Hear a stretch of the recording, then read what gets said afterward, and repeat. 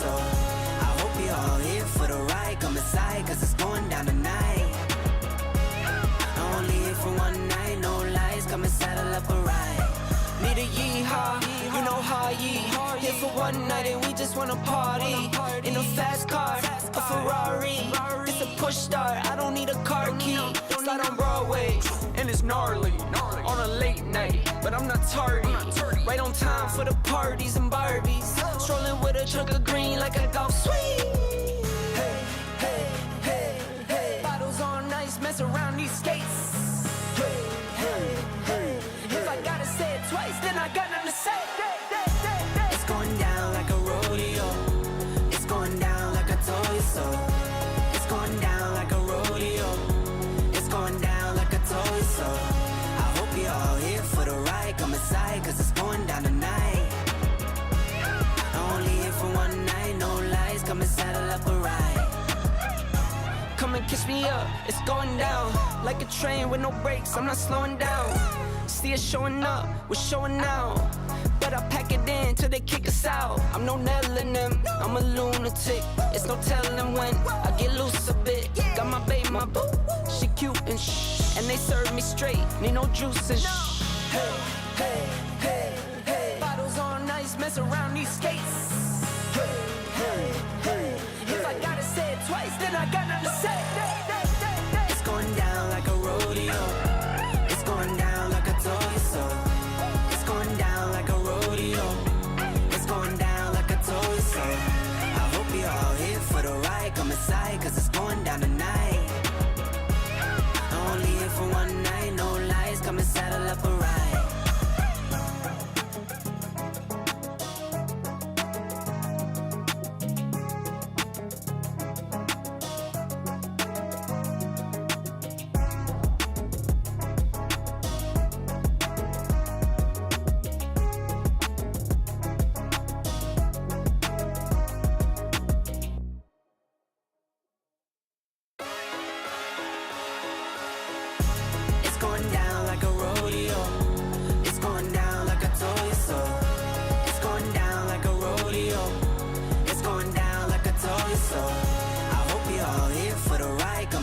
Cause it's going down tonight.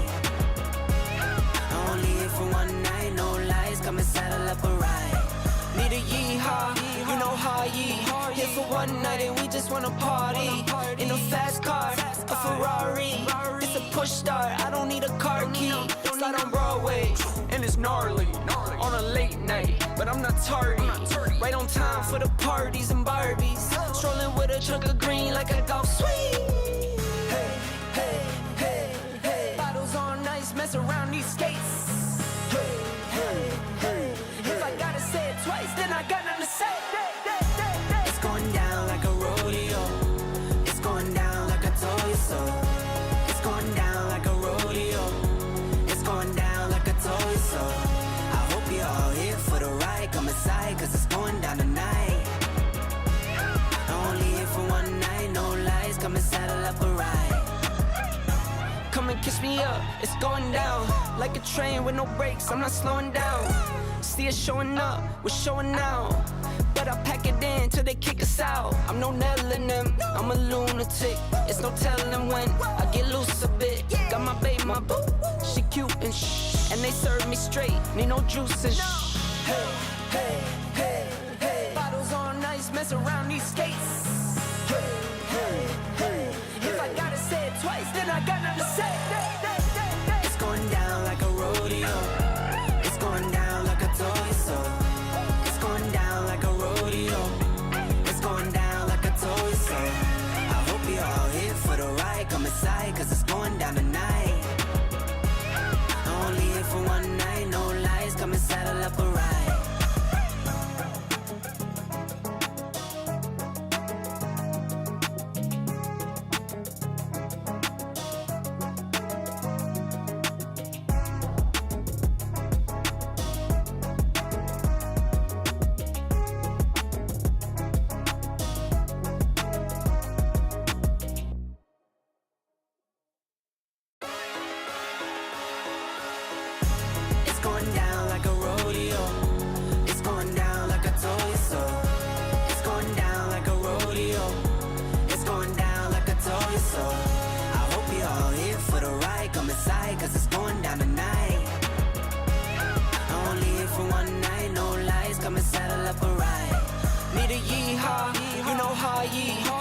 one night and we just wanna party. In a fast car, a Ferrari. It's a push start, I don't need a car key. Slide on Broadway, and it's gnarly. On a late night, but I'm not tardy. Right on time for the parties and Barbies.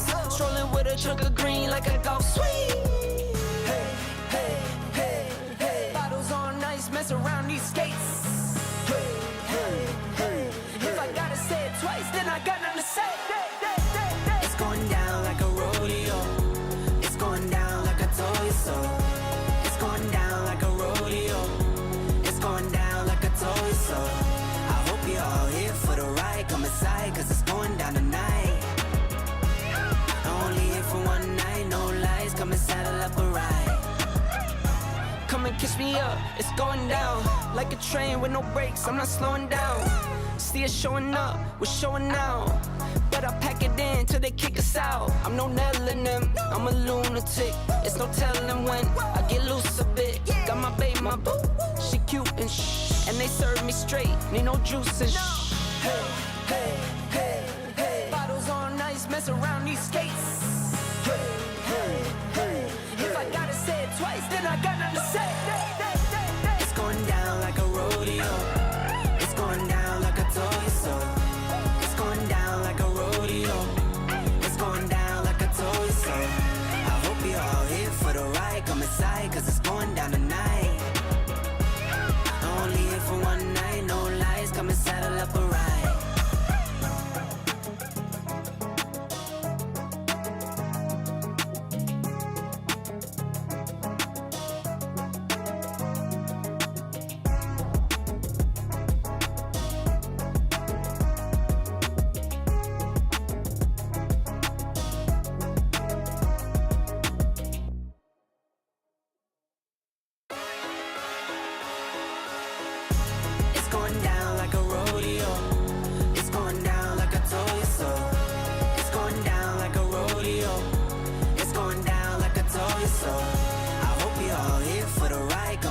Cause it's going down tonight. Only here for one night, no lies. Come and saddle up a ride. Need a yeehaw, you know how ye. Here for one night and we just wanna party. In a fast car, a Ferrari. It's a push start, I don't need a car key. Slide on Broadway, and it's gnarly. On a late night, but I'm not tardy.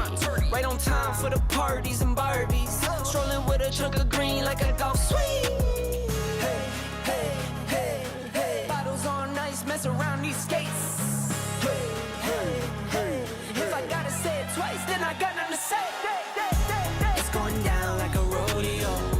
It's going down like I told you so. It's going down like a rodeo. It's going down like I told you so. I hope you're all here for the ride. Come inside, cause it's going down tonight.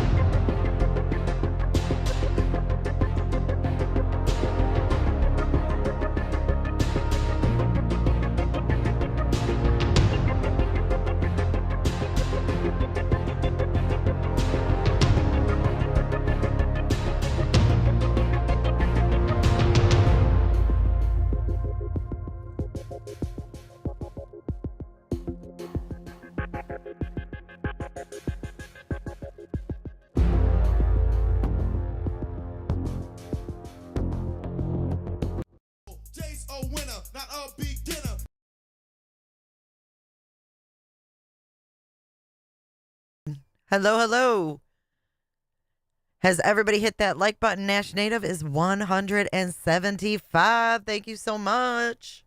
Welcome back to Everyday with Jay. It's good to see everybody tonight. Thank you, moderators, for coming in. Friday night stream here. Coming in hot show with a super sticker of $2.99. Thank you so much. It's good to see you. I hope your leg is doing good. Coming in hot. Just like the Bajita. Do you guys have audio? Let me know if you could hear that. Right on time, everybody. Right on time.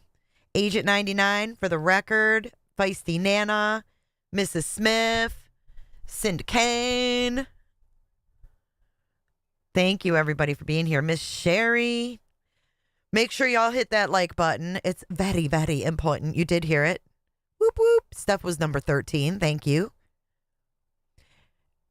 He does. He says, coming in hot like a fajita. I think.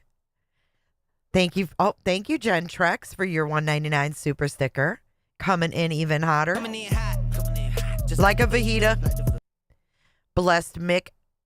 Blessed Mom. Sorry, I can't read for shit. Lip Lock No More, 213. Thank you, Lip Locked. Good to see you, beautiful. Snowflake's Nightmare and Audrey D. Midnight Angel. Simplify. Seth's here. Beast Ma. Miss Socks. Socks, I hope you're doing good. And good to see you, Spoiled Rotten. Rhonda Rue. Rhonda Rue, Canvas and Crime. Good to see you as well. Thanks for joining. So I figured tonight would be a good night to go over what I made back in March 22nd. Thank you. Did you guys like the intro? Do you like the song? I know UA is like, it's going to be stuck in my head. How about Seth getting caught having people followed? I put link in Discord. Thank you, Christina. I actually just saw that. I'll definitely save that. Were you guys like shaking your booties? Were you shaking your booties? For the record, good to see you, Mrs. Smith, Grits, Northern Beans, Mesra, Proud Mimi, all the gang's all here. Misty, it's good to see you too. Blessed Mom says this entire case is insane. Thank you, JLR Superfan. Please keep your legs closed and observe all local Puff Puff Pass rules within the Cooterville city limits. I love it. I love it. Restored Faith, thank ya. Yeah, let's see what this is all about. So she says it's, all right, let's pull it up. Oh. Hold on. Hold on, guys. Already holding on. Let me see. She says it's Queen Bee's video. 3 hours and 52 minutes.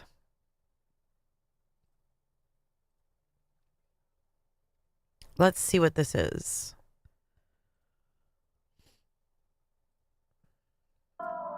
Three hours, 52 minutes.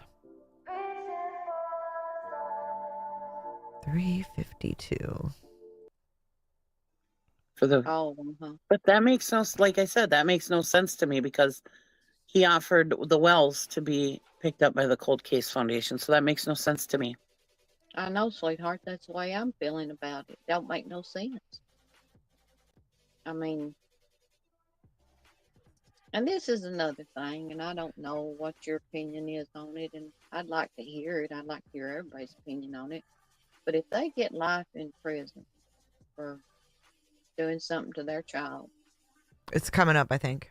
why don't they just go ahead and say where this child's at so they can rest in peace somewhere? You know, they're not getting out. That's like little Joe Clyde Daniels and poor little old Harmony Montgomery. Why don't they just go ahead and tell where these babies is at and bring them home? This is 3:52. Hey, our whip. Well, Selfish. if it was that easy, they'd all be home. Right. Yeah. You know? All right, babe. I hate to interrupt you, but I got to go over this. You want to stay up here or you want to hop down? Oh, I'm going to hop down, but it's good to see you, Cheesy and McQueen. Y'all have a good one. Hello, chat. You Nice too, love. talking to you as Everybody- always. Have a good day, baby. doll. Everybody have a good one. We'll talk to you And later. I emailed you through Gmail, Queen. I will go check it here as soon as I'm done with this live, babe. Okay, sweetheart. Thank you so much. You're Take welcome. care. Love. Bye. Bye-bye. All right, we're going to get to it. All right, here. So this just popped up, and it says it's my Seth Rogers, my experience. All right, let's go. Lively decided to do a video about me, just literally sending her a text message asking her okay, because Asking her okay. So okay. All right, here we go with Seth Lies. Here we go. Seth says. Get ready.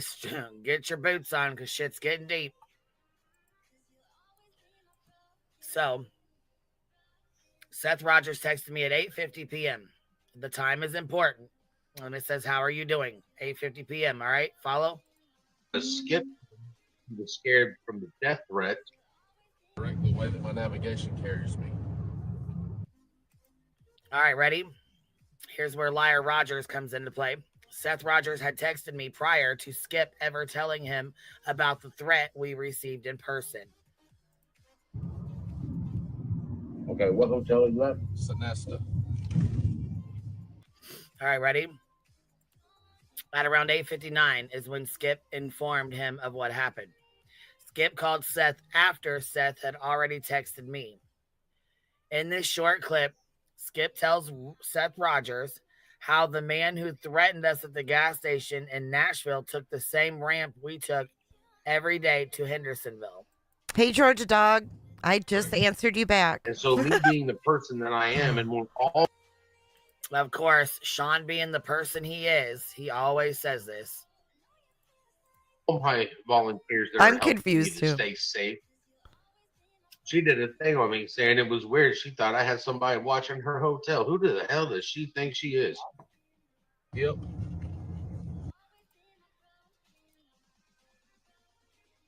So, if you guys... I'm confused. I don't know what this is, honey. I'm going to have to watch this offline because I, honest to God, don't know what this is. I'm really confused. I need more context. I'm confused too, y'all. I'll catch up on that when I'm offline. But tonight we're going to go over this video. I put this together March 22nd. It's about Riley Lively. Yeah, I've heard that before. I want to focus on what we're focused on tonight, which is Chris and Katie Proudfoot and what we thought were red flags back in March. Are they still red flags now? I mean, Seth has been sus since day one. I mean, let's face it. Grits, I'll check it out and we'll do it when we're covering Seth. Tonight I want to keep the focus on this. Jenny, what's up? The blackout video, Jenny, is actually clickbait. Well, not clickbait, it's just looping. It's looping news. I don't know. I need more context to that. Yeah, doesn't she look really upset?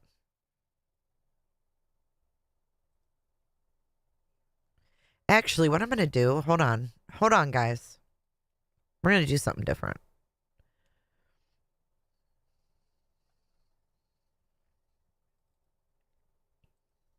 Hold on. So this is a 50 red flags video. And like I said, I put this together March 22nd. Thank you, Green IPI. Thank you for your super sticker. Hold on. Let me reset this. Okay, here we go. There we go. I'm not using this StreamYard shit tonight. She gone. All right, now. There we are. Okay. We're going to start this. And like I said, this is 50 red flags that myself and the team put together back in March. Let's see if these are still red flags to us, okay? Because everything that we thought was red flags may not be red flags after all. Dad, he did. Love you so much, and we want you to come home, and you're not in trouble. He said, "Good night, Mom, I love you." Or, I don't know why. I don't know why he walked out that door. Hey guys, welcome back to J is for Justice. In this video, we are going to dissect the Proudfoots' pleas for their boy Sebastian back.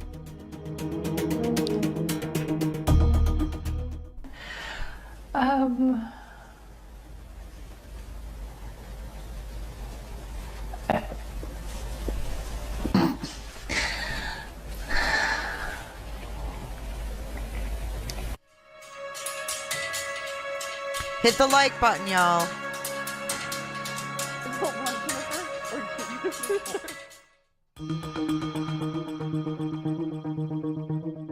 When I came in the picture, I mean, his tantrums were pretty bad.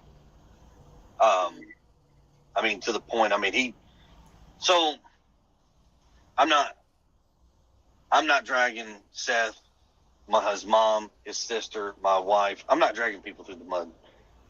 So what is in the past is the past, and that really needs to die. And I'm saying that for everybody to hear, to include all parties involved with this situation.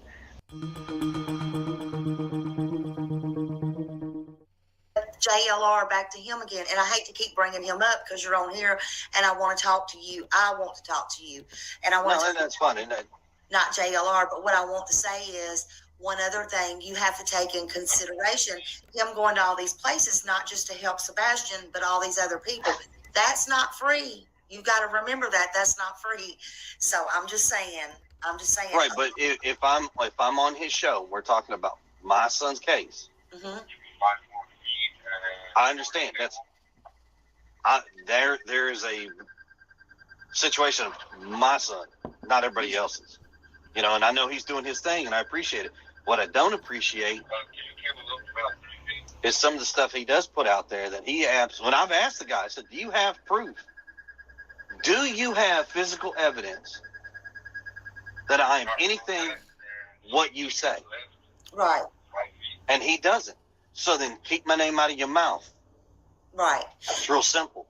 And then okay, so far these aren't really red flags. Like we've kind of learned that he's just a jerk, right? Like he can just be a jerk. Just asking little simple questions or, you know, whatever about your work and stuff. Like, did you talk to Sebastian and, you know, stuff like that. But basically, I know it's a 3.5-hour drive. You was at work. Is there a reason that, okay, so are you working now or are you just taking off or anything like that, like for a certain amount of time? So is this to me? Yes, sir. Okay. So are you asking me that or is one of your people? No, I'm asking you that. I just wondered. Okay. Like if you, I was just wondering, like if you, like, are you, in fact, I'll turn my chat off for just a minute so I don't get preoccupied. No, don't turn your chat off. Leave it on. It's fine.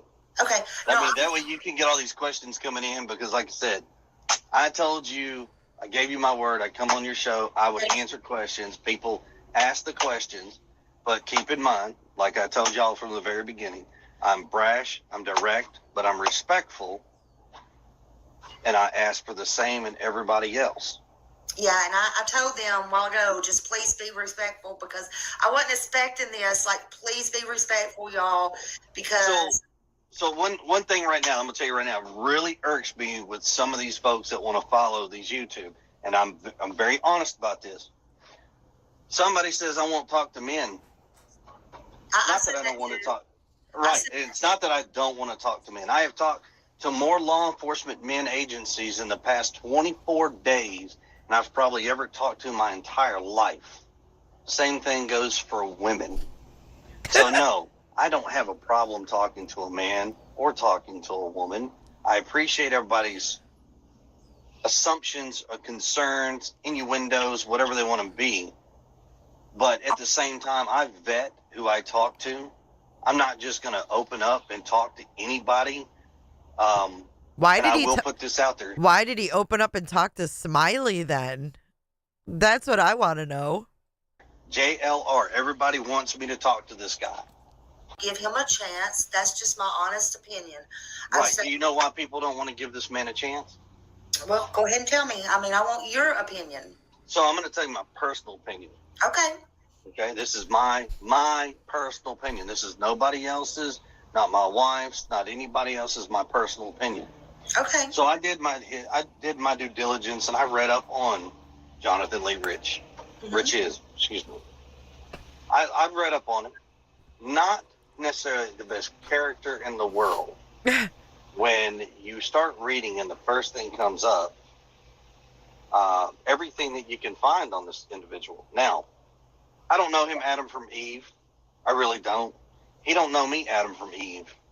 But when he opens his mouth and goes out there and starts spreading lies, and yes, lies, because unless you got hardcore evidence that I'm an abusive husband, abusive father, I've got a restraining order against me, unless you got proof, don't open your mouth, because it's real simple.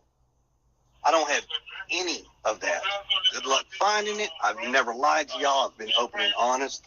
People don't like my answers, so people want to come back with their own assumptions. And I'm so sorry that I can't open up and give you every little piece of evidence and every little detail that we know. I am terribly sorry. It sucks, because when it does and it can come out, my only question to everybody else is, when are you going to start issuing public apologies? Huh. That's not to you. That is to everybody that wants to come out and badmouth people that don't understand and don't have a clue what's going on.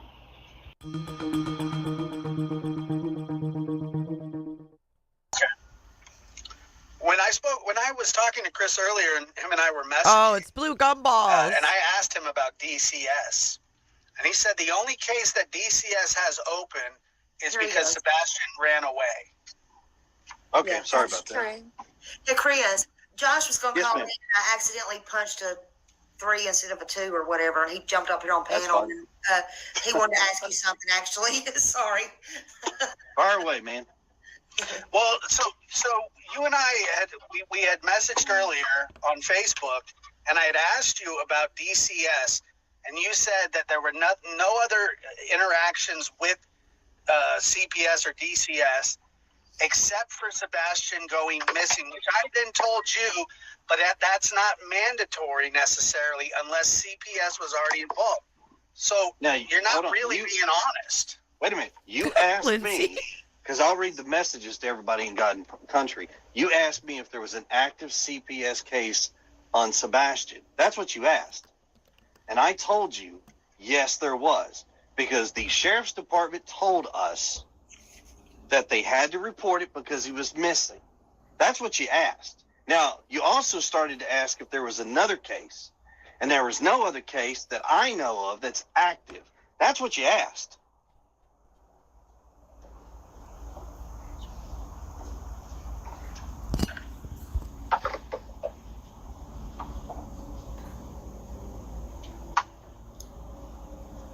Josh? Hello, blue gumballs. So, like I said, sir, I'm brash, I'm to the point, be respectful. Can you hear And me? I will tell you, and I'll be honest, and I'm going to tell you the truth. I got nothing to hide. Did you hear what I said? Yeah, he said, okay. Can you hear him, Josh? I can hear him, yeah. Okay, go ahead. I can hear you now. Go ahead. Oh, I just said, well, in the messages that I asked that it was pertaining to Sebastian's school, right? Like you just said.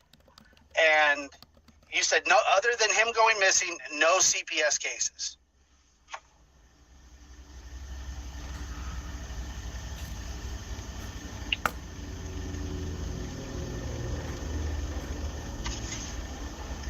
I don't know. I can't hear.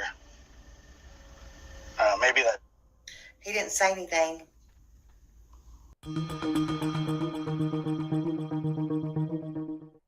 I said, there's information that we still, even as of today, we had a meeting with law enforcement, and we've asked them verbatim, like everything we've been saying, is there anything you want us to change? Is there anything new that we can put out? And honestly, they said exactly what y'all been putting out, the way you've been putting out is exactly what you need to do. Don't add to it. Don't take away from it. You know, and trust me, it kills us because there's so there's facts that we could put out there and it would put a lot of things to rest. But there's facts we could put out there and it would put a lot of things to rest. We've learned a lot about Sebastian. We learned about the schools. They were looking at the behavior schools and stuff like that. There's facts that we could put out He there. sounds very Don't frustrated. He sounds very frustrated. take away from it. You know, and trust me, it kills us because there's so there's facts that we could put out there and it would put a lot of things to rest. But we can't because of, they say it can potentially cause issues to the investigation. Yeah. Yeah.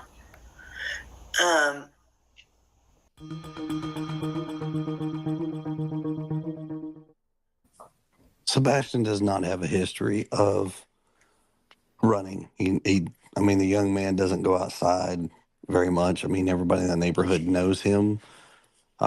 He is very to himself, so to speak. Between the hours of 12 and 6, he has basically vanished.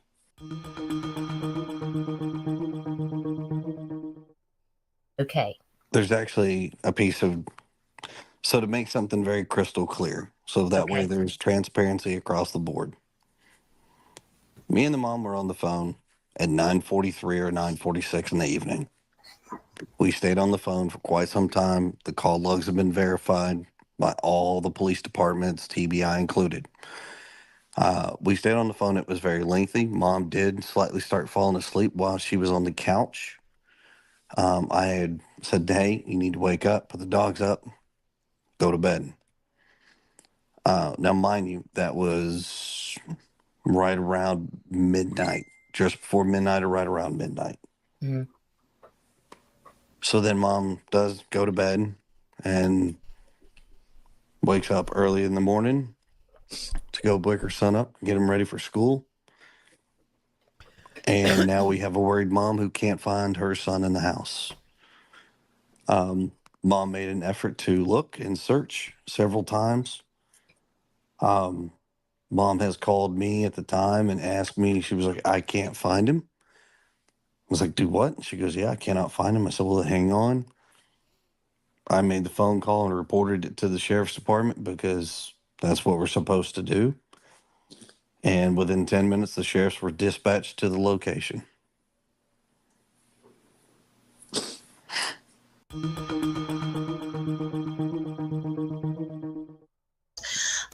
Is there a reason that Chris hasn't seen him since? I know it had to do with the work, but why did he say he hadn't seen Sebastian since the 1st of February? Because that's the truth. He hadn't seen him since the beginning of February. I mean, is there a reason for that? He's working 3.5 hours away. He don't come home after work. So was he, I mean, and I'm just wondering, was he gone for 3 weeks or 2.5 weeks or something like that? He'd been gone since the beginning of February was the last time he was actually home. Christopher was actually home. And yes, he did see Sebastian when he come home.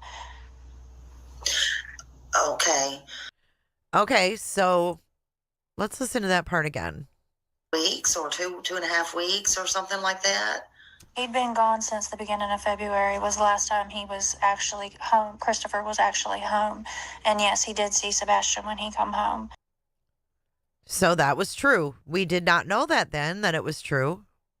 But we know that Chris, honestly, wasn't there from the beginning of February. Christopher, I know it. Okay. It's, it's just part of it. When you work away, you see each other when you can, but he doesn't. It's a lot to travel back and forth all the time. Like, that's not a trip that you can make, to and from every day by any means. Oh, I get that. That's not something you want to do every day. That would take up your whole time. But did he never come home on the weekends, like when you had Sebastian or anything like that? Well, yeah, that's why he saw him in the beginning of February, but it wasn't every weekend. Okay. Because he works on weekends too a lot, so he can't just come home every weekend. But when he can, he does. He comes home and sees him. Yeah. They have a pretty good relationship. Did he talk on the phone with Sebastian while he was at work? He does. Mm-hmm. Okay.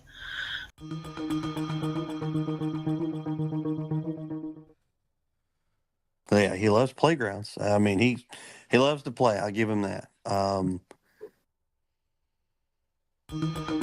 was that a red flag? I guess we thought that was a red flag because the playgrounds for a 15-year-old sounded weird at the time. Friends-wise, He wants friends. Sebastian, his idea of his friend is right now is what he has 2 kids that he talks to at school, but he is extremely socially awkward. And so it's very difficult for him to make friends, which has been this boy's only lifelong dream. He Christmas, what do you want for Christmas? I want friends. Birthday, I want friends. Anything that he could do to get a friend, he would love to do it, which is potentially dangerous because that could open up doors if for somebody to say, hey, I'll be your friend, and potentially cause harm. Ooh.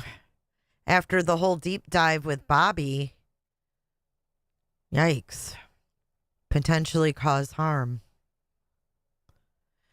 Yeah, I don't think they're lying either, Clue.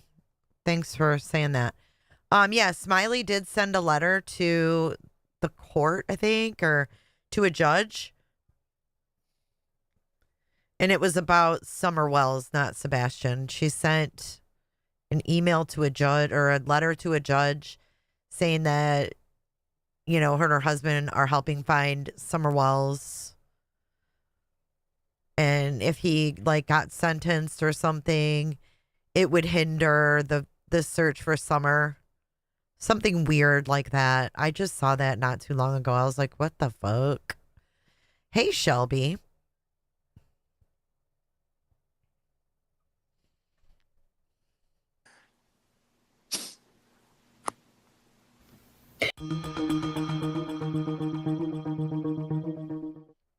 Green.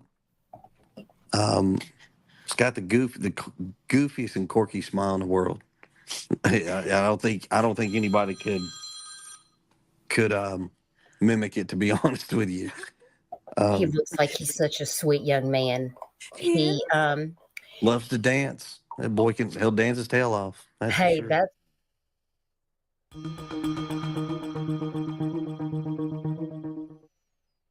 He's a fish in the water. I'm gonna tell you right now that but here's the distinction. He is not a child that likes to get dirty. He can't stand his hands dirty. He can't stand bugs. He is fearful of flies and things. So if he swims, he is a pool kid. He's not I'm a river and a stream kind of kid. He is swimming pool bound.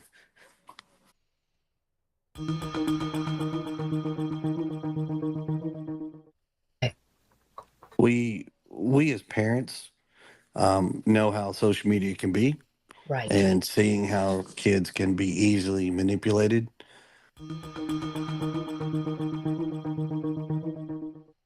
Correction, thank you. And says something about exit 5. Are you guys close to exit 5?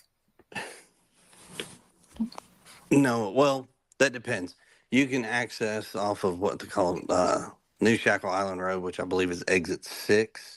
Yes, I see. Thank you, Mrs. Clem. Yeah, I believe it's exit. Why was that even brought up? Exit 5. New Shackle Island Road, which I believe is ends. You and says something about exit 5. Are you guys This lady says, Woozies says exit 5. close to exit 5? No, well, that depends. You can access off of what they call New Shackle Island Road, which I believe is exit 6. Yes, I see. Thank you, Mrs. Clem. Yeah, I believe it's exit. Hey, Holly, welcome to Cooterville. Come on in and close your legs. Does he have a lot of energy? Does he like to go on long walks and things like that? Especially off his medicine. Go on long walks and things like that? Especially off his medicine. Especially off his medicine. Hey, Nancy. Hey, Huffy.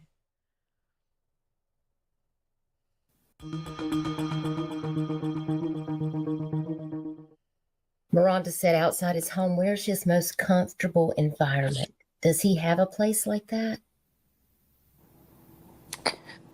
His house.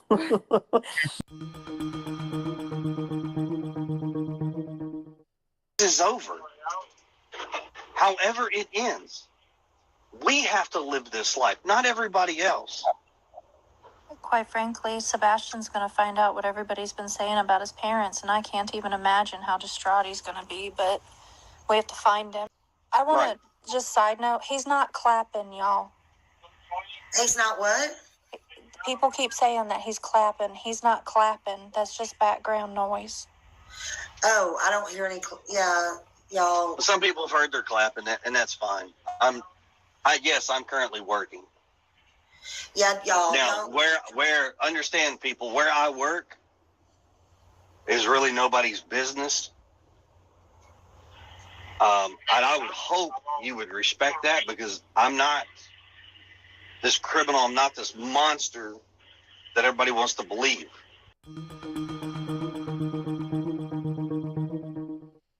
Sunday morning we got up and I made a fun breakfast for us. Spaghetti pancakes. Google it, y'all.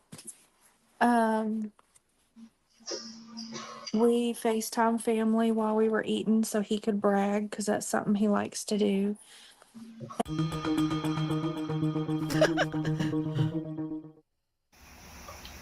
The slow clap. Do me a favor. I got to drop out of this. I got to make a phone call real quick, and I will be back. This is my call. I don't care. I don't miss this phone call because it's my daughter. No, you go ahead. Come back and hang tight. Give me about 5-10 minutes. I'll be right back. You're fine. You're fine. We'll be here. Is that good? Hey, You're Marley. Okay, hold on. Hello? That's me. I'm gonna knock you off for a minute. You just come back when you're ready. These aren't even red flags anymore. Every closet. Within minutes, they were here. They responded within minutes, and here we go. Listen, I made it clear in the beginning of this program that we made this back on March 22nd of 2024. And we were comparing and contrasting to what we know today. So, no, some of these aren't red flags now knowing what we know, right? He did take medication nightly and daily. Okay. Just for HIPAA reasons, we will not disclose. I understand. What the medication is. I was just trying to.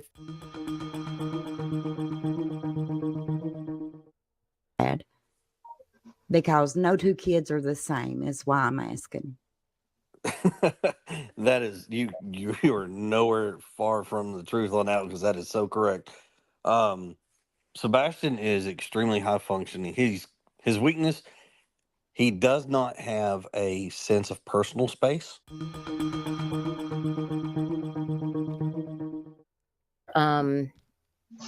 That he's scared of you. that he's scared of you and that you're bullying him at home. And I just Chris laughed. I See, now knowing what we know, I don't think that Sebastian was scared of Chris. I really don't. I mean, maybe if he did something wrong, maybe he'd be worried, like most kids are, like, oh shit. But I don't think that Sebastian just lived his life terrified of Chris. And I think that's why he laughed there, but we caught that as a red flag.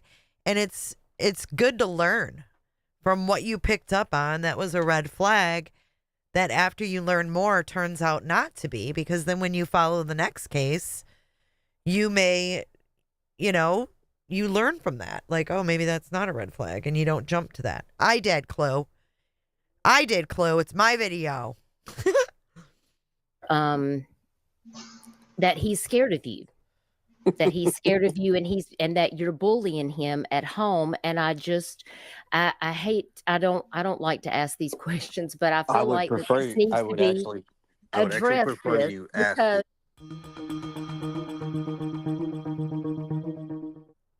anyone he could have contacted. Understand he was somewhat of a gamer, or what was he? There was a video game he loved, right? Minecraft. He loves Minecraft. The game that he has is not online. He has the Switch. We don't, because of how social media can be, he doesn't have accessibility to communicate. And I don't wish you to ever know. I would say it like this. Everybody has an opinion. Clue. And it's perfectly okay to have that opinion. But you're not in this situation. You don't quite understand. I wish people would step back, take a different wide open view, and not assume what they know. It's just better to stick to the facts. That was a red flag. But you know what? It's true. Advice from Chris Proudfoot. I don't wish you to ever know. I mean, Katie looks distraught. She looks absolutely upset and distraught. Thank you, Shelby Lynn. I would say it like this. Everybody has an opinion. And it's perfectly okay to have that opinion. But you're not in this situation. You don't quite understand. I wish people would step back, take a different wide open view, and not assume what they know. It's just better to stick to the facts.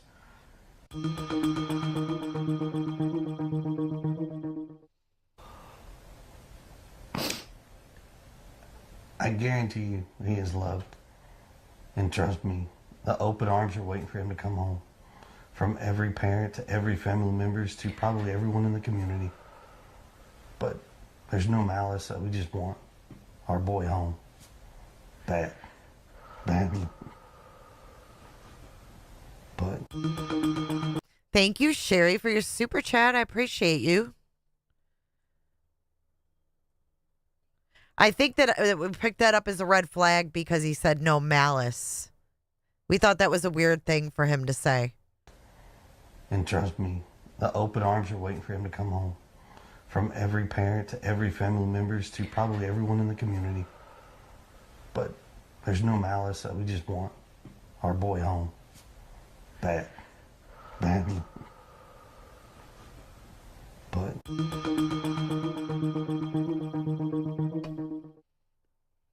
I'm okay to address every bit of this. Okay. So, you mentioned Sebastian's afraid of me. Well, that is a loaded question because somebody who has released some information out there from another show, who I won't put his name out there, allowed somebody to say something.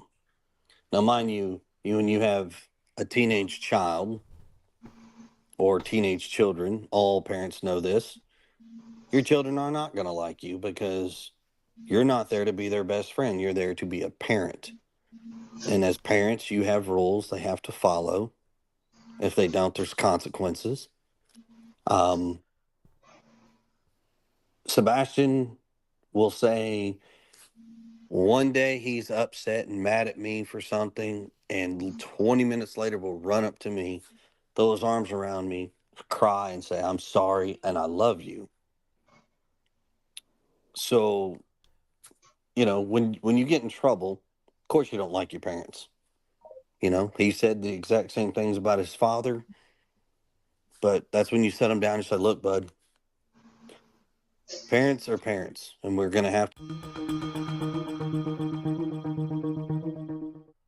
No, I've had a temporary protective order, and I had a no contact order placed against me in New Mexico with my ex-wife. Now, mind you, let me back up and I'll play the whole story for you. Me and my ex-wife, we actually lived here in Tennessee for a little bit. We had a daughter, and at the time, my daughter was only maybe 6 weeks old. An event took place while I was holding my daughter, and when that took place, I filed for an immediate protection order against her. We went to court. The court made their decisions. I gave my daughter back to her mother, and when she received her, she jumped in a truck and flew right back to New Mexico. Got to New Mexico within 2 days of being there. She turned around and filed the exact same thing against me in New Mexico.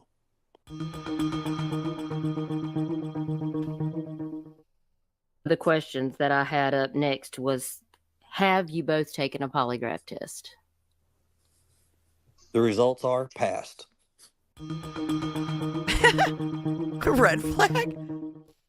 Results of the polygraph was that you passed. Is that both of you passed, or can you say? Yes. Okay. I think that was my question that was up next was, so you've both taken a polygraph test. That was some of the questions I see. Michael, listen. I let you slide, I let you slide. But you've definitely got a motive in here. Chris doesn't need to answer what's in the CPS report. You want to know why, Michael? Because it's no one's fucking business. Thank you, Shell. 86,000 seconds. Shell throwing that fucking wrench, throwing that steel tonight. Wake up. Right, exactly, UA. It's none of anybody's damn business. The same reason that shit ain't public, Seth.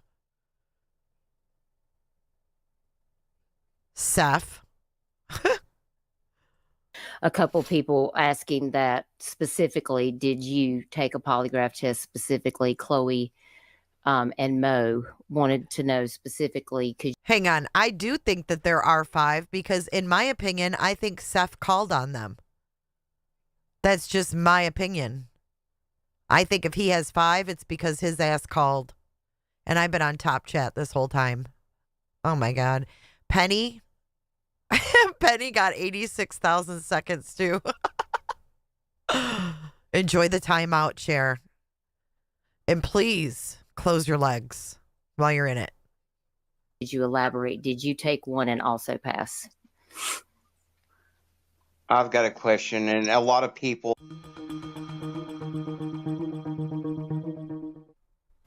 Does he have a lot of energy? Does he like to go on long walks and things like that? Especially off his medicine. Oh, we already had that one. Groceries away because we bought snacks because, he's 15 and snacks.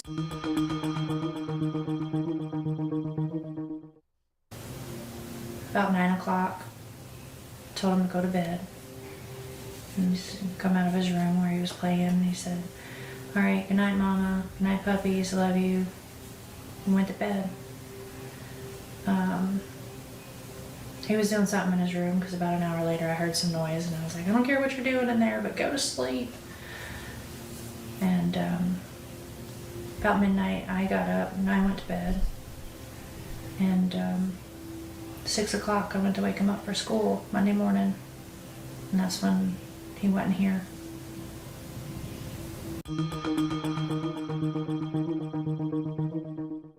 No. No, first time. He's not a child that wanders. He's not one that is He doesn't have a history of being an eloper, which is common. It sounded like he was going to say promiscuous. I don't know why, but it just sounded like that to me. But we also know that he was underneath cars, right, by the neighbors. So, I mean, maybe they were just keeping this on the down low. Hey, George Dog, what's up, baby? What's up, baby? Look at my husband's in here, the one that BJ and her crew says left me. I sure have to, Roberta. I really have to. And it's okay to change your mind. It's okay to change your mind. Penny probably is Seth feisty. No, first time. He's not a child that wanders. He's not one that is He doesn't have a history of being an eloper, which is common. And I have friends with children on the spectrum who do struggle with elopement with their children. But no, Sebastian, that's one thing, has always been a blessing. He's not been an eloper or a runner. His primary areas are like social and emotional dysregulation issues and things like that. But he's very smart. He's functional. Overall, he's a pretty happy kid. I mean, he's a teenager. He's coming into his hormones. He's angry that he's growing a mustache. But for the most part, he's a happy kid. And see, now I don't see that as red flags. I see that as us being told the truth. But you know what? We were told by Seth back then, right? About how he doesn't have the mentality and, right? He doesn't have the mentality.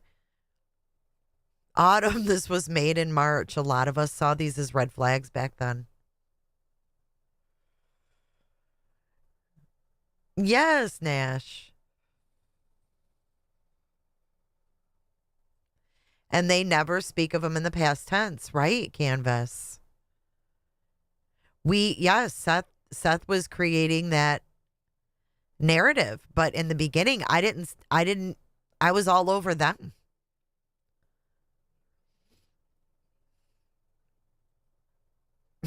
Northern Beans. I put up with his ass. Are you kidding me, Northern Beans? He'll tell you. I put up with his ass. We have all kind of flipped as the information came out, and we really saw Seth for who he is.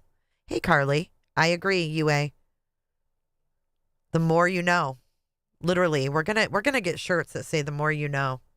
Because truly it is. The more you know.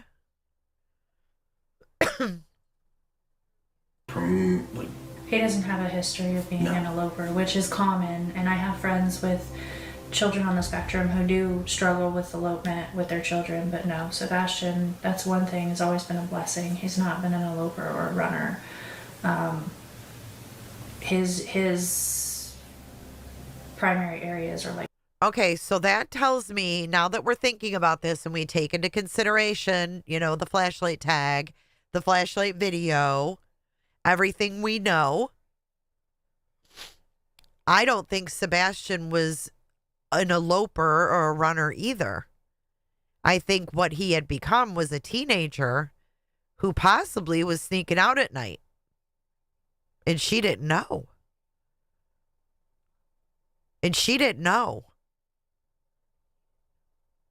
How many 15-year-olds have snuck out at night and your parents didn't know? The only time she found out was when he didn't come back. Right?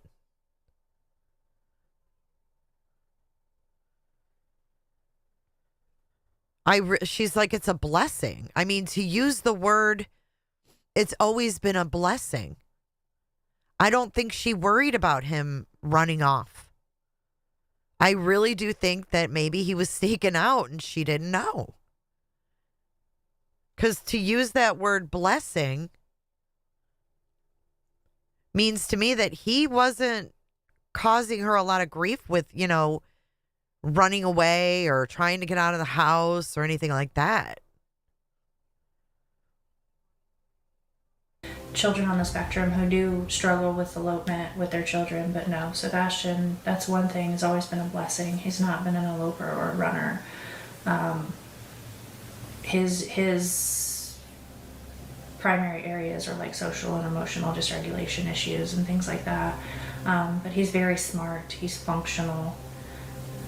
See how his mom describes him? Social and emotional dysregulation issues. And then we hear Seth say, shit like the nasty stuff that he said. Things like that. But he's very smart. He's functional. Overall, he's a pretty happy kid. I mean, he's a teenager. He's coming into his hormones. He's angry that he's growing a mustache. But for the most part, he's a happy kid. And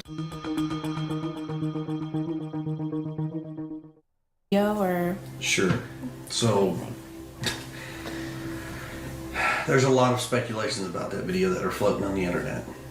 Okay, and that is exactly what it is. It's speculations. Now, what I can give you an official statement on is TBI Newslink has released a statement from law enforcement, between local law enforcement, state law enforcement, some federal law enforcement, and they have analyzed that video so many times over that everything that everybody is trying to assume is a flashlight, I hate to say this, it's not. As much as we would love it to be one, it's not.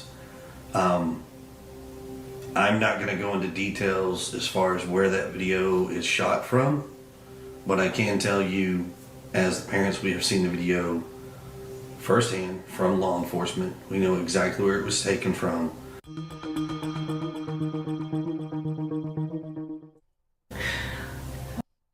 Wait, hold on.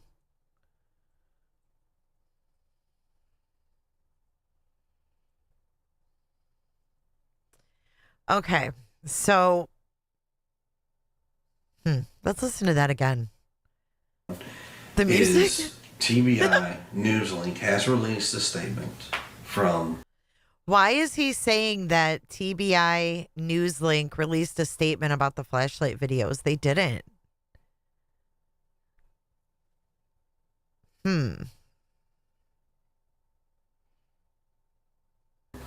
Law enforcement, between local law enforcement, state law enforcement, some federal law enforcement, and they have analyzed that video so many times over that everything that everybody is trying to assume is a flashlight, I hate to say this, it's not.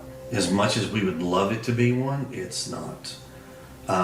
No, they didn't. No, they didn't, Denise DeLuna. No, they did not. The TBI never spoke on the damn video, ever. The only one that spoke on... Nope, I checked it. That's why I put it as a red flag. No, ma'am. The TBI never fucking ever put on their website anything about the flashlight video. I know with 110% certainty. It was only Eric Craddock that was asked by Nick Barris. That's why I made this a red flag, because I was like, why does he want us to think that? Why is he directing us to the TBI website and then it's not even there? You know what I mean?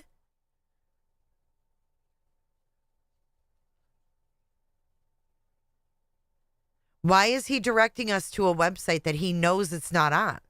It's weird. No, Laura. No one ever said it was flashlights except Nick Barris. A reporter said it, not federal law enforcement, local law enforcement, state, and there's no official statement from TBI. And there's no official statement from Craddock. It was an interview with a reporter. That's not an official statement.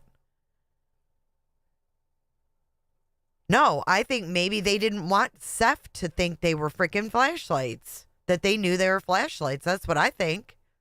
I don't think he's confused. This dude isn't confused in any interviews. He's very well scripted in the interviews. Not scripted, but he's well spoken. I think they didn't want Seth to know they knew there were flashlights out there. That's what I think.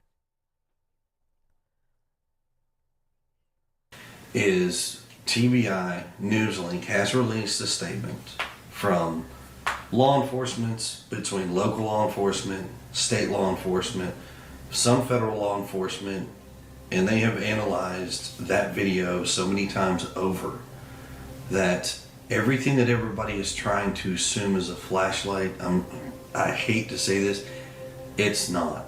As much as we would love it to be one, it's not. I'm not going to go into details as far as where that... Or maybe not even Seth. Maybe if he was playing flashlight tag with some kids. Not even, so much Seth. I actually retract that. I don't know if Seth was there, but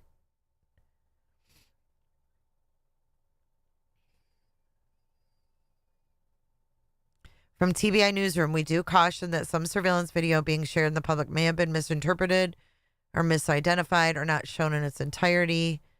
It has been determined that it does not hold any evidentiary significance to the investigation. It is on the TBI Newsroom, but they're not saying anything about it being a flashlight or not. You know what I mean? No, Denise, you can question things. Just be careful stating them as fact. That's all. Because then it gets misconstrued. No, I don't care about the Newslink thing. I'm just saying, right, they said what they didn't say, right? But he's definitively saying it's not. It's not. As much as we'd love it to be, it's not.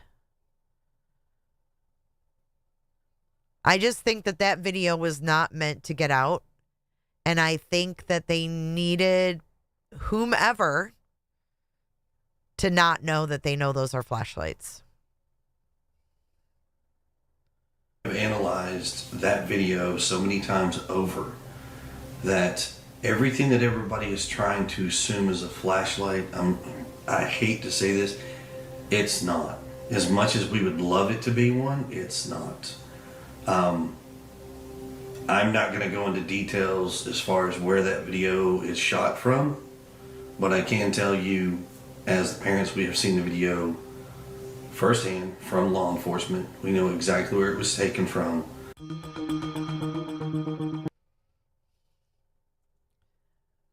We have seen the video firsthand from law enforcement, and we know exactly where the video is taken from. Law enforcement, we know exactly where it was taken from.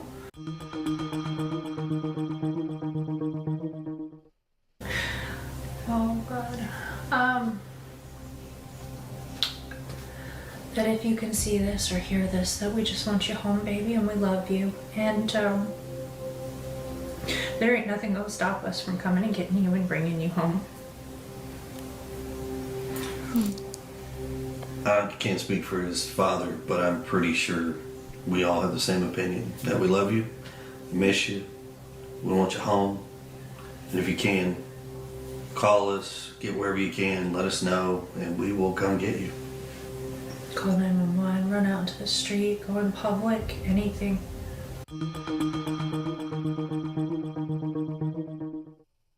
It is amazing because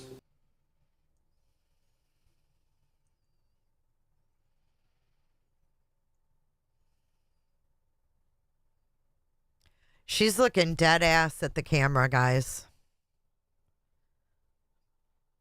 She's looking dead ass at the camera. Thank you, Georgia Dog.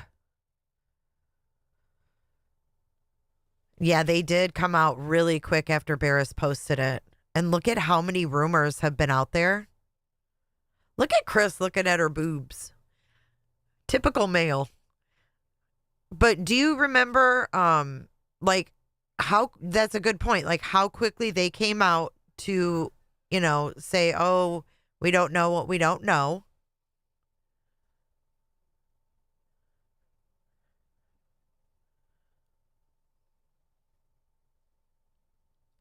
But all these rumors, all these months, and the only things they've come out to kind of shoot down was Green Hoodie,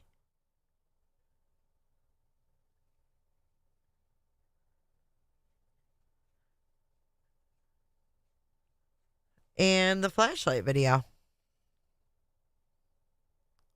Those are the only two things that they came out and addressed. Hey, Little Red. Thanks for stopping in.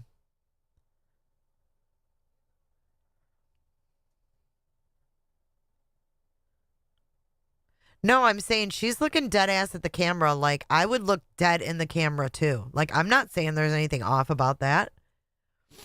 I'm saying she ain't looking all shifty. She ain't looking all shifty. So this is when Olivia, right here, this is where Olivia asks her, if you could talk to Sebastian right now, what would you say? And look at her reaction. Watch her reaction. Oh, God.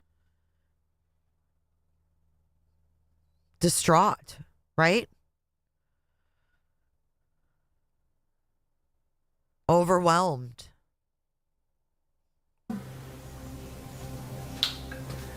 That if you can see this or hear this, that we just want you home, baby, and we love you. And there ain't nothing that'll stop us from coming and getting you and bringing you home. I can't speak for his father, but I'm pretty sure we all have the same opinion, that we love you, miss you, we want you home. She's nodding in agreement. I can't speak for his father, but we love you and we miss you. We want you home. And she's shaking her head yes in agreement. She's very upset, you guys. I mean, I'm no behavioral analyst, but like you can look at her mouth and how it's turned down. She's sad.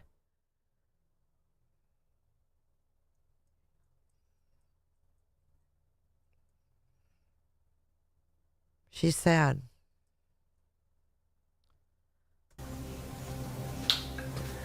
That if you can see this or hear this, that we just want you home, baby, and we love you. And there ain't nothing that'll stop us from coming and getting you and bringing you home. For the people that say she did not plead for her son,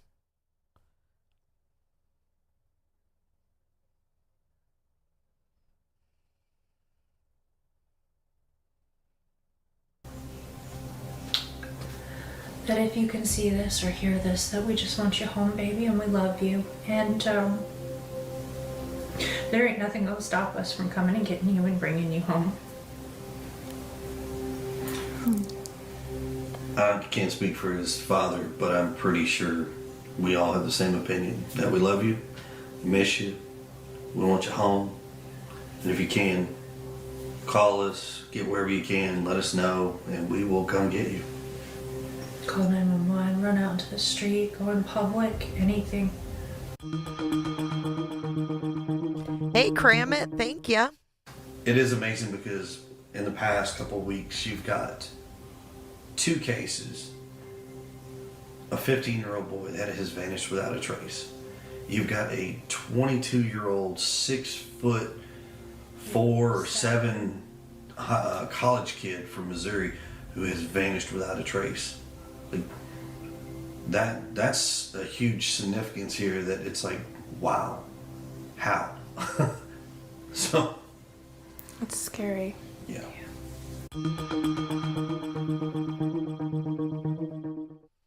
And it's ongoing, it's every single day. People are people, and they have their opinions. Everybody is formulating their idea of what's going on and who's guilty and who's not guilty because they want to know or they feel they need to know. There's a difference. Unfortunately, what I will tell you is that when you're the family in this position and you're working with law enforcement and everything's going the way it goes, people automatically assume this parent or that parent. And in this situation, I can promise you, every single parent has been vetted. I can't go into details, but I can tell you we have been vetted and we have been cleared of all. Please. And keep in mind, there's 3 parents. Okay. Do you remember finding out that there was so much rumor mill crap being spread around that TBI called Chris and asked Chris if it was okay if they called Seth to say, Proudfoot passed his polygraph, wanting, Seth to spread that around because it was getting crazy. Do you guys remember that?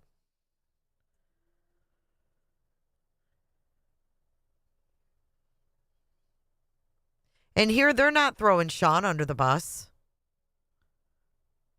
But he says all 3 parents, just leave all 3 of us alone. Every single parent has been vetted. I can't go into details, but I can tell you we have been vetted and we have been cleared of all. Please. And keep in mind, there's 3 parents and there's thousands and millions of people out there that may have a question. We are trying to get to them, I promise you.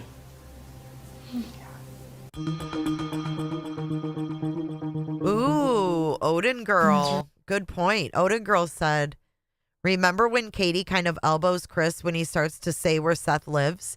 Then on the FBI missing poster, Clarksville was mentioned. I think C and K have been trying to protect Sebastian. No, he hasn't, Laura.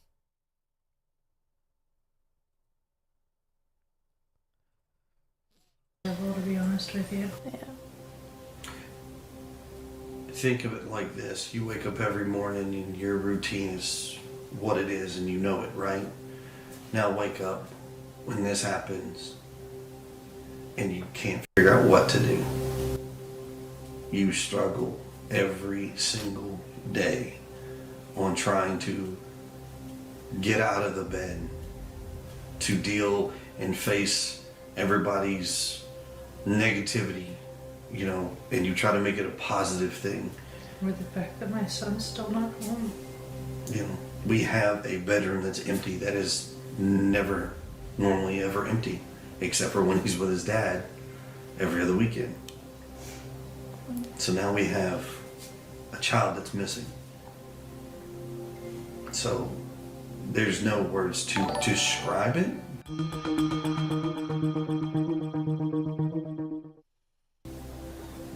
But not one autistic child in this world is like another one.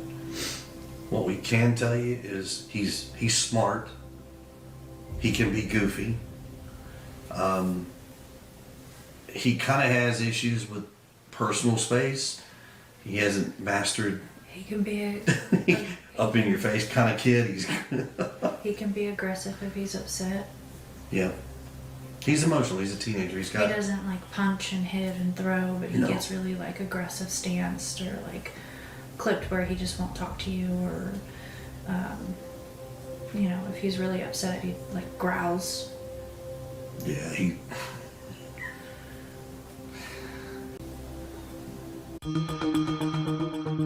That was kind of awkward.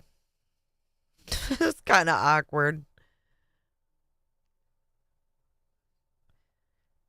They tore him apart for saying he could be goofy. Tina, I tore them apart. I tore them apart in the beginning.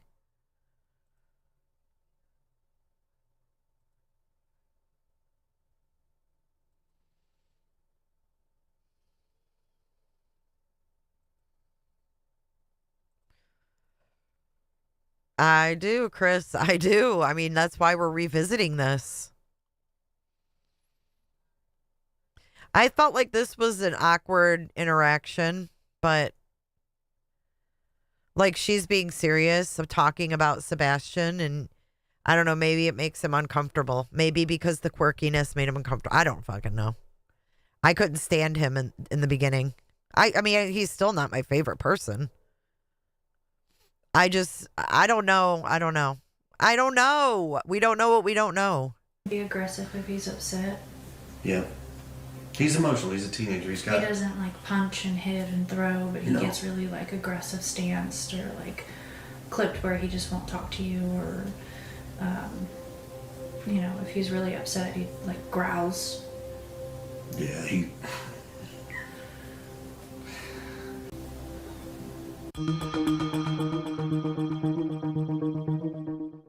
Why was the sheriff's office called and not 911? So our house is not designated for city limits, which jurisdictions for police are inside city limits. The sheriff's department is what governs our area because we're outside of that. So if you call 911 and you're outside of those areas, it goes to a central point, but then they will turn around and ask your location, and then they redirect you to another dispatcher. If you know who the dispatcher, who your law enforcement agency is that governs your area, I just call them straight. There's no point in wasting time going from one to another to get to what I need when I know exactly who to call. How often do you call them, though, to know that? You know what I mean?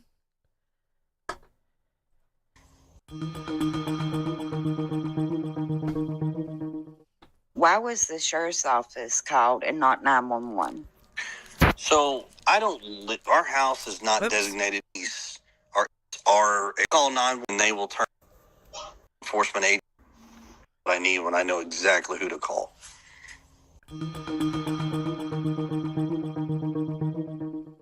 You guys were on a three-way call because you were not. You were coming from out of town. Is that correct? We were on a three-way call. Yeah, that law enforcement was called on a three-way call. Yes. Is that correct? Okay. Yes, ma'am.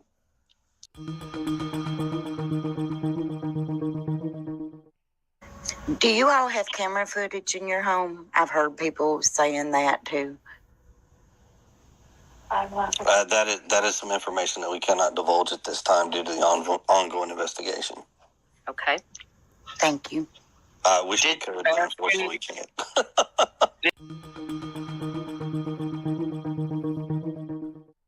I do have 4 or 5 more messages that just popped up that said they want to know that you definitely took a polygraph and passed because it got cut off by a different question and they feel like you did not answer that. So I'm just asking one more time. This is the last time, guys, I'm going to revisit this question. Okay. For the record. Mo, he said he passed it, according to Amy. Well, hold on. Somebody asked the question, was a polygraph taken and has it been passed?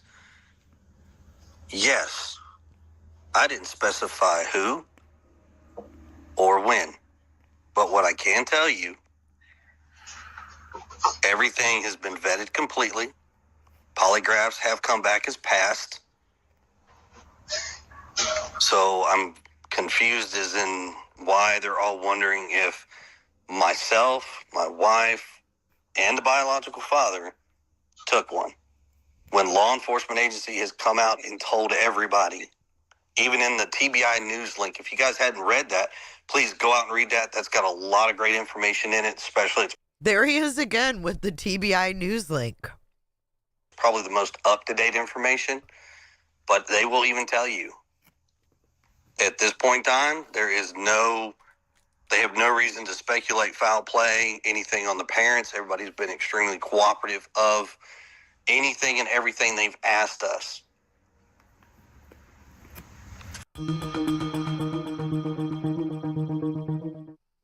Was there also a restraining order on the biological dad? That was posted in a Facebook group. Yes. That someone sent to me. I think, no, that was something else. Let me find it. Someone sent that to me. It was actually underneath JLR's video. It wasn't in the Facebook group.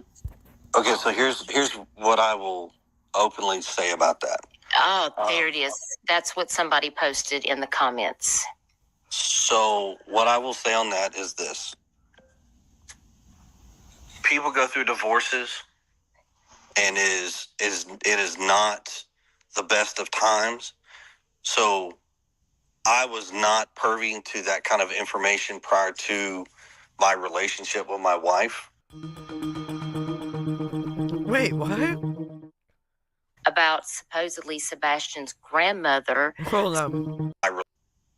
It is not. People go through divorces, and it is not the best of times.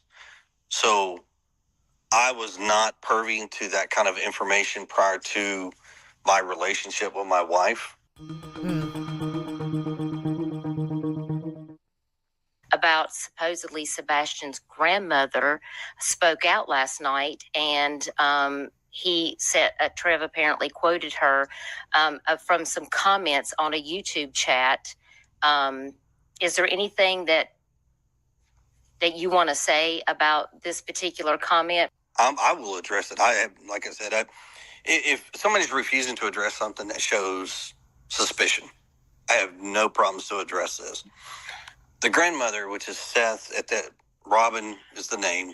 She is Seth's biological father's mom. She made her statement on whatever YouTube channel. That's fine. Thank you, Trev. What I can say on that is real simple. Like I said earlier in this podcast, kids are going to say things. They're going to get upset because you're a parent and they don't like your answers. Sebastian has said, like I said before, the same thing about his biological father. But when you sit your kids down and you explain to them that being a parent, you have to do things that they don't like, unfortunately, it is what it is. We're not, as parents, everybody knows we're not to be our child's best friends. We're there to be parents. I wonder if that was kind of the discussion about, Sebastian doing quote unquote online school. Right? You sit your kids down and explain to them. Listen. Sebastian has said, like I said before, the same thing about his biological father.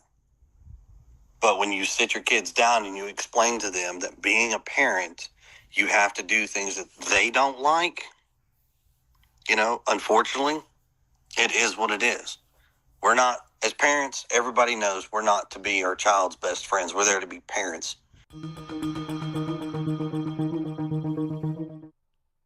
To clear up her statement about me being verbally abusive to her, unfortunately, she's not going to tell you the full story. But there's always, remember, 3 sides to the truth: hers, mine, and the truth in itself. So you can figure it out. This is about Nina. Me and the grandmother had a conversation. Oh, sorry. I guess this is about Robin again. And this all stems back to an incident that a family member did, that as the parents, we had consulted with law enforcement about something. They recommended not doing it. Lo and behold, something happened and something was done against what we decided. I reached out to the mom and asked for her help. During that conversation, some accusations got flung. Okay, this makes sense now. I think he's talking about the GoFundMe. They decided they weren't going to do it, and then it was done. In my direction and toward my wife, which the mother or the grandmother actually doesn't have the whole story. She has never once sat down with me, my wife, her son, and gotten the full truth on everything. Ah, I see what's happened here. Ha ha ha. We haven't heard from Robin Rogers in a long time, have we? We haven't seen Robin Rogers in a long time, have we? Sounds to me like Seth was filling Robin Rogers' ear with a bunch of shit about Chris like he did the public. Listen again.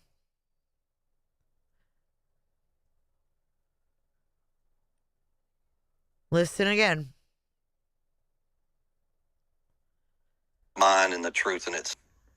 But there's always, unfortunately, she's not going to tell you the full story. But there's always, remember, 3 sides to the truth: hers, mine, and the truth in itself. So you can figure it out. Me and the grandmother had a conversation, and this all stems back to an incident that a family member did. That as the parents, we had consulted with law enforcement about something. They recommended not doing it. Lo and behold, something happened and something was done. Okay, so that's Sarah, Seth's sister, starting the GoFundMe. Against what we decided. I reached out to the mom and asked for her help. During that conversation, some accusations got flung in my direction and toward my wife, which the mother or the grandmother actually doesn't have the whole story. She has never once sat down with me, my wife, her son, and gotten the full truth on everything. She's only heard one side of the story. And I can promise you, I've got text messages and I'm not afraid to show them. I'm not afraid to screenshot them and let the public see it. Now, I will say, unfortunately, none of this has to do with the investigation of our son. And I'm one side.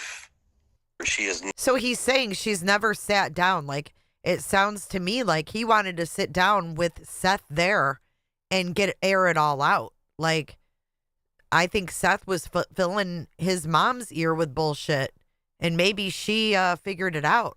I don't know. Never once sat down with me, my wife, her son, and gotten the full truth on everything. She's only heard one side of the story. And I can promise you, I've got text messages and I'm not afraid to show them. I'm not afraid to screenshot them and let the public see it. Now, I will say, unfortunately, none of this has to do with the investigation of our son. Is there any areas that you and Katie want to have people that are out there searching, where you want them to be hanging flyers? What can you tell us about that? Everywhere. I mean, everywhere. I mean, for me to give you a designated area. Look at Clue. Where can we be looking for Sebastian? She's screaming. Forget clearing up stupid rumors. Where can we be looking for him? Look how frustrated Clue was on March 22nd. I mean, for me to give you a designated area would suspect that we think he's in an area. Well, we don't know. So anywhere and everywhere, people be very vigilant. Please be vigilant. You'd be surprised on how complacent we as society get when we're not focused on things. We're so driven on our day-to-day functions that we forget about things that are going on around us. We're all guilty, myself included. You know, anywhere and everywhere you can look. If there's not a flyer and you can print one off and post it up where you don't see a flyer, please do. I'm speaking for all 3 parents and all the families. We would greatly appreciate that. We send prayers, our thoughts, and our love out to everyone. I promise you. If there was a way we could make it felt and we could show it, we would.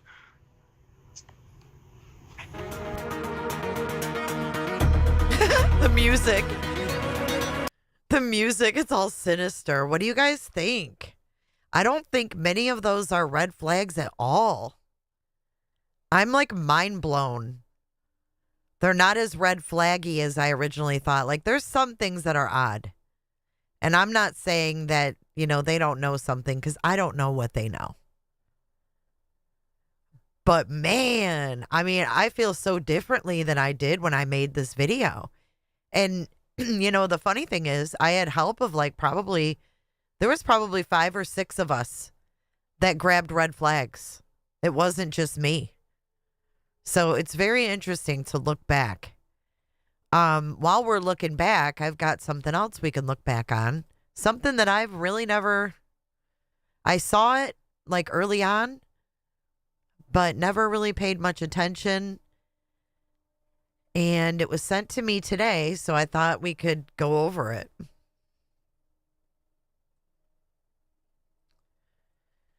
These are Facebook posts early on from Melissa Nicole Proudfoot Svendsen. I don't know how the fuck you say that. It's like some Russian shit. She says, "This is my nephew." This is on February the 26th. Excuse me. So the day that Sebastian was reported missing. "This is my nephew. We have been looking all day for him. I don't think he would have traveled this far north, but if anyone sees him, please let us know. He has autism, but is verbal. Last seen 10:30 p.m. when he went to bed. Mom woke up to him missing this morning at 6 a.m. So I think she posted that in somewhere like in her area, which is like, I don't know, 20 minutes. I got to watch Riley's video. You want me to pull it up? Do I have Riley's video? Is it the one that Clue played? Or Queen played? And then here she is. Hey, everyone. This is my nephew. He is high-functioning verbal autistic, which is true. He walked out of the house in the middle of the night. It's Norwegian. Svensden. It sounds Russian. It's in the mysterious. Okay, is that the one from that Queen played today? Choo choo. Choo choo.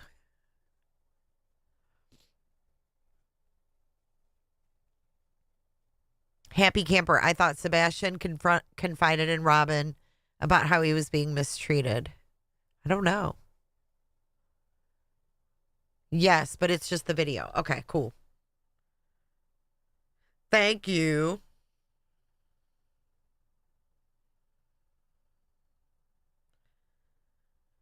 I don't see just the video, though.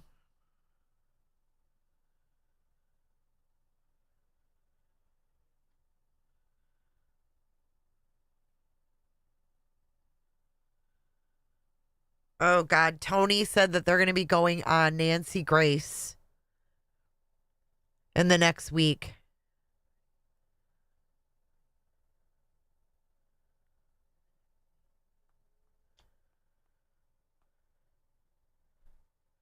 Okay, so she says he walked out of the house in the middle of the night with his glasses, a small flashlight, and no shoes.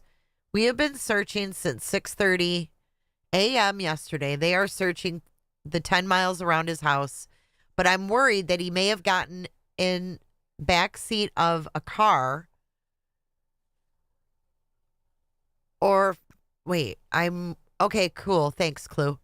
I'm worried that he may have got in back seat of a car, fell asleep, and woke up after someone got to their job and got out of the car. It's possible.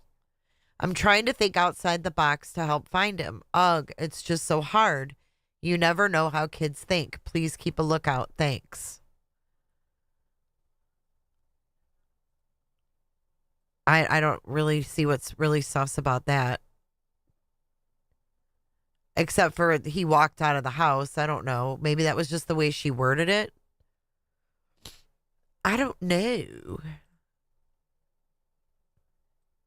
I don't know, y'all. Planting a seed. Huh.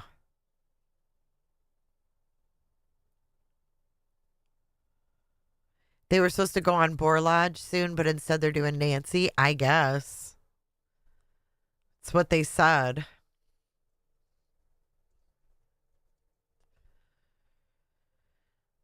I never thought of that way. But I mean, I guess what else would you say? I mean, he's 15. Do you really think that someone's going to come and like kidnap your son at 15? No. I mean, you'd think that he went out the door, right?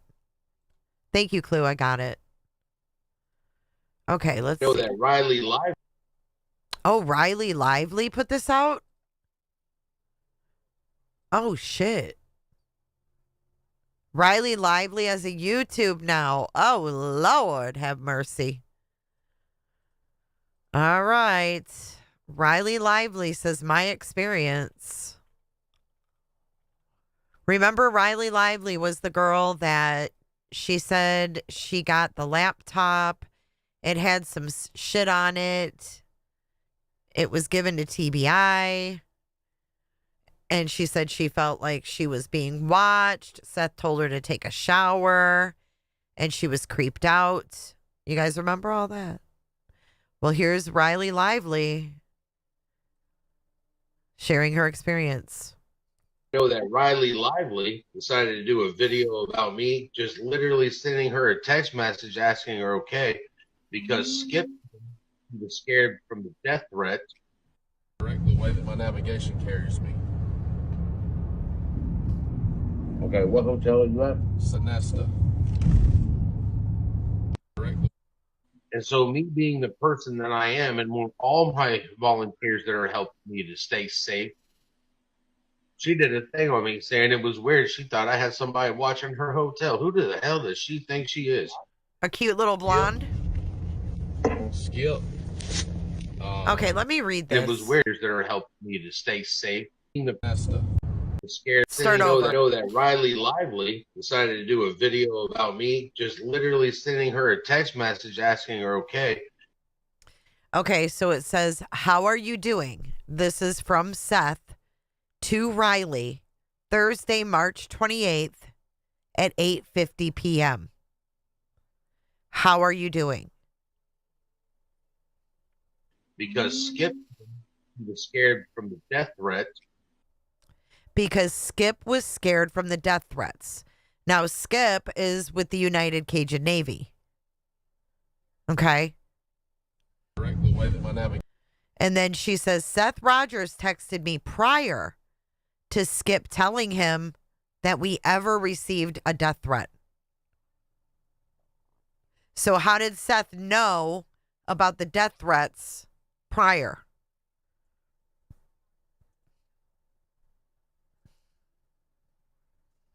Skip was scared from the death threat. So he's saying he called Riley or texted Riley to ask if she was okay because of the death threats. But then she was like, wait a minute. Wait a minute. We were on the phone with Seth at 8:58 and telling him about the death threats. So why would he text me before the death threats? Direct the way that my navigation carries me. Okay, what hotel are you at? Sonesta. See that? It's 8:59.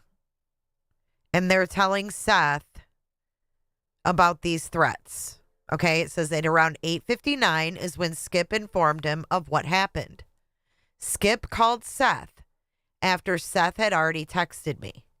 In this short clip, Skip tells Seth Rogers how the man threatened us at the gas station in Nashville took the same ramp we took every day to Hendersonville. No, it's not just about attention. He knew about the death threats and before they were even telling him about the death threats.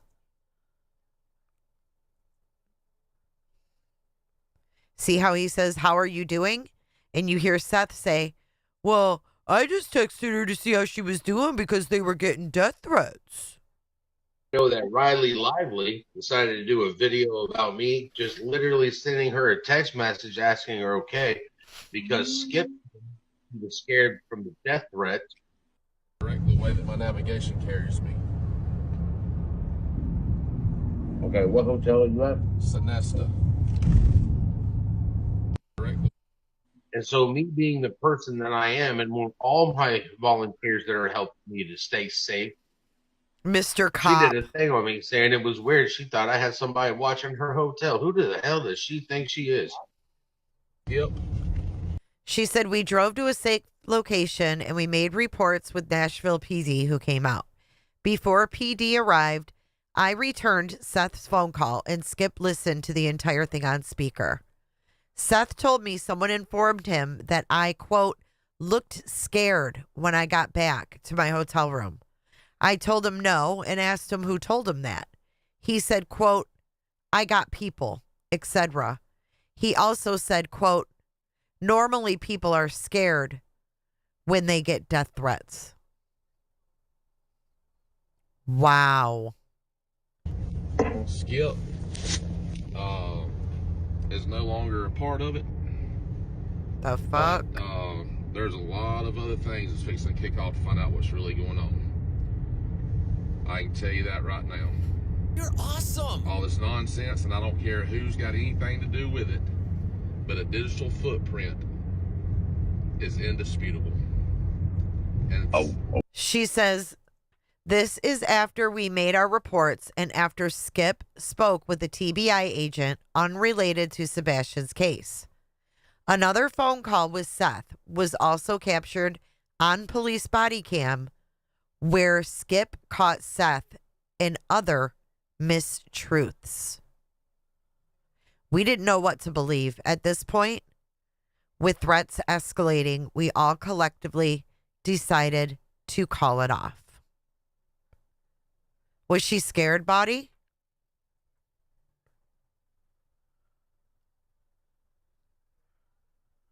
all this nonsense, and I don't care who's got anything to do with it, but a digital footprint is indisputable. And a digital footprint. Okay. She said, I asked Skip what he meant by this later, and I recall him telling me something to the effect of, quote, the guy who threatened us was texting someone else at the red light. If he was in communication with Seth, according to Seth, someone had told him I was scared at my hotel room, then police would be able to find that out. Digital footprint is indisputable, and it's going to, everything that is going on is going to be found out. Good. But that's all the way up until things that happen. Listen to Skip mentioning what Seth had told me on the phone. Remember, Skip heard the entire phone call at about 9:20. This specific call wasn't recorded, but I wish it had been. This is also why I made sure future calls were documented. Seth was never aware Skip was with me. Skip never mentioned that I was also present when the man in the truck threatened us at the gas station. Happened tonight. People saying they got people watching people. Everybody talks. Yeah, Riley thought I was watching her or had somebody watching her at the hotel. Like, no, I was trying to make sure that you're okay. Honestly, yeah, no, I haven't spoken to Riley in a while. Okay, here's the text. Seth says at 8:50, how are you doing? She says at 9:02, I'm all right, how are you? At 9:12, he says, I'm fine. Tried to call anyways. And then at 10:27, she says, you know what's weird? You kind of admitted to having someone watch me at the hotel. He goes, what do you mean? She goes, someone called me and said you were scared. That person would be Skip.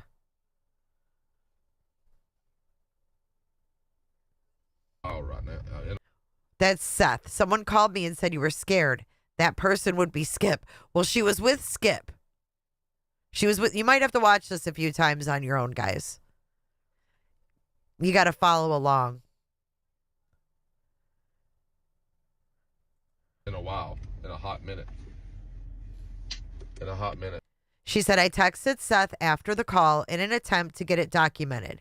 He then replied, someone called me and said you were scared. That person would be Skip.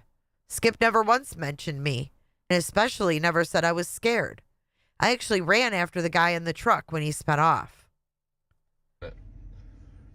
You know, after you sat there and told me about the incident and gave me the license plate number, which I turned around and shared with TBI in Sumner County, I turned around and tried to call her, no answer, so I texted her and asked her how she was doing. And then she called me back, and I was just like, how are you doing? You know, because I know that you're going through shit, so I figured she's going through shit.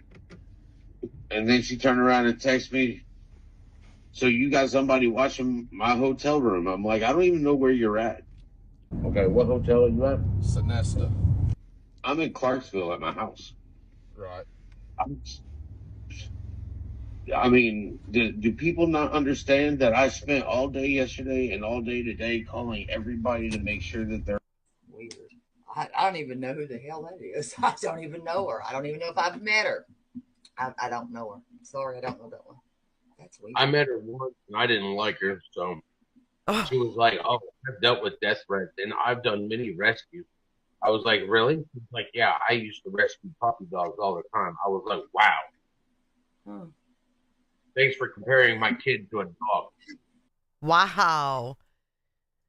She said, I only mentioned that I'd received threats before to Seth on the phone when he told me I was scared at the hotel room.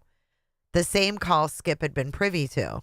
I was like, really? She's like, yeah, I used to rescue puppy dogs all the time. I was like, wow. She says, I'm not sure what he's referencing here. I barely spoke to Seth when I met him in person.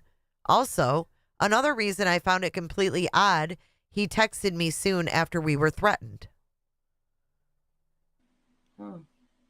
Thanks for comparing my kid to a dog. I did not know that was it ever said. You're awesome. I don't pass shit out. I know that Riley Lively decided to do a video about me, just literally sending her a text message asking her okay, because Skip was scared from the death threat. The way that my navigation carries me. Okay, what hotel are you at? Sonesta. And so me being the person that I am and all my volunteers that are helping me to stay safe, she did a thing on me saying it was weird. She thought I had somebody watching her hotel. Who the hell does she think she is? Skip is no longer a part of it, but there's a lot of other things that's fixing to kick off to find out what's really going on. I can tell you that right now. All this nonsense, and I don't care who's got anything to do with it, but a digital footprint is indisputable. And a digital footprint. Okay. Digital footprint is indisputable. And it's going to, everything that is going on is going to be found out.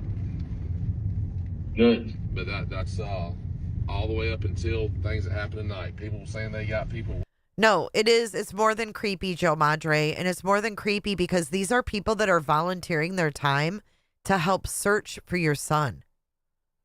Why would you play games with them and be creepy and lie and follow and have, it's weird.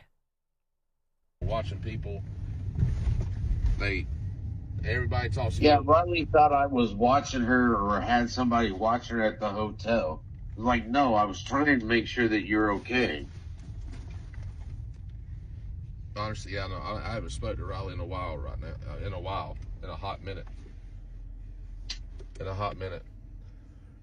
But you know, after you sat there and told me about the incident and gave me the license plate number, which I turned around and shared with TBI in Sumner County, I turned around and tried to call her, no answer, so I texted her and asked her how she was doing.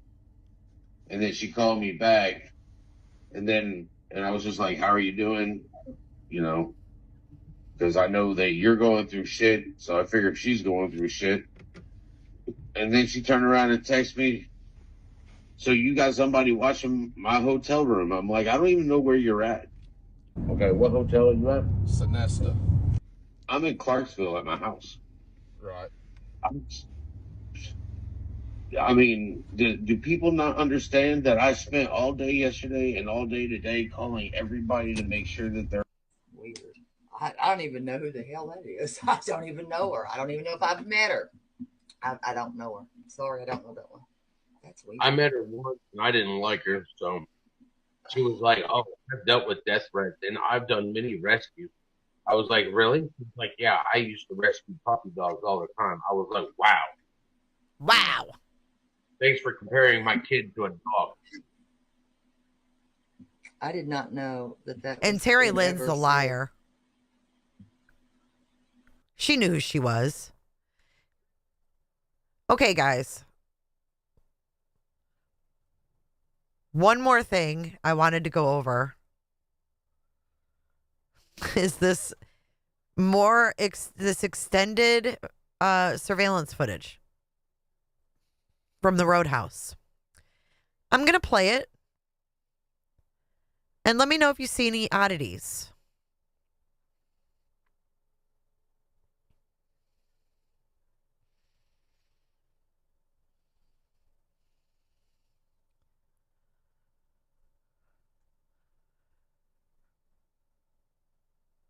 I see a white truck go by quite a few times. Have you guys seen this? When, Chris?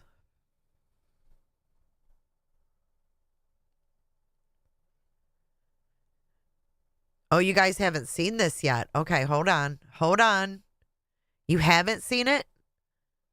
Oh, fuck. Okay.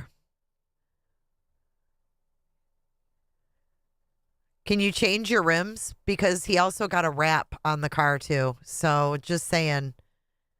Let me clear my screen so we can make it full screen.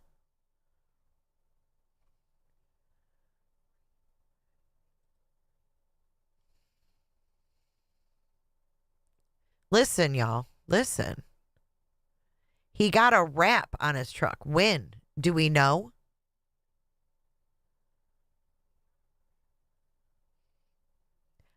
I'm not worried about the time and all that. I'm looking at the vehicles. The white truck was the first thing you noticed? Me too. Me too. All right, let's start from the beginning. This is 10 minutes of footage. You got to watch carefully. The same truck. The same truck. It's not a different one. It's the same one. What's up, white boy? How do we know when it got wrapped, Gray Pearl? Like, how do you know that?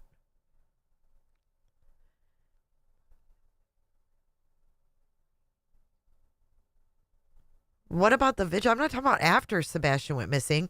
Before Sebastian went missing, was it wrapped? This is before Sebastian went missing. Did he have a wrap on it before?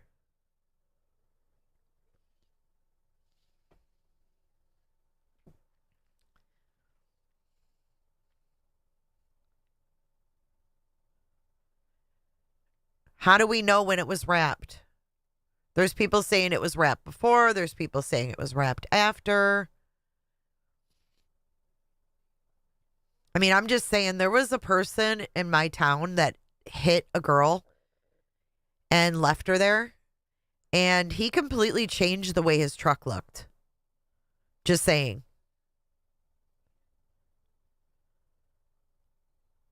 It's not a four-door. Oh, well, I was noticing the white truck. I'm just wondering why they put this out. Oh, did you see the motorcycle guy? There's a lot of motorcycles too. But Seth has a motorcycle, doesn't he?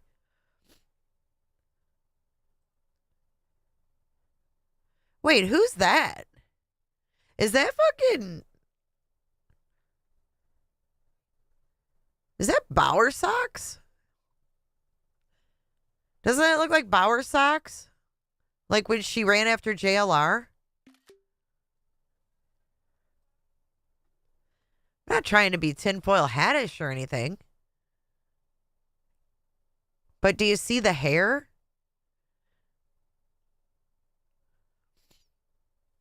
Oh, that's Cape. Fuck. My sleuthing skills are not on point tonight. That's Katie and Sebastian. All right, I'm going to put a link in chat if anybody wants to come up. I'm clearly not on point tonight. I'm looking for shit that ain't there. I was like, what the fuck? That looks like an infinity. Jesus H. Christ. Jesus. Let's do this.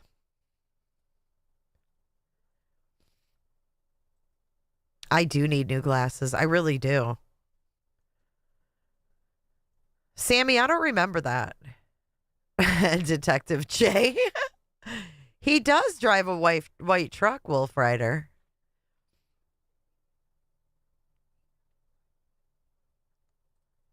It isn't. I know it's an infinity. I get it.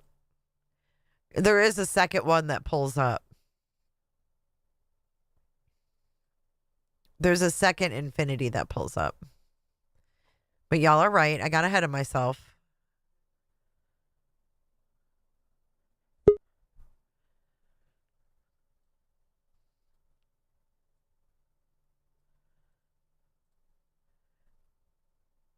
Hey, what's up? Can you hear me? Cluminati?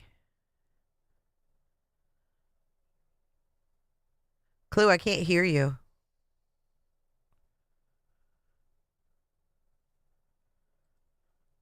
I think another infinity comes by. See, there's that white truck again.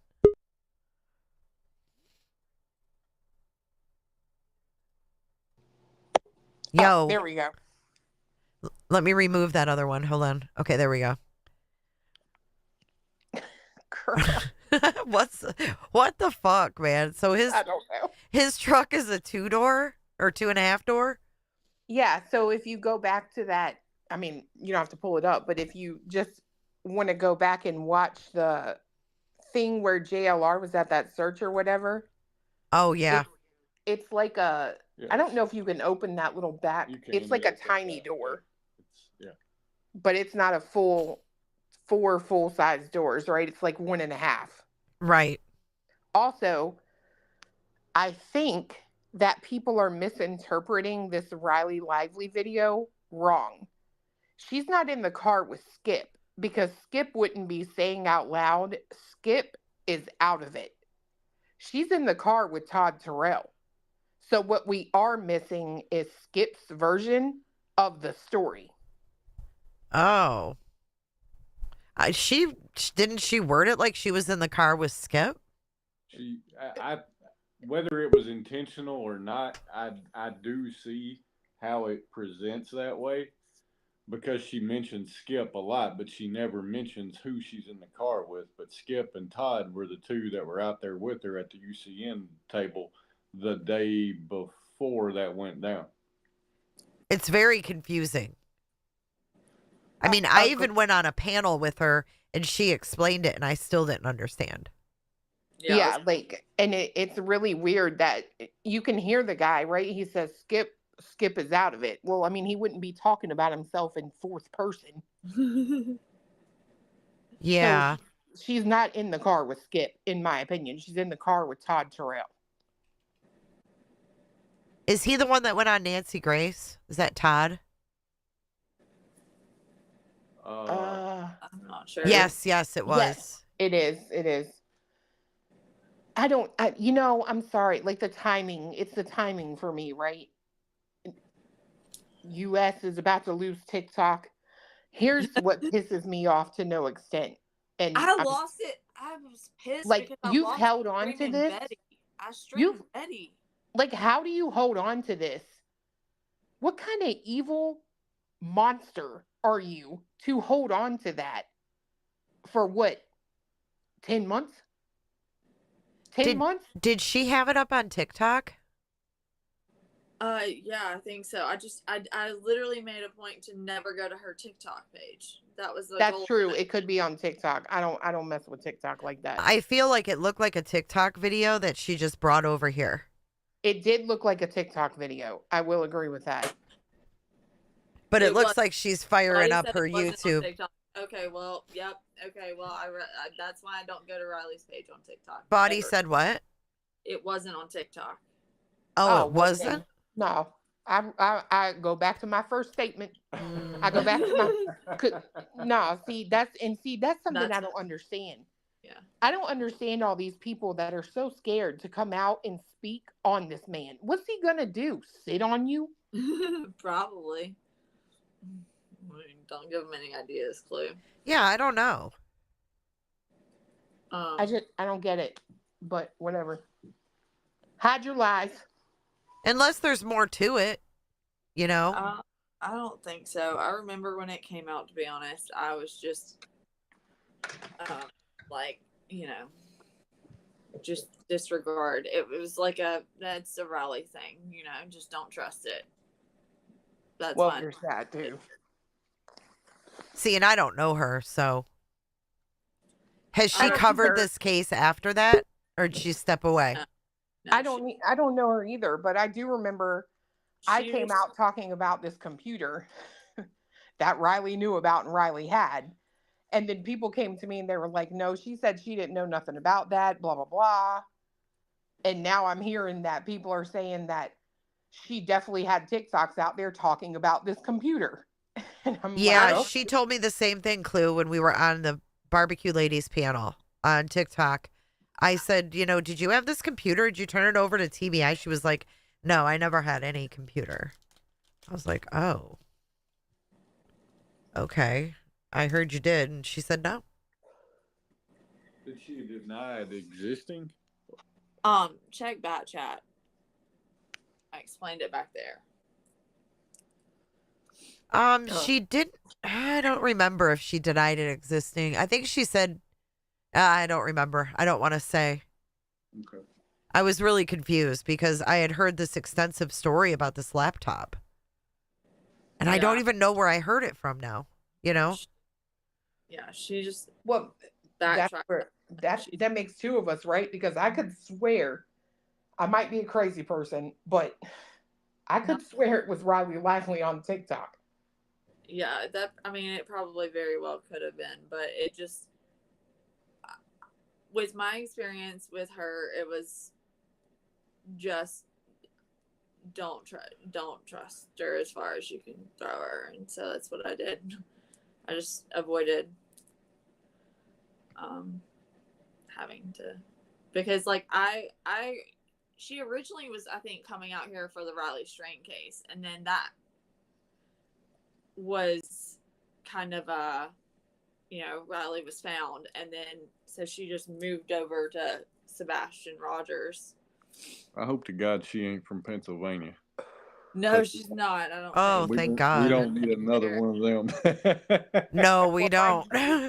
Mind you, this is the chick that was taking IDs when you went to pick up flyers. Yeah. She what? Yeah. Doing the IDs. To pick up flyers. Yes, ma'am. To go and get flyers, you had to show, well, you didn't have to, but they asked for your ID, and I ain't got shit to hide, so I gave mine. Oddly enough, I was doxxed. Did they put you on like a mailing list or something? No, and that was the messed up thing, right? Like, I could see you taking my ID if I'm going in the woods, and at the end of the day, when you do a head count, and you're like, oh, that big bitch Ricky ain't here. But that's not what happened. We picked up flyers. They told us to go wherever, come back if we needed more. Huh. That's weird. Yeah, the whole thing was just weird. Put him on some comfy clothes so that he could eat. Okay, I'm pulling up that TikTok from when Riley came up. Hold on. Oh, I want to see what she. I want to see what she says. I don't even know if she knows what she said. So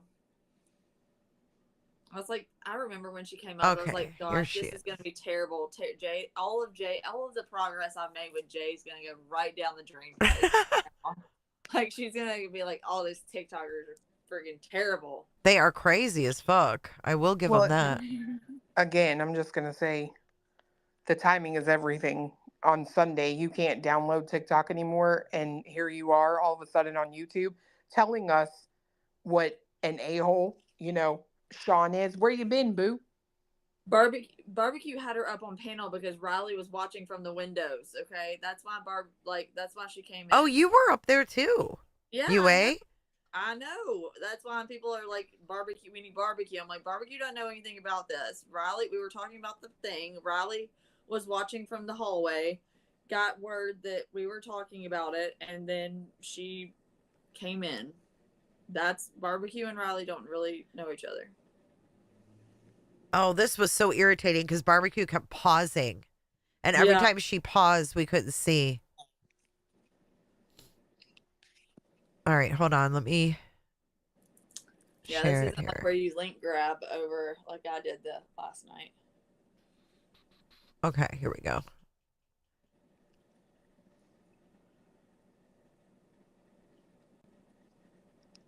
Granny. Cricket. Hello. Was that you? Who's just said Granny? I What did. me? Oh, I'm reading Granny's comment. Oh, Granny. I fuck with no TikTokers. I told you they're all crazy. They're all crazy. Okay, here we go. Here's Riley.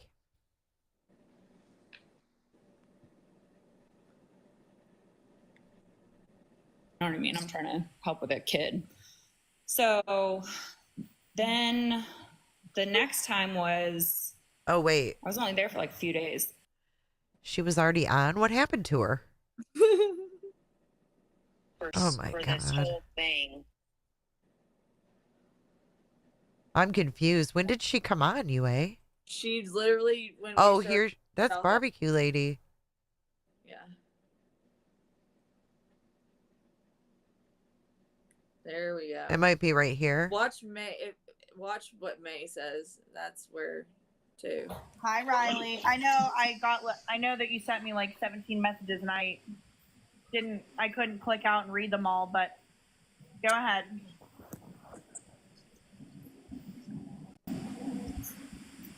Hey. I'm like in the Hi. middle of like a hurricane right now in New Orleans, and I'm currently gluing on fake nails, but yeah, I texted you back and I was like, I can't really go live right now because there's like a hurricane, but now I'm like, well, I got a minute, so the kids are kind of calmed down. So I think that your name was just brought up in this conversation because we were talking about possibly like something about a laptop, and I. Oh, my God. TikTok. a laptop or anything at all was March 30th. Yes. And I think I was there in Hendersonville. You got it? That day. Yes. And I think I was there. Is that my thing playing or yours? UA, I thought you started playing it. Fuck's sake. No. Women who were there. TikTok fucks with my fucking brain, man. Before me that day. With Skip Now from there was United two Cajun women Navy, who were there and they had actually before set up me stuff for Riley with Strain. Skip from And United Cajun their Navy, names were- and they had Good actually Lord. set up stuff for Riley Strain. Who's all talking? And their No, names they're were echoing. It's the echo. B and A. Riley, Huh? DNA. B, that were on the live stream with you for Riley when they found the debit card. No. Was that you talking now or there? Is that current UA or old UA? Oh, they went up there. They met me in Hendersonville. We went searching for a day. They came up. Yeah, that's what I was talking about. I was just clarifying that too. You're The talking two about. women I'm referring to that were helping with like flyers and stuff and all that, like in general, pretty much they did the sign up like they were volunteering. They ended up volunteering like United Cajun Navy. They it was, I believe her name was Jennifer and Vanessa. So Jennifer, I think, is the one that chased you down, Clue. I think that was Jennifer Jennings. Or was that Michelle Lee? No, it was Michelle Lee at the Betty Vigil. Yeah, these fucking names. Michelle Lee. Michelle Lee, that's the one that doxed me out. So. Well, there's a Jennifer Jennings. Isn't she the one that does the weird readings? Yeah, she's the astrology for mystics girl. Granny said 2 UAs. Bless it. I'm selling Tylenol. So I was in contact with them and Skip before I even got up there to Hendersonville. And so Vanessa had sent me like screenshots from the Facebook group, United Cajun Navy Facebook group. And some of them were like accusing me of like murdering Riley Strain and stuff. Like, I'm not even kidding. It was just bizarre stuff she sent me. But in one of the screenshots, it was something about accusing Vanessa. Oh my God. This is so annoying when she would do this. The Betty Vigil. I just realized we said that. The what? We called it the Betty Vigil. I didn't think anything of it. It's not like I got stuck on a laptop. You know what I mean? I'm trying to help with a kid. So then the next time was... See, we I was missed only there that. for like a few days. And, I didn't think anything of it. It's not like I got stuck on a laptop. You know what I mean? I'm trying to help with a kid. What does that mean? I don't know. I was getting more water. What'd she say? Here, let me rewind it. Well, barbecue paused, right? So before she paused, she says something about accusing one of the screenshots. Vanessa. Okay, and then it pauses, and now listen to her when she comes back about the laptop.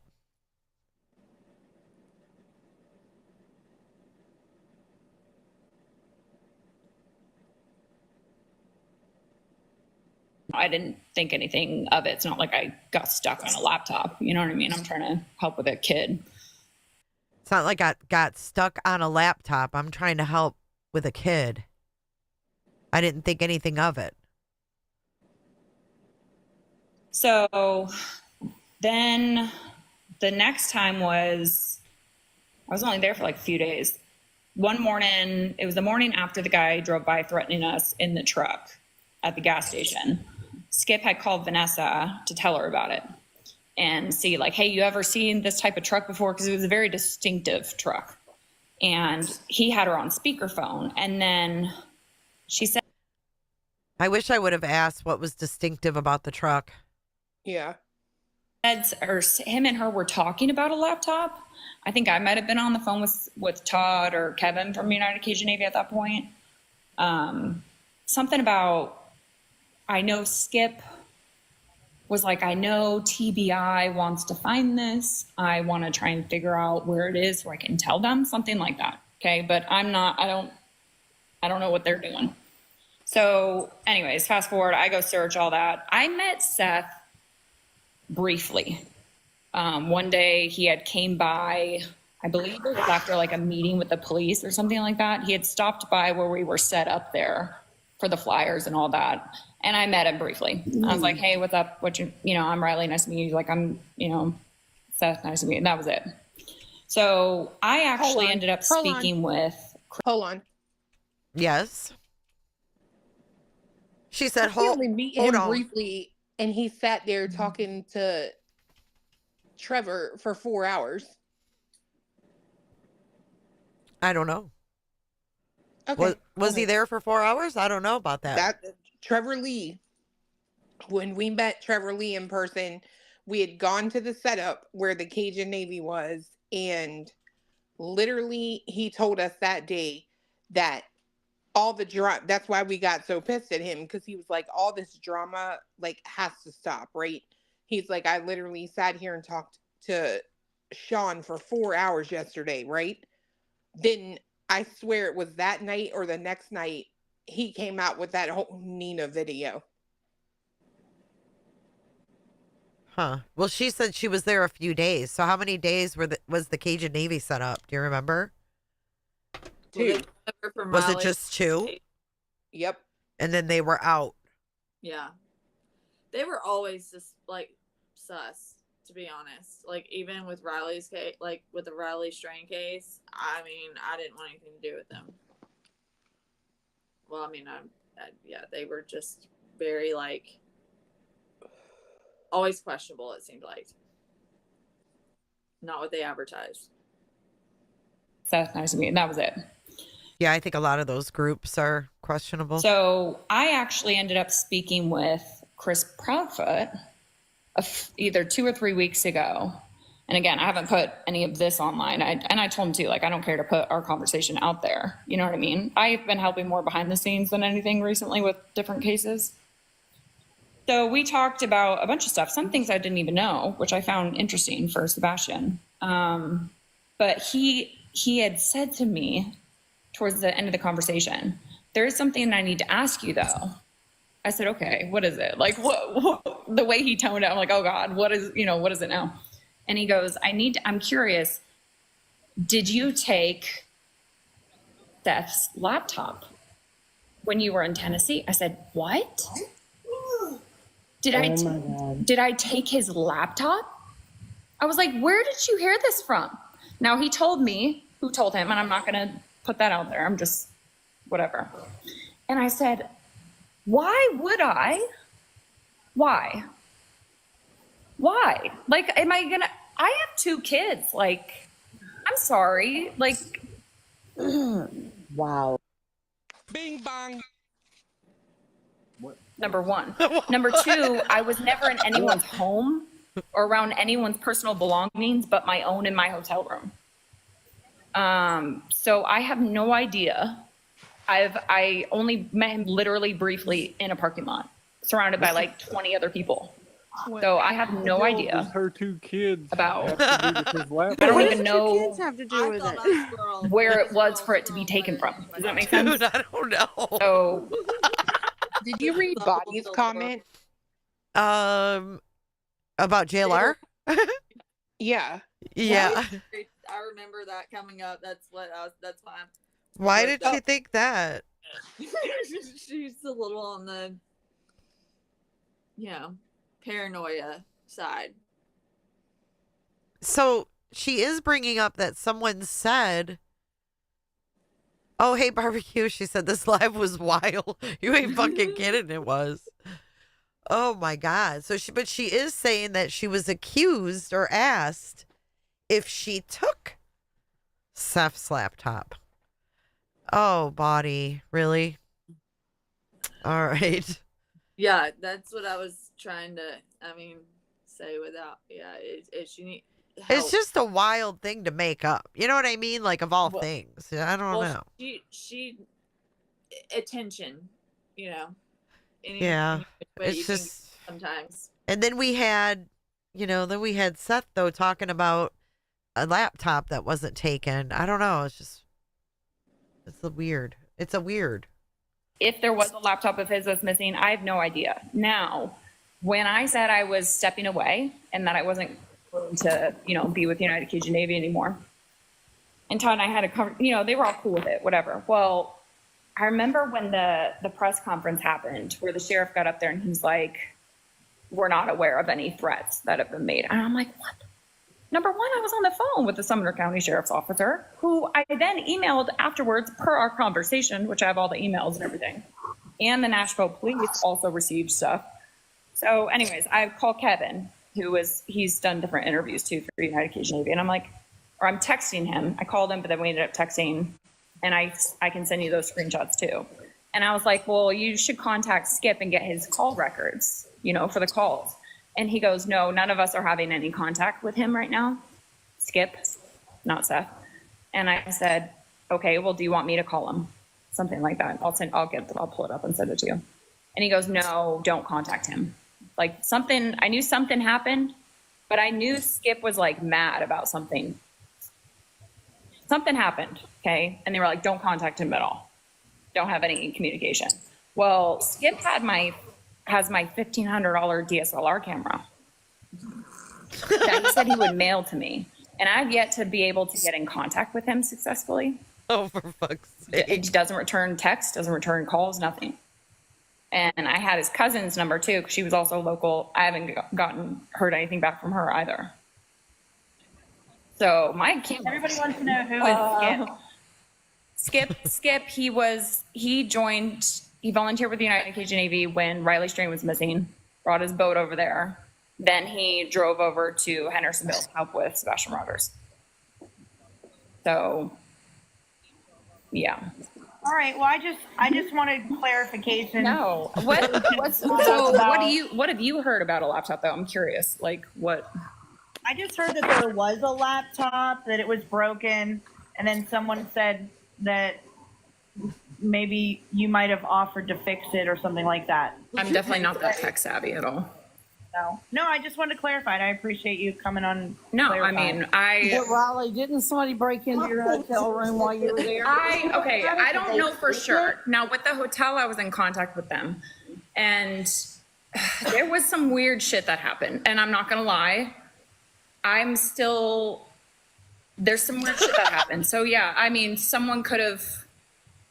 I think someone was definitely looking for stuff. I mean, I don't know why. I don't see any. Barbecue pauses.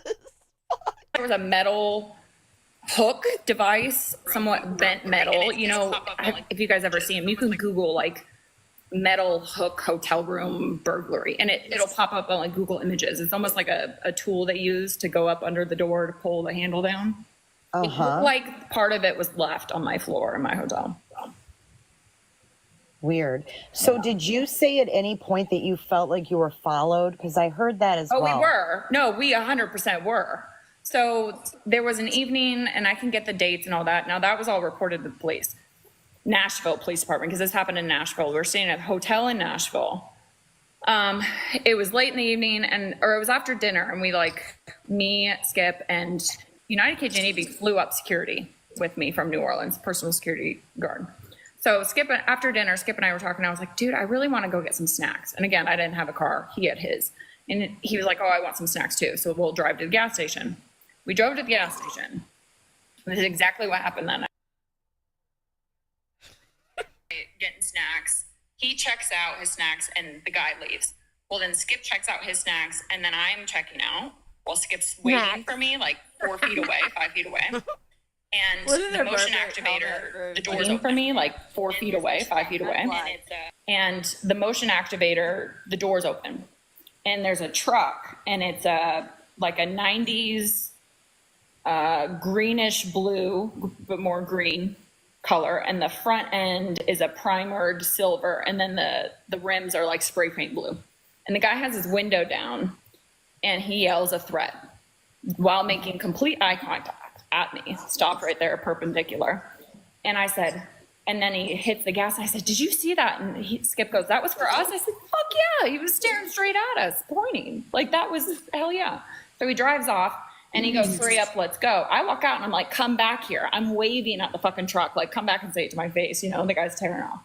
I get in the passenger side. Skip starts driving. We get behind him. He's got no license plate. I'm like, fuck, there's no license plate. But then we realized the guy had it tucked behind, like, in the window. Well, allegedly, the license plate came back to a different vehicle, so it was a stolen license plate anyways. But, yeah, that all got reported. And Skip, you know, I wasn't there to witness any of these, but Skip had some instances where I think one man came directly at him in the hotel in Hendersonville, pretty much like telling him to fucking leave and stop looking.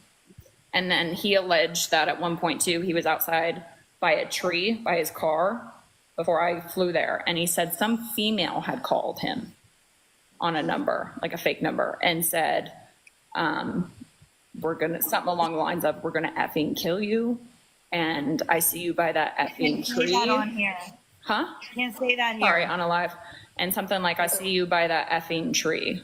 So he told all that to not only Sumner County, but he also was in contact with TBI, and then also TBI that was on Riley Strain's case too, because I was sitting next to him when he ended up was on the phone with like Riley Strain's dad talking to him. So bullshit. Yeah. So did you ever have you never saw Seth's laptop then? No, there wouldn't even be an opportunity for me to. Female had called him on a number, like a fake number, and said, something along the lines of, we're gonna effing kill you, and I see you by that effing tree. Say that on here. Huh? You can't say that here. Sorry, on a live. And something like, I see you by that effing tree. So he told all that to not only Sumner County, but he also was in contact with TBI, and then also TBI that was on Riley Strain's case too, because I was sitting next to him when he ended up was on the phone with like Riley Strain's dad talking to him. So, yeah. Blue, have you So ever did you ever have you never saw Seth's laptop then? That is so strange. No, there wouldn't even be an opportunity for me to see it. Yeah, Okay. I briefly met him one time. Because that that's a big that was a Now, big the story only thing I that can you found think of something inappropriate. The only thing I can think of would be when I think it was when I met him. Afterwards, I left with Perry and Brandon, which are two locals, to go search. And we ended up going also to Beach Cemetery and meeting up with, or Brandy and Anna were there too. And we all went searching together. So the only thing I can think of is if Skip went with. Can you rewind Seth that? at point, you know? The cemetery. What she said she was with who? Brandy and Anna. I thought she said Brandon. Brandy, Perry. the two girls that found the debit card that while she was live streaming from her couch. Okay, got you. I met him. Afterwards, I left with Perry and Brandon, which are two locals. No, she did say No, Brandon. she did say Brandon. Perry and Brandon. Wait, she's about to say Okay. Brandy and Anna though. Well, the reason this is interesting to me is because you remember the guy who was dressed like he was going to war at the search with Yes, the tactical dude. Yep. That's Brandon. Oh, perfect. Yeah, and he was from the Cajun Navy, right? That's what they told us, but she's saying he's a local. A local. I love with Perry and Brandon, which are Now, two I mean, locals. Brandon's a fairly, popular name. Uh-huh. So, I mean, is it the same guy? I don't know. It's weird though. Probably so because he was at the other Cajun KV. I'm gonna call him the Cajun KV for him. You think it was him? Yeah, in the tactical thing stuff. Afterwards, I left with Perry and Brandon, which are two locals, to go search. And we ended up going also to Beach Cemetery and meeting up with, or Brandy and Anna were there too. And we all went searching together. So the only thing I can think of is if Skip went with Seth at that point, because we were gone for hours doing our own searching. So maybe Seth is confused. I don't fucking know. I don't. Has he ever said like, "Oh yeah, she was with me at this point in time"? Like, it doesn't make any sense. Did Seth ever do anything? Like, did he make you feel any did he do anything? Yeah. He says, "Yeah, I have a full ass." There's a phone call recorded, and then there's also one recorded from body cam footage. So, yeah, he. What does she mean, body cam footage? No telling. For when they called the cops. Who? Right, to report they allegedly called the cops to report that guy making a threat. She says she has the body cam footage. Right, but where was Seth when they called the cops? He was with them or on the phone? Look at her. She's all sure of herself. That fucking balls game. I don't know. I don't know. The person right in the box next to her is her former best friend, by the way, for all y'all wondering. Oh, that girl's face is hilarious. This is because she's not buying anything that Riley's selling. It was funny. We all knew. It was Captain Hook in the truck with his hand. Stop it. I have a full ass. There's a phone call recorded, and then there's also one recorded from body cam footage. So, yeah, he made me feel uncomfortable, and he also made other women feel uncomfortable too. Can you give us an example of what he did? Oh,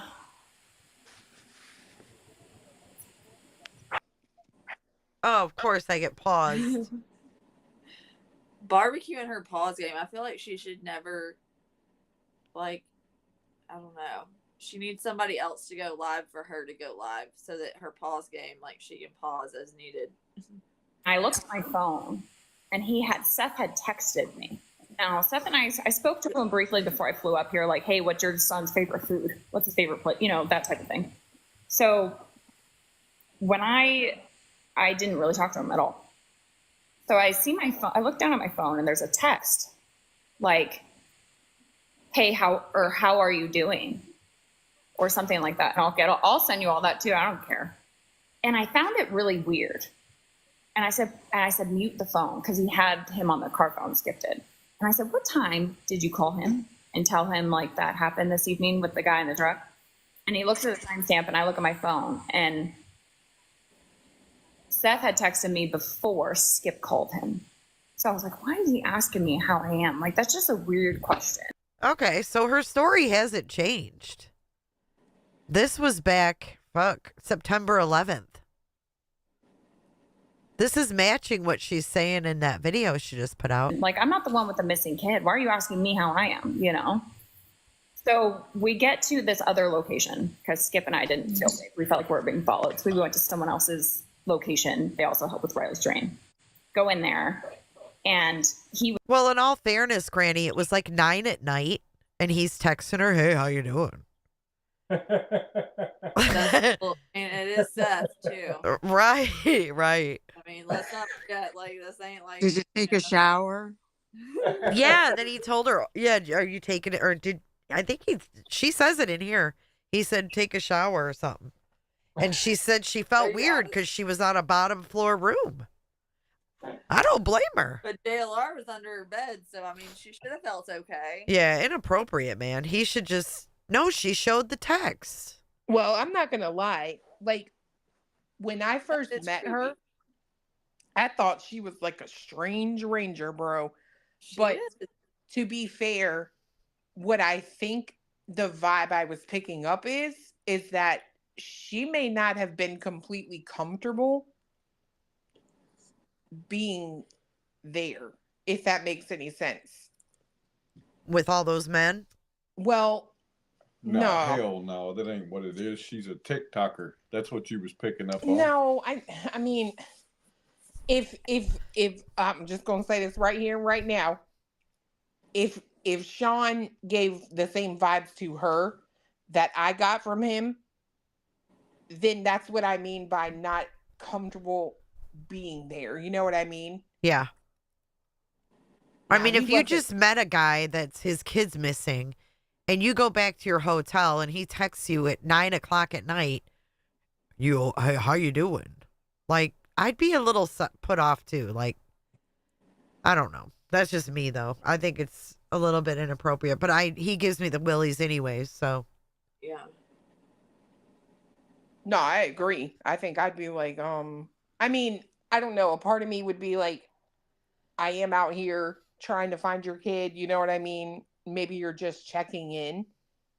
I'd like to know, though, if they got on the phone after he texted her, right? Because it does show that he texted at 8 something. And then there was like a 2-hour gap. Yeah. Right. So it's like, I noticed that I too. know they're saying that, I know she's saying that Skip didn't have a phone call till 8:59, but the problem is you're not in the truck or the car with Skip. You're in the truck or car with Todd. So how do we, I mean, I feel like you're saying it's 8:59, but the problem is we don't know what time Skip actually talked to Seth. Right. Yeah. Like, do you see what I mean? Yeah, if that's not him on the phone with him, which is how it was portrayed. Yeah. No, I get it. I mean, there's really no way to verify it. All we can do is take it all in, right? Anyways. Yeah. I mean, and I feel like I feel like Seth has a type, right? You know, you look at Michaela, you look at Riley. Yes. I 100% believe that he was.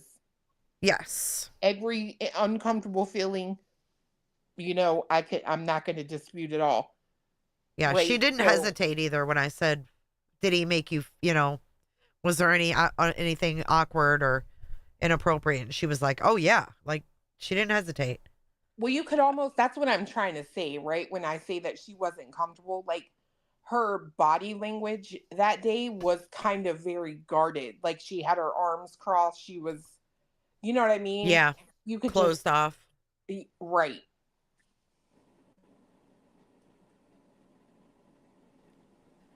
Yeah, especially if she's not there with anybody. You know what I mean? I did it. I don't She's know. there with their security I guard, did not right? get what you're talking about. I didn't get that about her at all. She was extremely talkative, extremely in your face. Like I got a completely opposite vibe from what you're describing. I'm also a female, and you also didn't have any red flags about Sean. Well, I'm not describing red flags. Say no more. But I do get what you're saying. She was very, but I mean, she's there representing like an organization, right? She's got to be personable. But I do feel like if there was anything that she could rather do right then, she would have been doing it, if that makes any sense. Not because she doesn't want to help, but just because, I mean, if all this went down, that would have been the night before, if I'm not mistaken. Oh, the night before you saw her? Wouldn't it have been? The night after. Okay, the night after. Well, then in that case, I just don't know. But I do know, I'm going to assume when she met him briefly would have been the day before that, because that is when Trevor said him and Sean sat there for 4 hours talking, which is wild because you would think he would be handing out flyers, but I digress. Shoulder. Interesting. He's injured. Or trying to spin a narrative with him. No, that's exactly what he was doing, because you'll never convince me that that wasn't when that whole thing with Nina wasn't set up. Oh, yeah. Because this was well before Tony, too. This is March 22nd. Crazy. What was the day you guys were at that warehouse? The 24th? Seth and Tony were behind the scenes working together, but they were not officially. Was this the 24th? Mm-hmm. Yeah, it was. Damn, how do I remember that? He's calling me. I wasn't even fucking there. Okay. All right, here we go. Let's listen to this. Location, because Skip and I didn't feel safe. We felt like we were being followed. So we went to someone else's location. They also help with Riley's drain. Go in there, and he was calling me, and he goes, answer the phone. So I answer it. And he asked me, Seth asked something like, what had happened with the truck incident? And someone told me that you looked scared when you came back to the hotel room. I said, really? Who told you that? And he's like, I got people. I said, huh?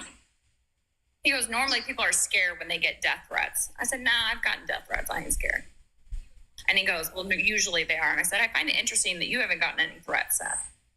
And he goes, well, I find it interesting that you haven't gotten any threats, Seth. And he goes, well, people are scared. And I was like, who the fuck is watching me at my fucking hotel room calling? That's weird, right? And then he tells me, just go ahead and take a shower tonight. Now, my room, okay. Wait, who said that? Seth told me take a shower. Now, listen, I'm not a stinky person, but the room was on the ground floor, and it was by the pool. There's no cameras back in there, the hotel staff told me. And I just found it really weird. Like, who tells someone to do that? That's just weird. It's May. You've been on mute for a long time. I didn't want to ignore you. Really quick. So Seth straight up says to Skip, because Skip didn't say anything about us being together or none of that. And Seth said he texted me, how are you doing? After Skip told him about the threat. So there's a few things that were just completely inconsistent, So anyways, go ahead. Sorry. I was just going to mention about the, damn, I forgot. It was something with Chase and your mom or something, but then I got sidetracked.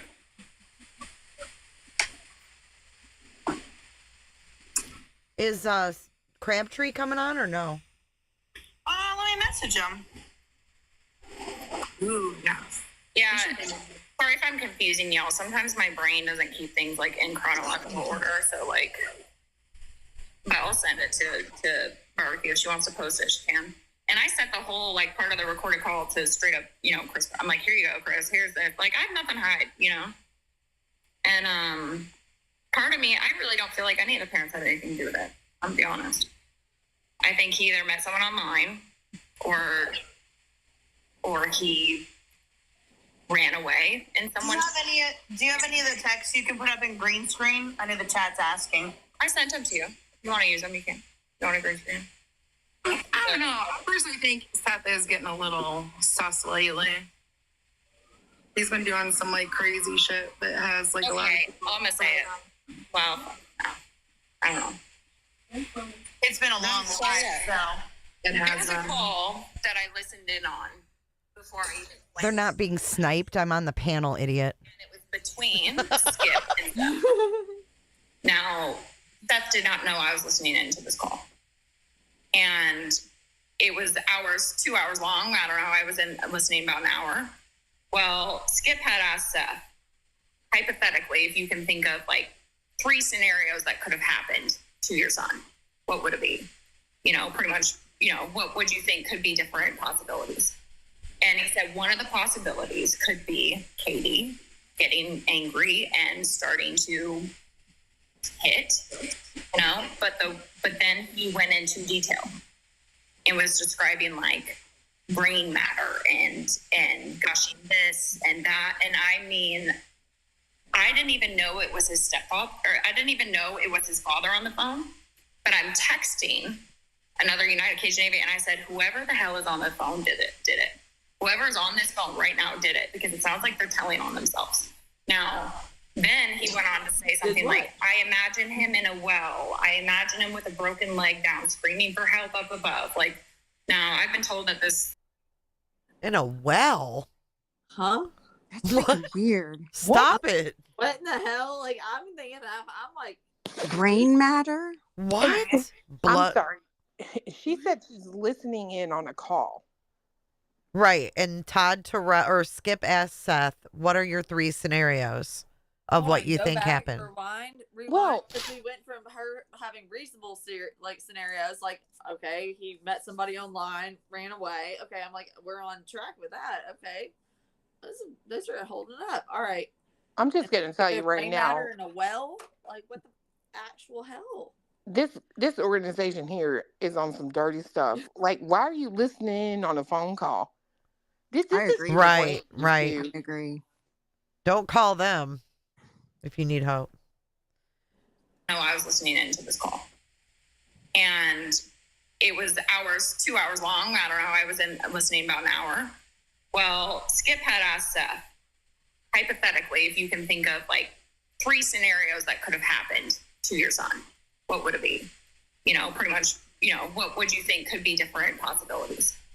And he said one of the possibilities could be Katie getting angry and starting to hit, but then he went into detail and was describing like brain matter and gushing this and that. And I mean, I didn't even know it was his stepfather, or I didn't even know it was his father on the phone, but I'm texting another United Cajun Navy and I said, whoever the hell is on the phone did it. Whoever's on this phone right now did it, because it sounds like they're telling on themselves. Now, then he went on to say something like, I imagine him in a well. I imagine him with a broken leg down, screaming for help up above. Like, now I've been told that this call was all recorded, sent in where it needs to go. But who's to say? I don't know. I don't know why he said those things. I don't know why he did those things. It doesn't make sense to me why you would describe a possible scenario of your child being unalived in such detail. I found it weird. Now, I've been told that he was at work. Chris Proudfoot said, like, yeah, he was at work. He's whatever. So, I don't know. Maybe he was having nightmares about it. Maybe he was having scary dreams. Who knows? So when were you there? What dates were you there? I'd have to check. I think Was it like March or April or? Yeah, March, end of March. It was in March. Okay. So when the Cajun Navy was there, you were there. I was with them, yeah. Okay. So have you ever met with or spoken with Tony Mathis? No. Never. No, and I've never watched anything on TikTok either. So I stepped away soon after I think around the press conference. And that's what made me believe her. Why did she say that? Say what? Why did she say that she doesn't watch anything on TikTok? She wasn't a 2 a.m. girl. Yeah, no, Oh. she's a 2 a.m. girl. She really wasn't. Yeah. Not every TikToker is the 2 a.m. girl, FYI. That's why I asked if she ever spoke to Tony, because I didn't know which TikTokers did and didn't. And she didn't. No, she didn't. It was misunderstanding and kind of like just, I'm not going to do this right now. And plus stuff's turned into kind of circusy around it. So, and then I also have been taking a break from missing people and true crime in general. But yeah, I heard that there was a PI. I heard that some crazy stuff was going on live, but I don't even know what he looks like. I can't tell you. Riley, did you change okay, so when you first went there with the Cajun Navy, what was your impression? Like, were you guys called in by Seth? How did that all go down? I don't know how it went down exactly. I was told it could be possibly both the Proudfoots and Seth contacted. I do know Todd with United Cajun Navy. He does have a brain injury, okay, from the past. So sometimes he might forget something or he might misspeak, if that makes sense. Okay, I didn't realize that. He is a really great guy. Like, he really is. But I got to know kind of like, okay, let me remind you, like, you know, and yeah, so he said that it was Seth, but it could have been Katie first or Seth first, or who knows who was first. But yeah, they wanted them up there. And then I know that the Proudfoots were even going to be willing to let United Cajun Navy bring the dogs around the house to smell around the house and everything too. So United Cajun Navy was in contact with both sides, you know, very much just trying to help out. Now, when the dog incident happened, I was put on the call with the Army Corps of Engineers at that property. So I was privy to the entire call with that too before I even went to Hendersonville.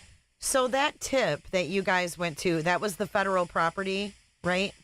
Yeah. So the thing is, it's public, right? Like, anyone can go there at any time. But the problem is that United Cajun Navy didn't quite understand that it was closed because there was tornado damage. Right. So they only closed it for the safety of people. So it wasn't like, oh, you can't come here. Oh, you're in a lot of trouble. No. This place is closed down. Yeah. And the guy with the Army Corps of Engineers was like, y'all can go back. Just like, let me know. I'll go with you. I just want to make sure like y'all are getting where you want to go safely. That's all. Okay. So when you guys were out there, what was the scent all about? Can you talk about that?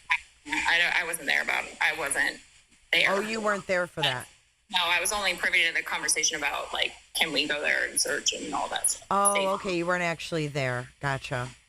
Okay. So who was the Cajun Navy guy that was like asking people for money for gas for his boat? Does anybody remember who that was? No, it had to have been Skip. So it was only me and Skip up there. And then I guess Brandon then jumped on with, because anyone can volunteer to be United Cajun Navy, right? Like, you guys can get online and fill out your stuff, and it's just. Oh, so then there you go. Skip was over there. There you go, Clue. That's how it happened. Brandon got online and filled out the thing and joined the United Cajun Navy. Wow. Yeah, he put that tactical to work.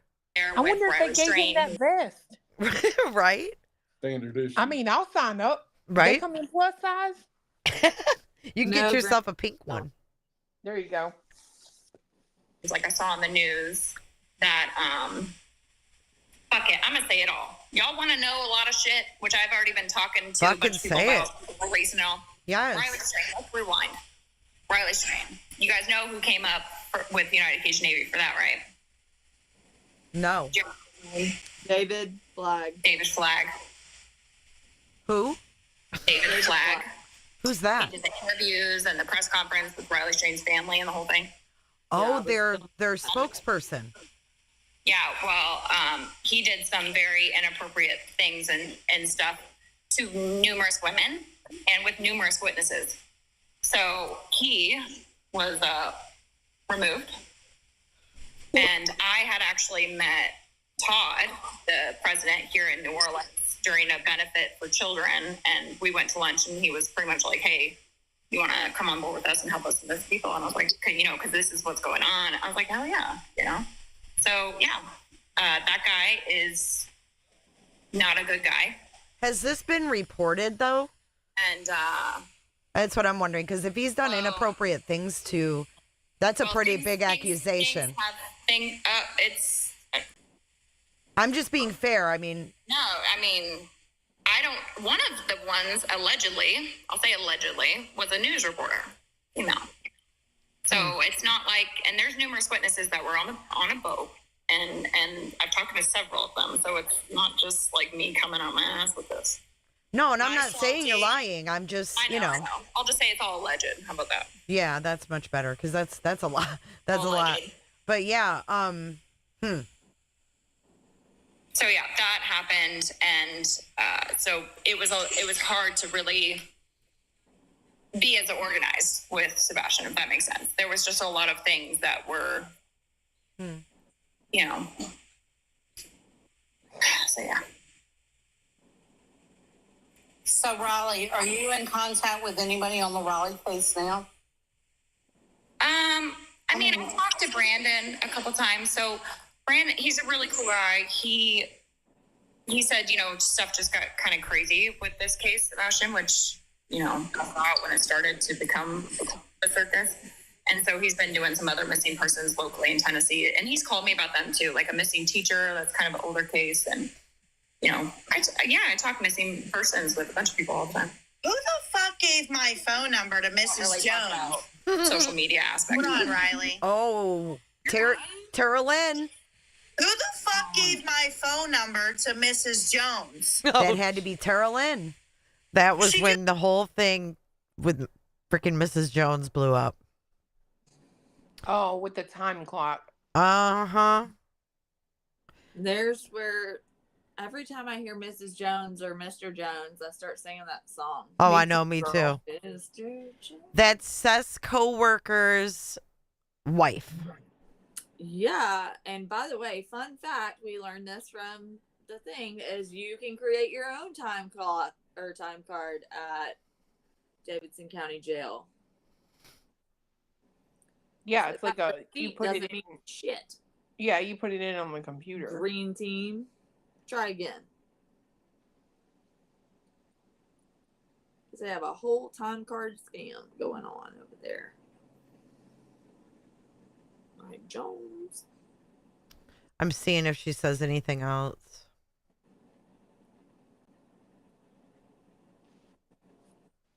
Oh, wait, let's see what this is about. How about this, Jay? She confused though. Okay. Like, how would Anything? Oh, that's Seth's co-worker's wife. Oh, okay. Do you know anything about Seth's job? Can you hear me? The fuck? Yeah. Did you guys hear that? I'm getting warnings on my phone. There's a tornado warning or something. Oh, Jesus, be safe. Area. Hey, Riley, oh shit, I forgot what I just asked you. These people, what did I just ask? I don't know how the fuck you can have a conversation on this platform. It's virtually fucking possible. I've been up there before with barbecue, and I mean, it's not bad if people know, like, to, like, stop talking. Or you know mute. what I mean? Yeah, or mute, like UA's muted, and you don't hear their fucking household. Yeah. It's just a clusterfuck. And then you got shit popping up, fucking looking like a damn, what do you call it? A fucking, what do you call it? No, a fucking slot machine and shit. It looks like the Brady Bunch to me. It does. The boxes. Screw you guys. Something about, what do you know about Seth's job? Oh yeah, Seth's job. Do you know anything about his position at the jail, or like anything about his work? They gotta know if he comes or goes, though, right? You what?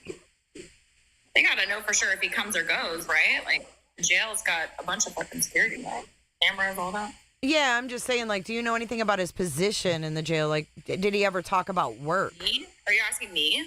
I'm asking Riley. Oh, I thought you were asking the chick in the chat. I'm sorry. I thought you were asking her, the chick that. Okay. I'm not even looking at chat. I didn't even. So when I was on the phone with him, the one time, the first, when he was like, oh, when he said he didn't get threats, he said something like he was law enforcement or something. I said, you're law enforcement? Oh, huh? fuck. And he goes, I work for, the jail or whatever there. And that was the first time I had learned of that. So I believe that. He works at the jail as security, I think, or something. I could be wrong. I really don't know. Okay. I really don't know. Now, when I was looking at past interviews he had done on various podcasts and trying to see if I could pick out any inconsistencies. And I picked out quite a few. I'm sure I you did. notice when he said where he was during the time frame of Sebastian missing. He had said on one interview, he said, my truck was at work. Something about his vehicle had been at work. And I was like, well, why wouldn't you say you just had been at work? He had also said something like he was clocked in, I think the night before. Something like, it almost sounded like he wasn't clocked in during the time that Sebastian went missing. I'll have to pull it up. I wonder if I still have it in my camera saved. I found it very interesting the way he said it. I would love if you could find that. Yeah, I would. Yeah. Well, yeah, I want to find it. I'll send it to you. I never got it sent to me. I never got any of this stuff.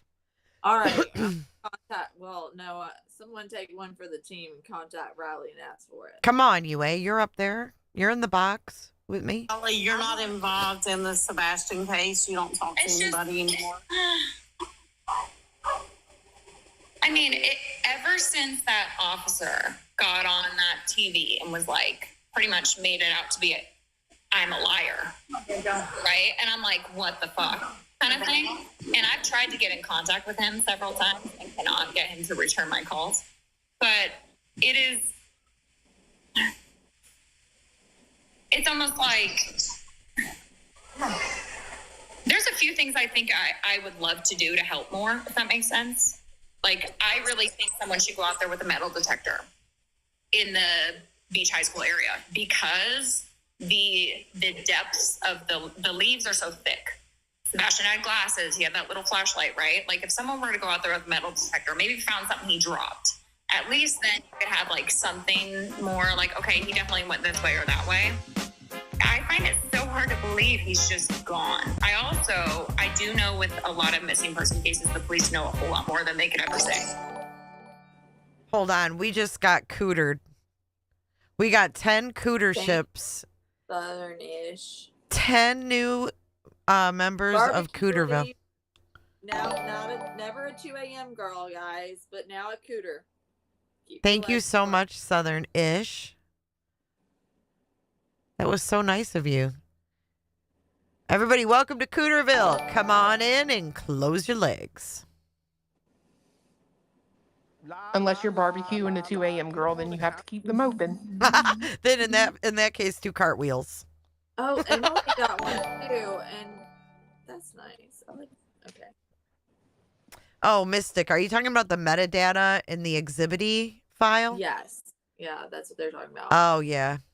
That just shows who authored it. That's what it means. Like, when you pull up the metadata, it just shows you who authored, like, the Word document or the PDF or whatever. And it had Nick's name and Betty's. It said Betty's exhibits or something. It just shows who made the file.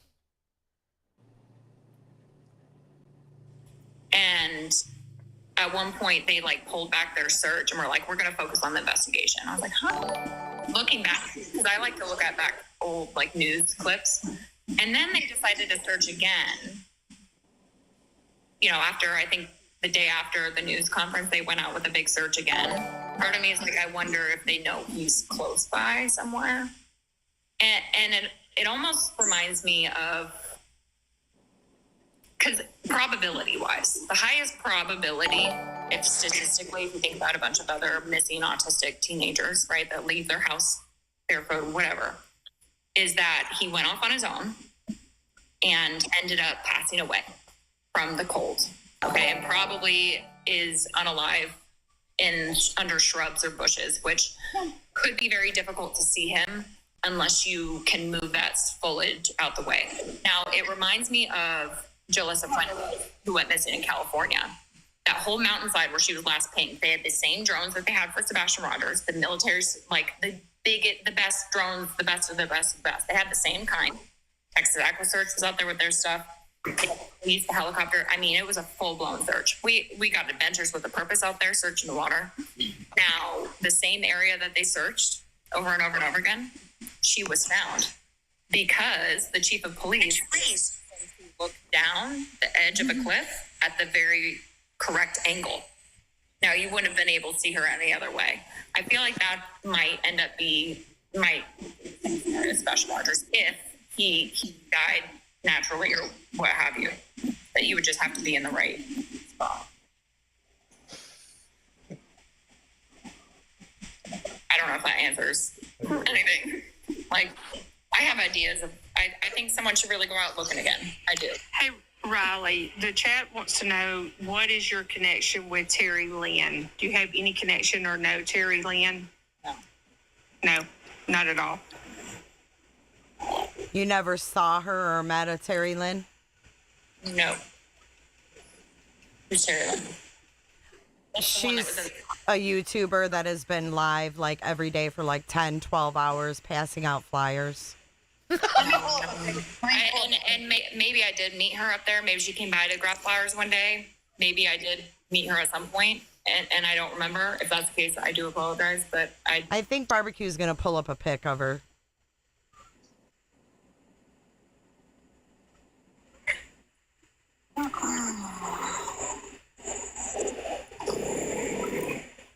I sent you those screenshots too with the texting with Vanessa, but she had sent me as well. Who's Vanessa? The first mention of a laptop. Do you The guys? chick that she had Who's whoever- Vanessa? Oh my god!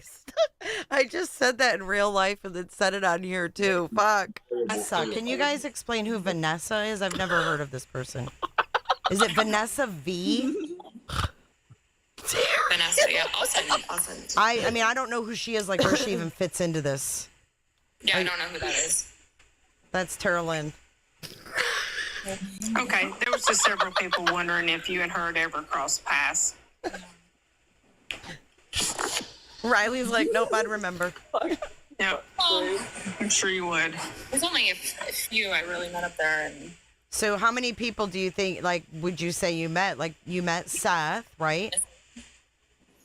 Seth, I met a guy. He runs a nonprofit out of in Tennessee. Him and his wife, they have an autistic child. Oh, He is does- that the Audibles? Jacob's Audibles? Yeah. Met him. Oh. Really cool guy. He he's was on involved back then. Okay, interesting. That's the first day he came, yeah. And he's on TikTok too. Really nice guy. And then who else? There was another girl, I can't remember her name. She was blonde. I know she drove like hours. She came with the trailer. I can't remember her name. There was, of course, Brandy and Anna, and then Anna's boyfriend. There was some woman who kept trying to show me about some psychic something. There was a woman who works with Court TV, and then I met reporters from the Fox in different channels, and then there was also some people came by numerous times, like a young couple at one point. There was Brandon and Perry, and yeah. That young couple must have been Clue and Cletus. Damn, That must be. called us young. I don't know. It must be the young folk that came by getting some flyers. Did you have any communications with Jules, the dog handler? Hell no. I heard something about a dog woman. Oh. There was someone, Skip told me later that some lady had came and said that she used to work with. Okay, because remember Jules said that the did I answered you. Did I trick you? I know, I heard him. He's like, hell no. I tried. Bow I tried down. to get- look, I tried to get Julia because I didn't believe she was here. Still don't. And I tried to get her to meet me at the Starbucks. I was like, I will buy you coffee. Like, come on, girl. She wouldn't do it. No way. She wasn't there, I don't think. I swear I offered it on a live. Did I not? Yeah. She would not do it. No, I don't think she was ever there. You could have got the cup, the dog's a pup cup. With me or something with dogs, and that she doesn't like me. I said, what? I said I used to volunteer with, or I used to work with Villalobos, pit bulls and parolees here in New Orleans. I said, so I pulled up the pictures of them, you know, Tia and Pit bulls and parolees. Why are these people gravitated? It's a show. It's a show. She likes shows. She's in the show? No, she just like volunteered with like they had like a show on A&E for a long time about dog rescue. Oh fuck. Is she another actress? She was on that show with Betty. Riley was. The hashtag cyber sleuths. Yeah. I'm so glad I didn't make that fucking show. No joke. God, that's like the show you didn't want to be on. Betty's No, that's why. Just on my, I just mention it every single time. Yep, that's why I stay vile and nasty, because y'all will never put my shit online. Too many beeps. her family. I'm like, does she look like any of these women? He's like, no. He said something about some pit bull lady or something. And I was like, I have no idea. But you don't remember like an army, like an ex-military canine dog handler named Julia? Someone to do. He met someone with the dog, something to do with the dog. He walked over there to meet her, like maybe, I don't know, 50 feet away. But I wasn't didn't. Jules. I was sitting down at the table. She's the one that like cried, saying like she brought her dogs on the airplane and stuff, and then they didn't use her. Right? Oh, that was Steph. Jade, you know? That was actually, from what I understand, that was the fake dog handler, and that was a lie. Julia is from Pennsylvania. She's the ex-military. I think there's a lot of people on social media that like lie in comments. They just say like random stuff. No, this wasn't just a comment. She was on my panel, and she sent me screenshots of dogs that were on Chewy.com of her bloodhounds. It was a whole fake thing. So many fucking trolls. There's so many. That's the one that, isn't that the one that like slept in her car? She was like, I couldn't afford a hotel, so I slept in my car with my dog. Oh, yeah, she was fucking crying. He turned us away. It was all to make Chris look bad. She's like, he came out and said, get off my property. And she's like, we had our dogs there. But didn't she come here without even like talking to him? Yes. Yeah. They had this plane, and her and her husband got on the plane with their dogs from Chewy and came out. Didn't have money for a hotel, but they chartered a private jet. Yes. Then she sent me a picture of a ton of freaking AK-47s all over her counter, and then like all these cameras that are set up around her house. Yes. What? You don't understand, girl. I was inundated with weird shit. Yeah, she took pictures of all these like cameras outside her house, and they had cobwebs. No, this stuff. Stephanie. Yeah. She sent me all these pictures. She said, I ain't fucking scared. And she had like AK-47s all over the kitchen counter and like Glocks and stuff like all laid out. I was like, okay. Hey, Jay. What's up, barbecue? I just want to come up for like 30 seconds, if that, and just explain. Yeah, go ahead. Maybe for people that might be confused of the 2 a.m. girls for like the 9,000th Yeah, time. Go ahead. So, Chasing Crime and Ocean, Cajun, Beach. Yeah, Beach was one. I forgot. Kylan. We're all on nightly panels. Cajun. With TikTok Tony. We were never a part of those lives. We watched from our own platforms, but we were never. When I say we, like nobody that was on that live panel that night, not Body, not Tammy, not myself, not Nobody Crimson, unless they're on our alt. not Chaps. I mean, like I'm even stretching there a little bit, but none of those people were 2 a.m. girls. The only people that were 2 a.m. girls are basically the people that are on the green team from TikTok. Yeah. But really, Chasing Crime is the only one that's a plaintiff, right? Right. And Cajun and Ocean are like, I mean, Well, Oceans is listed in it. Oh, I'd like to get that Cajun myself for saying I overlaid that peen. Yeah, don't worry. That old crotch saying I did that. Hundreds of people did not screen record the exact same live and edit the exact same way. I know. Well, Dolly had played it first. He's the one that noticed it was a peen first. Kayla was part, like, she hung out with Tony, but she realized, like, she backed away. There's people that were on some panels that basically were like, you know what, this is too fucking cuckoo for me. I'm out. And they dipped. Yeah. So there was a lot of more 2 a.m. girls in the beginning. Right. And Hey, what happened to that Atlanta, like 407 Atlanta? They would be like going. Never heard of him. Yes. The dark-haired girl. It was like something Atlanta. They're talking about ATL girl, 712 ATL Cindy, the journalist, like from Atlanta. Journalist? Oh, wait, Yeah. she She's did like 716. 716 ATL. Yeah. Oh, I don't know. She didn't like me, and I blocked her. Yeah. You have a long block list, barbecue lady. So I probably have 10,000 people on my block list. Yeah.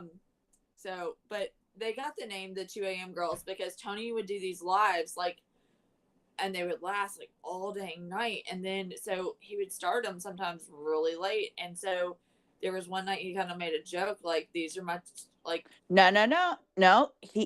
Crabtree went up on a box for like one of the first times like over there. And he was like, this is Ocean, one of my 2 a.m. girls. And he just flat out said it. And then it was like, oh my God. And that's where it came from. Well, and Tony had, I think, referenced it like these are my late night girls or something like that one time too. Yeah, and then they denied it. It was like yeah. Well, but that's all I wanted to share. I'm in the chat. See ya. Yeah. Nope, she gone. No, I'm still here, Clue. Oh, I didn't see her little head. Sorry. She's like, she gone. So what's interesting is that if Riley Hey, can I say one more thing real quick? Sure. Has anybody heard any word on the streets about people maybe in Tennessee checking out some Twitter posts lately? Oh. Like where? I haven't. I don't know. I know. I've been on the water. I've been tearing it up over there, girl. Well, I mean, people with legitimate badges, I mean. Oh. Those? Oh. Yeah. Oh. Oops. I know they ought to be. I can tell you. You talking about SF? No. I'm talking about people with real badges. I'm talking about the law. Real law. Oh. No, what are we missing? LE. Well, I mean, I can't. I'm sure they're I can't looking say at specifics. I can tell you. They got some phone calls today. Oh, I know they did. And I also sent an email this morning, and I can tell you, per my mail tracking app, it was labeled a hot conversation, which means it is opened numerous times or forwarded. So there's that. I can't remember the y'all exact are talking verbiage. okay, hold up. Y'all are talking in fucking code. Okay? Yes. You can't We got talk to. in They fucking stalk us. You can't talk in code. Who's on the twatter? Besides Hong. Oh my gosh. The law, girl. The law. The law's watching. How do you know that? Because they watching. Jay. Sometimes people tell me things. Oh, fuck's sake. Listen, it's legitimate. I'm not saying it's not I'm not saying it's not legitimate. I just want to know how y'all know. I mean, you can't say. I can't divulge my actual source, but the law knows. The law is looking, and the law is not happy. The law is very aware. The law is not on their side. Fuck! I hope I'm not on there. Well, they didn't print their badges. I'll say that. Well, that's interesting. Yeah. Canvas, thank you for gifting 5 cooterships. All right, I'm out before I say some more shit I shouldn't. No, stay up. No, I'm just kidding. All right, thanks. She's like, no, stay up. Thanks, barbecue. One day I'll share more. Time is of the essence, you know. Timing is everything. Well, that's true. I mean, like, honestly, they're playing like what they're doing is not. It's dangerous. it's gonna get somebody. Like, have you heard like the voicemail that was left for Kathy Bowersox? Yeah. I mean, what they're doing is, Well, now we have this post on Facebook from supposedly Nina's daughter. Oh, God. Which was the latest thing, right? Yeah, that's bullshit. I call 100% bullshit. I don't think that girl wrote it. I hope not. I mean, I hope she terrible didn't. grammar, and she doesn't know the difference between your and your. Like, Well, I just think that it sounds exactly like the story that Nina told on Trevor's, like to the exact details. So either if it is her, she's heard the details so many times she knows them. But yeah. Well, I mean, her kids were sitting right there when she was doing that freaking interview. True. So, Yeah, I don't know. That's a touchy subject for me because that's a minor. You know. Well, another thing though, Clue, you noticed that they posted a picture with it, right? Mm-hmm. And remember, there was a whole thing being talked about whether her daughter had braces and like Chris like punched her in the mouth or whatever, or hit her in the mouth. Yeah. Do you think that was put out there to show that she had braces? Because wasn't it just said the other day, like, oh, you know, kids that are 10 don't have braces, like they don't get them until they get all their adult teeth, blah, blah, blah. That's actually not true, but or do you think that's nothing? No, they get them whenever. Like, I mean, as long as they know they're going to need them later down the road, like they'll start to get them when you get your permanent teeth in. Yeah, as soon as you lose all your baby teeth and you have your adult teeth, they put them on if you want them on that early. But I don't know. I feel like I don't know why you would ever. Why would you put that on Facebook? Exactly. That's and my then whole they thing. cropped it out, and it was under an alt anyways, allegedly. I'm just like, I read that and I was like, bullshit. I didn't even finish reading it, and then I read it on a live, and yeah, I just said bullshit. Yeah, I don't see the reason to put anything like that on social media. That's ridiculous. Yeah, I agree with that. Yeah, you can. There are 7-year-olds with braces, by the way, just for y'all. And honestly, shame on her mother for letting that get out there publicly. That's where I am with it, right? Mm-hmm. To me, that doesn't look bad, even if it was her writing it. That doesn't look bad on anyone but Nina. Mm-hmm. So again, I think you doing that interview or that 2-hour monologue with your children sitting right beside of you was, that ought to tell you something up there is off. Mm-hmm. Mm-hmm. Vindictive, if you will. Right. So I mean, I just see that as, I don't know. I'm very protective of my kids, especially when they were, teenagers, because I got divorced when my kids were teens. And, it's a hard time for them just being teens, let alone going through family bullshit, And Yeah. I just think it feels so icky to me, and I don't even know the little girl. So it just says a lot about the character and maybe the mindset of Nina, to be honest. Well, and I mean, like, to be fair, I don't know how it is healthy at all for your child to still, if that actually occurred, let's say you're being honest, stop reliving that moment. You know what I mean? Yeah, I mean, Get her clearly she has a therapy. lot of trauma to deal with, and yeah, absolutely. That's not the way to deal with it. No. Because that's out there forever. Yeah. Well, that's been what Seth has done, exploit whatever he can. And so, I mean, even same with Nina. Like, It's so wild. Regardless of if it involves children, that shouldn't have stories out like that on the internet or out in public, The craziest thing I've heard lately, because I know there's been a lot of people who have put, that theory out there that maybe Nina helped him and took him to a res or something. Do you guys remember when I was playing that old interview with him the other day and he said something about Comanche? Yeah, well, that, and he was living in a teepee and riding a horse all day. I was like, what? Oh, yeah. intent. It's not bad to live in an intent and riding a horse. He did say teepee though, like pointing towards like a reservation, like yeah. It was a weird reference. Yeah, like I was like, I really, at the time, him saying that was just like, okay, that's freaking weird to say. But now it's like, Yeah, no, that was like a very prominent theory that, like, that's why I was saying, like, Clue, we should get together, because I knew all the TikTok theories that were going around, because it seemed like they were running different theories on different platforms. And as we go through these like older interviews and stuff, like, it would be good to have a meeting of the minds so that we can pull out these theories that were prominently pushed on YouTube side, and then also the ones that were prominently pushed on the TikTok side that y'all may not even be aware of, because I was thinking surely they're pushing it as much as, if not as hard as they're pushing it, over here. And I want to say never say that, because I'm telling you right now, when we used to take baby Clue to get her braces, there would be kids in there that I'm telling you, like, they could hardly get in the chair by themselves. They were so. Am I lying?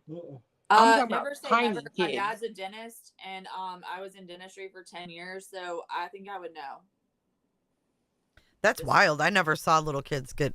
I would have never fucking paid. Are you kidding me? You know how expensive my kids' braces were? Well, because I couldn't like, imagine having to take them off and put them back on. You have to do like expanders. So like if you have a child that like sucks their thumb or was on the bottle too long, for example. Yeah, I get that. My daughter had an expander, but it wasn't until she had all her adult teeth, honestly. You put them in. They've started putting them in earlier because then you can avoid having longer treatment times on down the road or needing corrective surgery and things like that.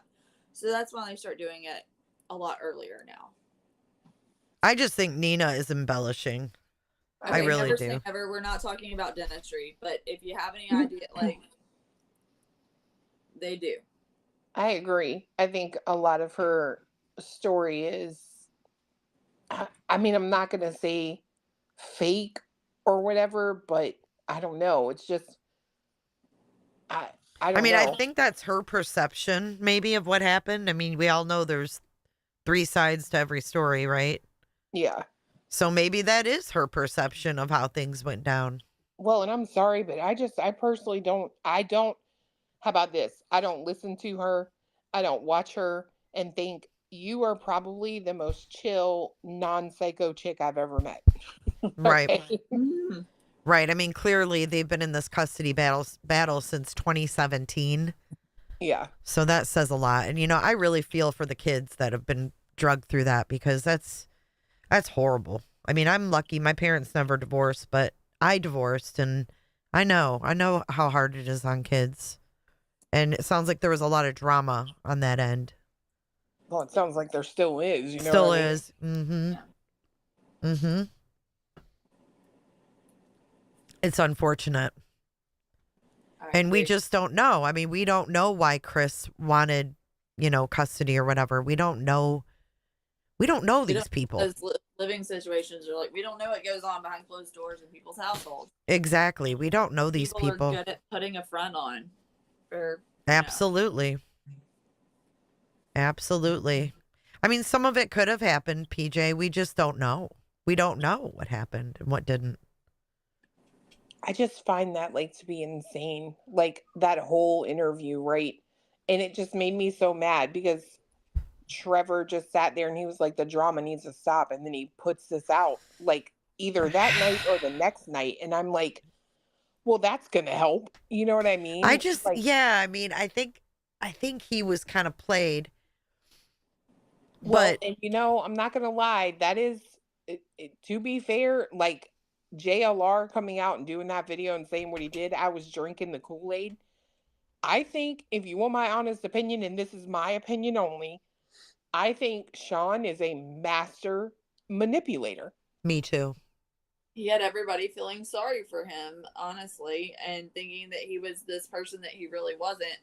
And I think when he brought on Tony, people saw Tony for kind of who he was, and then started realizing Seth is choosing to I'm not gonna lie. Like when I talked to JLR after that, and he was like, Jay, I was duped. Like literally, he was like, I was duped. Like he was pissed. He was shocked. Like, and I'm gonna say, I think he's great at his game. I'm not gonna lie, but because even when we left after meeting him the first time, Beyonce, like when we got here back home, I was like, I don't know about this guy. And he's like, what do you mean? I was like, I'm sorry. I'm like, there's just something that feels like off, as in like, I don't know that he didn't have something to do with it. And he's looking at me like I'm crazy, right? And he's like, I think maybe you're just being weird or paranoid. I don't know. He's like, I didn't get that from the dude. And I like put it in the back of my head. And then when we went out there with them to that search, and I heard him say that to JLR, and I told Fiance later, I was like, watch the video, watch JLR's video and see what happens. And sure as shit, he saw it. He was like, oh, hell no. I was like, I told you there's something with this guy that's not like this just. Yeah, I think women have a different intuition when it comes to that stuff. And that's probably why Fiance didn't pick up on it like you did. I agree. Mm-hmm. And just like JLR, right? Like he doesn't. But what Correct. you do notice is all the women, however, because guess who else felt that way about him right in the beginning? Magnolia. Like, I'm telling you, it is something about him to a woman. Because she was, I think, if it wasn't for Magnolia, I don't know if JLR's eyes would have been opened when they were, like, you know? I agree with that. And I think the women that, like, stay around him just don't care. Well, I think he was a little sketched out. He told me about the search at the park because it wasn't really a search, right? He was like, I didn't really understand what they were doing. You know, it was like 112 miles away, and you know. Oh, the first one, you mean? 48,000. No, when he met him out at the Natchez Trace. Yeah. No, yeah. And then they just kind of drove from building to building and all that stuff. Like it felt weird. Like they're not searching. Like, what is this? I think he expected there to be a lot of people, you know, like it was an organized search. Yeah. And then it turned out to be what it was. I think the inmates actually pulled, well, he's not really at the jail. He's not really been at the jail working long enough to really have like. Well, that was another thing too. Like we were all duped into thinking that Sebastian was left alone all these long hours because Sean was at work. Mm-hmm. And then we find out Sean wasn't even working. Yeah. That's true. I haven't even thought about that. I'm just thinking about. Well, he was for some time. Little bit. No, I mean, look back at those records. Well, he couldn't have gotten in trouble, right, in February if he was never there. He really, no, he would only been back to work like 10 days or 12 days before he got in trouble again. Yeah, someone figured out how many weeks he actually worked. That's why his 6-month probation was a year and a half. Yeah, Body said he went back to work right before he went missing, like the week before. Yeah. He was a professional, I mean, that's why probably nobody from Davidson County wanted to show up to help him out because they were all busy covering his shifts. So when Katie said tonight, when we listened to the video, and she said that she was asked, does he like to go for long walks? I think that was the question, something like that. Yeah, and she said, especially when he's off his medicine. And I started to think, like, when have we ever heard that he's off his medicine? At Sean's, right? Yeah. So when he was off his medicine at Sean's, did he ever wander off there? Because, like, why did she say especially off his meds? Like, was there an instance or instances where that happened? I just thought that was interesting that we heard that Sean didn't give him his meds, and then when he's off his meds, he likes to go for long walks, right? Well, that was another thing that we talked about, I've talked about before is, and then I'll bring up what someone in chat pointed out that I think is really important. First of all, let me bring up their point because it's really important. The suspicious part of me thinks he went back to work just so that he could have an alibi. Girl, I said that right in the beginning. I remember people jumping my rear end too, because I was like, you know, what's a better like out if you want to do something nefarious is to be a cop. Or, excuse me, law enforcement, air quotes. Law officer.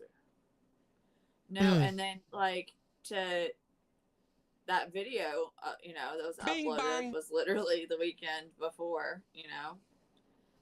But also, like, if you're on those medications, those types of medications, you can't just come off of them. Like, they're dangerous to come off and on, because you start having HI, SI, you start having, like, it. Well, can you imagine how his Monday back to school would be? Don't do well with, and it also would exacerbate any behavioral issues, honestly. Well, do you also remember when Seth said that when he was at work, like, he would go outside and wait for him? And then the neighbor, he'd be like, my dad's going to be here in 7 minutes. Yep. But then in another interview, he's like, oh, getting the kid to wear a watch was, you know, impossible. And he didn't have any concept of time. Yeah. But he's standing out there in the driveway with the neighbor. Who was the neighbor? I need to know more. Seth, take a link. I need to know more. Who was the neighbor? Well, I can tell you. I mean, if I can take a link at BJ's, then you can take a link over here. Seth, Sean, somebody try to tag him. Let's catch him creeping. For real, Sean. Here's a link. You said no one asked the right questions. I would love to ask the right questions. Justin Hickey? Who's that? The neighbor. Oh, that Justin. Oh, is that Justin and Janine? Yeah, girl. That you dropped like a fucking riddle. Who? You, in truth. Dropped that shit like a riddle. I was like, who the fuck is Janine? Oh, the Jays. Like, you guys were all over there. The Jays. There's the Janine that's like, really who's that? like psycho bananas for like that was in these chats. Behind the whole Westmoreland search, 27.27 miles, and who's that? Wait, what? Yeah, you know that crazy bitch that was talking all that shit about this guy is the FBI and you know who you are and you know what you did. Why don't you go after Chris Proudfoot and all that? Yeah. Oh, in the like natural burial place. From yeah. Sebastian. Oh, the chick from Facebook. Yeah. Yes. Yeah, she's nuts. That's not Janine Hickey. If somebody, it's close enough. It's her last name is very close to that. Did you guys ever try to get a hold of Janine? Which one? Hickey. No. Nope. You didn't? Nope. What about Justin? He was on News Nation at one time. Yeah, he was? He was. For what? The vigil. Yep. Passed that and left because he was apparently the one that coordinated it. Yeah, he coordinated the motorcycle club. What? Yeah, girl. Was he wearing a vest? No, like a motorcycle vest? Like he wearing a red shirt, maybe? I don't know. Justin Hickey? I just remember. Yeah. Where is he now? Is he in Tennessee or? I don't know. I don't know. I know he had like a follow-up court thing. Oh, so he went back to Cali? Going back to Cali. Cali. Did he go back to Cali? I heard he might be in jail. I don't think so. Jail? Yeah, I thought I heard somebody say he might be in jail in Davidson County. Oh, shoot. Again. Wait, in Davidson? Yes, girl. He got arrested in Nashville. Oh, for God's sakes. What does Justin drive? He, A car or a truck? It's a car. Big truck, probably. A truck? It's a car. That's what I would guess. Probably one of them 5 trucks that were driving that Texas Roadhouse. No, it's a car. It's a car? Is it a piece of shit? It is. Just a hunch. Watch Wow. Bob Cruz try and Photoshop that one in. So how did Janine afford a duplex?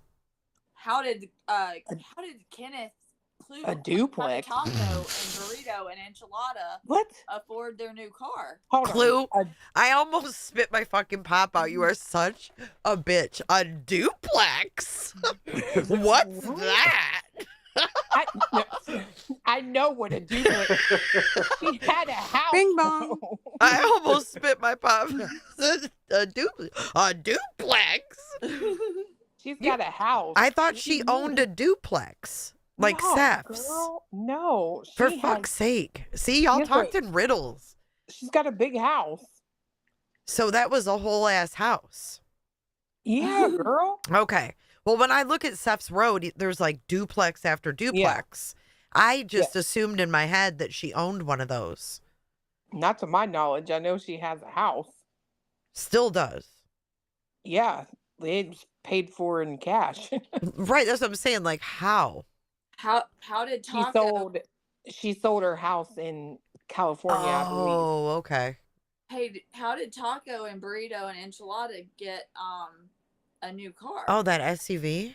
Oh, Yeah. by the way, I guess They couldn't even Taco. afford rent. They couldn't even afford like heat like last time, or curtains and stuff. And I'm like, you got a whole SUV that's nicer than mine. Yeah, that was pretty wild. This I mean- fucking family tree of fuckery is like worse than Whitaker's. I swear to God, it's something. It really I mean- is bad. Maybe burritos on the 2 a.m. train. You don't know. She might be selling feet pics. Oh, come no, on. and We already seen her leg propped up against the wall. I know, girl. That irritated me. I was like, who Put does your that? fucking leg down. God damn. Okay, so we have a Taco appearance that I was just sent the link to. Hold on. Hold on, guys. I guess I'm blamed in this by Taco. Recently? Right, recently or Yes. Yesterday. This Wait, is from Taco yesterday. out of retire like What? Oh, they say Jay is for Justice is the one that started the rumor about the kid on the bed. I didn't start no damn rumor. Dude, All I that- did. That What? burrito lady tried to say that I did something to her. Something. What the hell was she saying? House, and Oops. he may have knew they. Oops. What I did don't she remember. say? I don't know. She tried to blame me for something. I'm like, bitch, you are not like even in my world. What are you talking about? Who are you? 5:40:29. Okay, I guess it's at the end here. they creep on some like they creep around just like Sean Everyone does. that Like, mentioned he'll truth and disappear. You transparency. speak his name. This is Michelle. It's Mrs. Taco. Oh, See, yep, she be the one. That's the one. Okay, hold on. Let me share it. Is this the one where she does the swing around and there's somebody sitting there? I haven't seen it. It's from yesterday. I hadn't seen that. Okay, let's start here and see what's A going bunch on. of bull crap. Dolly, that was a friend from Colorado. And the subject of Burger. Okay. What do you? Well, from the get-go, I said he did not do this. Uh-huh. And the more things that are happening, I still don't think he did anything. I Okay. think that anybody in that town can order a knife off of Amazon. You know what I'm saying?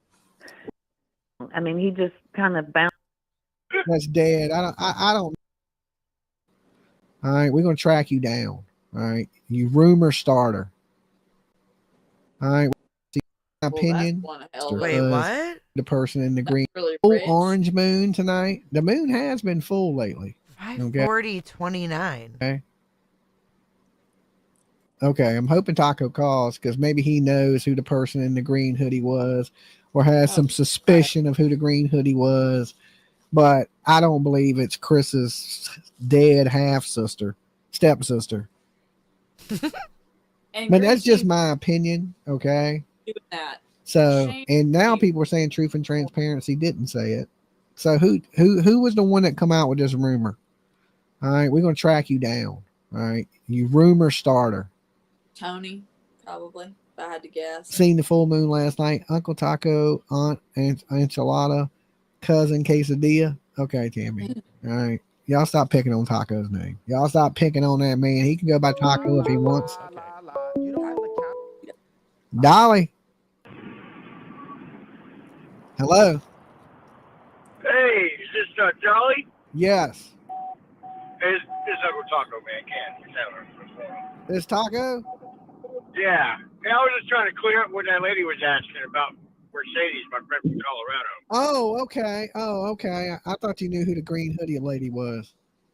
No, some Martian, some unidentified dead person, I guess. I don't know. Oh, okay. Well, they're saying it's Chris's half sister or stepsister that's dead. I don't know. It's always something crazy, Taco. Yeah, it's never the focus on finding Sebastian. It's all trash. Yeah. Wait, you know what I'm saying? I think so. I think it's just clickbait shit is what it is. Literally, just like, hey, let's say something different. Let's get everybody to watch. Yeah, I think instead of focusing on the green hearts and finding Sebastian and finding the truth, and finding Sebastian. You know what I mean? Yeah, I absolutely know what you mean. That's what. And sometimes I feel like I'm kicking myself in the head arguing with people because they'll hear things up here and they believe it to be true when most of the internet is bullshit. Yeah, just rely on Google for your life. I think internet is good for entertainment, but not for actual information. For general knowledge, it's how you use the knowledge. Give me? Yeah. You can get all the knowledge you want from a book, but it's how you deploy that in your life is whether or not it makes a difference or not. You know what I'm saying? Arguing about who did what and who slapped who and who ate what steak and what sauce was on it. Let's just focus on Sebastian being gone for how long? 11 months in 10 days. It'll be 11 months. It's sad. Their father and the mother and the stepfather have to go through what they're going through, but it's all about Sebastian, right? Do you think, you know Seth pretty good. Do you think he'll end up working this out with Chris and Katie? I don't know if there's ever anything working this out until we find Sebastian. Yeah, you might be right there. I think the feud is just getting bigger and bigger instead of like them even trying. I thought in the beginning there was a chance that they could work it out, and then it got. Yeah. I think it got out of control. It got weird. It got weird. There were so many viewings of at the vigil when Chris approached Seth. Does that look like he was working something out? No, it didn't. It didn't. It wasn't good, man. And all these people that are coming on to the side here, but are just catching on to what's been going on. It hasn't been here from the beginning. Yeah, I really don't need to just sit back and take a look at it. Yeah, he says it was friendly. Even Seth said it was friendly, but I didn't believe Seth when he said it was friendly. I didn't think that shit was too friendly. It didn't look friendly. No, it didn't. And if it was friendly, why didn't he stick around for the vigil? Why didn't they stick around for the vigil? Amen to that. There you go. That's what I meant anyway. But yeah, they didn't stick around. They went to that Harley shop that night, and they've never tried to put a prayer vigil or anything together for Sebastian. Now, I have my suspicions on them, Taco. I do. And yeah, we all do. So, I mean, I think I'm not blaming them people, like I'm not blaming them, but I have my doubts. I think that the police need to look at them, stare at them, not just fucking look at them, but stare at them. You know what I'm saying? Yeah, like give him that look, the Depot look. You know what I mean? Yeah, like I said it from the beginning. The accountability. That's all I have to say. Yeah, I'm more of the behavior person. I'm thinking, and PJ says this, and my girl says this to me all the time. It's actions. Hey, PJ. It's your actions in this world. It ain't what you say. It's your actions. How you act. It says it all, Y'all remember Montel Williams, right? Montel Williams? Yeah. Yeah, the man, Montel. Yeah, the bald-headed dude. Yeah, I remember Montel. Yeah, he come by my school up in Connecticut and had a show that was the Montel Williams. He said, "Out and move out of my way." He said, forge your way through life. Forge your way through life. Yeah. You know what I mean? It's your destiny, not anybody else's. I believe that. I'm one of the people. My saying is, this is my world, and you're just in it.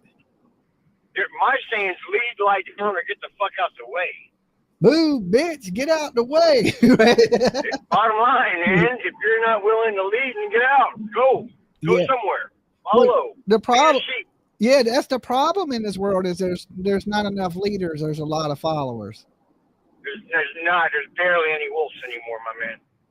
Yeah, so now the lady that called, you said you wanted to clear that up. That person that was on the bed was. Here we go. Like, I don't know nothing about that, so you might have to fill me in on that one. Yeah, so there was a video that I had a while back. Jade for Justice spreading more shit. But she turned around and I wonder if at first they thought that was Sebastian. I had Sebastian dressed up like a woman. And I'm like, y'all are some high. Y'all are high ass. I wish I had whatever y'all are smoking. Because I can't even get that high on the shit I get off the stores here. Yeah, I stopped smoking 5 months ago, so I don't even like to hear the word. Awesome. Congratulations. I can't. It was by force. My wife's paying through it. I had a heart attack. That's awesome. I had a heart attack, and the doctor told me to quit smoking, so I did. Yeah, I heard. I'm glad you're better now. Yeah, I'm glad too. I'm glad to still be here, Taco. Man, I'm glad you're up online and filling our days with happiness. Yeah. So it was a little girl that was sitting there, and they thought it was Sebastian dressed as a girl. No, that was a woman of 4 children. She has 4 children or 5 children. About 4. She has 4 children. She's a mom of 4 children. She's from Colorado. She just recently moved back here to Oklahoma because her and her mom were making things up. She was in an abusive relationship, and all she was doing is hanging out on my bed. That's all she was doing. Okay, all right. Well, go ahead, player. No, she's younger than my daughter, so I can't touch that, man. Okay. Yeah, leave that alone. Plus, You be creepy. 30 years into my marriage, I'm not even going to try to mess nothing up. Oh, yeah, you've been married that long. You might as well finish the sentence. Yeah, smack talker, take me to fucking bank if I leave her. There you go. Okay, hey. It's cheaper to keep them. Cheaper to keep her. So I appreciate you calling in and filling me in on everything, Taco. Yeah, I'm sorry I'm not very helpful, but it's all about Sebastian, right? Yeah, and I'm going to be back down there soon as I can get back down there to do a little digging, a little more searching for Sebastian. I wish people were putting organized searches together and it was about that and not the drama myself. Yeah, let me know when you're heading down there, and I'll head down there too. Okay, sounds good to me. All right. We'll clash it up. All right, sounds good. I'll talk to you later, Taco. Peace, love, and collard greens, y'all. Have a nice day. All right, peace. Okay, he makes a good point. You know, we got to remember it's about Sebastian and people, you know, like I said about saying the crazy things. He said he had a woman that had 4 kids that lived in Colorado sitting on his bed, and everybody swore it was Sebastian dressed up like a girl. That's what I mean about the misinformation and the fuck you, Dolly. Hold on, wait, Jay. Fuck you, Dolly. Taco just said Oklahoma. Oh, that's what I mean about the misinformation. He's the misinformation fucking train. How many people is in the here? Fuck out of here. I don't know. Okay, so here's something I do want to bring up, and I want y'all to pay real close attention. Okay? I wish I could get every single person with a freaking channel on this platform to double, triple, quadruple down on talking about one thing and one thing only. Understand if you do it, though, you will move to the hit list. Have you ever noticed there are 2 things that if you bring up in this case, Tony, Sean will not address? Under Homestead of Family Values. Rogers Homestead of Family Values, and they've never come out and addressed Justin or Janine. But the Rogers Homestead of Family Values is something you can come out and talk about. He wasn't at work. What does Tony do? He comes out and plays cleanup crew. Well, he went back to work, but he got in a fight and he broke his glasses. Right? He will not, under any circumstance, address Rogers Homestead of Family fucking Values. Yep. Why not? Well, probably because it was reopened in May the 9th, right as like Tony was officially coming on board. And, you know, they can hide behind,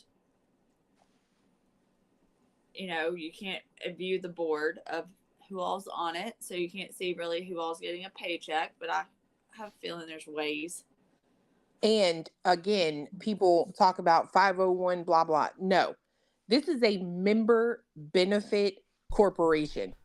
Mm-hmm. Only member benefit corporation, which means whoever is sitting on that board might be bankrolling. Yeah. Rico. Head of the board. Can we go back to this picture for a second, though? I'm concerned. Not because I think it's Sebastian. I'm concerned because of what he just said about this person.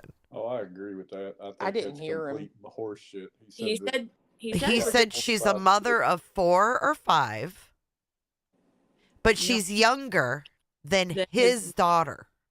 Yeah. I mean, fuck. I'm sorry, but Taco look ancient to me. How old is his daughter? Dude, Taco's really like my age. He's like 50. Yeah. I'll look and see right now how old he is. Taco was 50. She looked very frail and weak. And like, yeah. It does something's not right. No, Angel, he did not say it was his granddaughter. He said he just said it's a mother of 4 or 5. Yeah. And her name's Mercedes and she's from Colorado. Yeah, he was helping her out. She's in an abusive relationship or something. He's 44. Yeah. Jay, he's 44. Taco is 44. Taco's what? Well, hold on. That was at the. Hold on. Let me see if that was when I.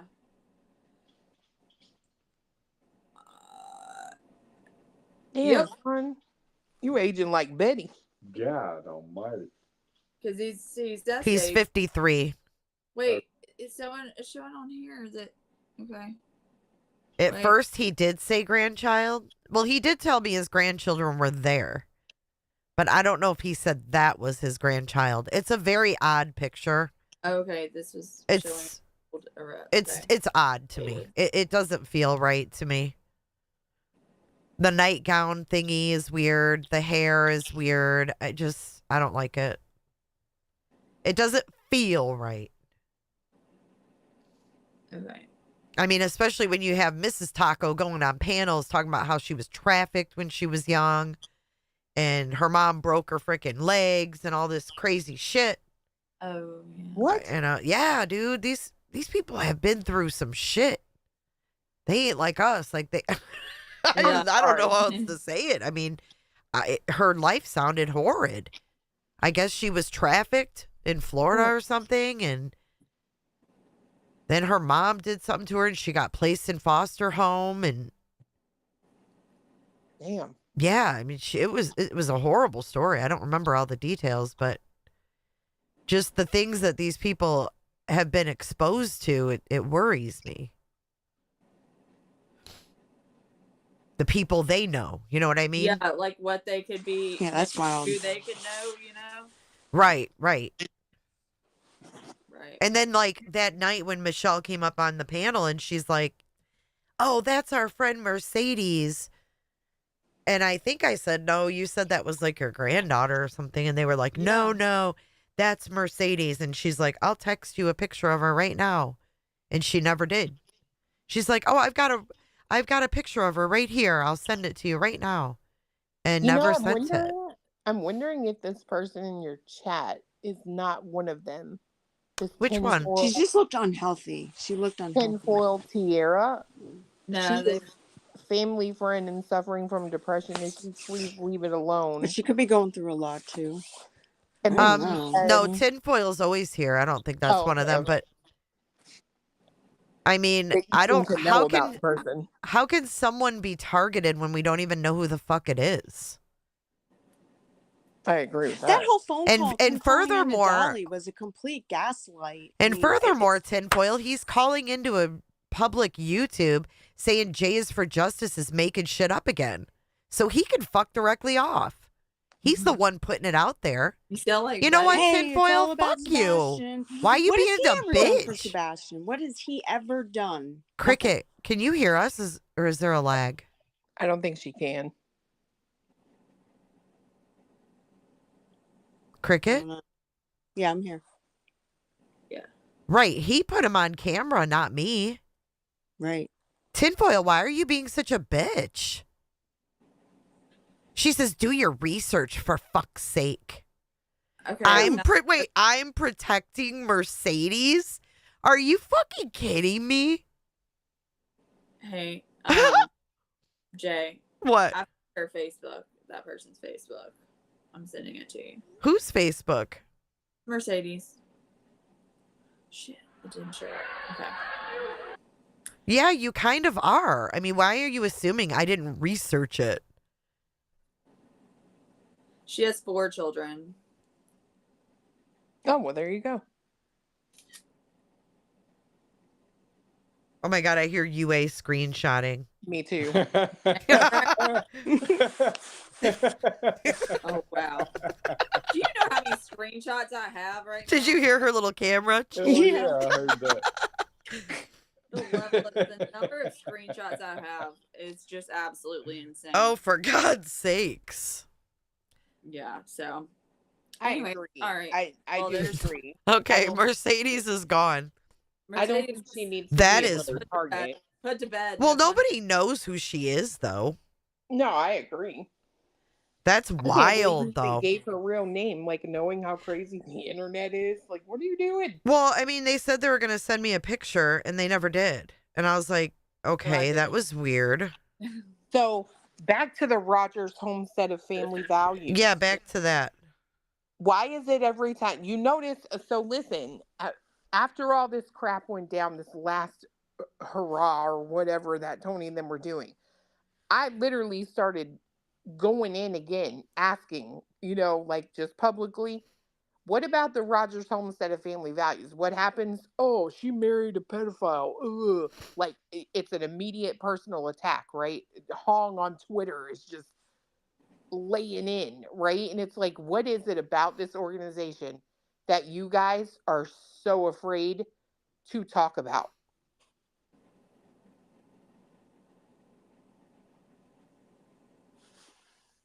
Hello?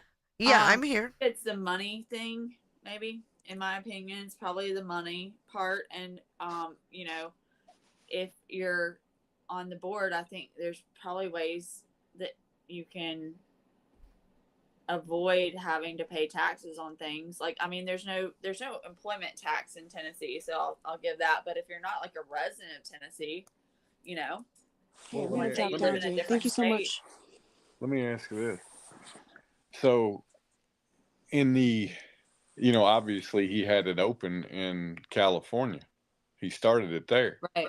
And there you've got a family, right? I can understand starting that, but it doesn't look like you really did anything with it. It almost looks like you were using it as an organization to put on a resume that you worked for.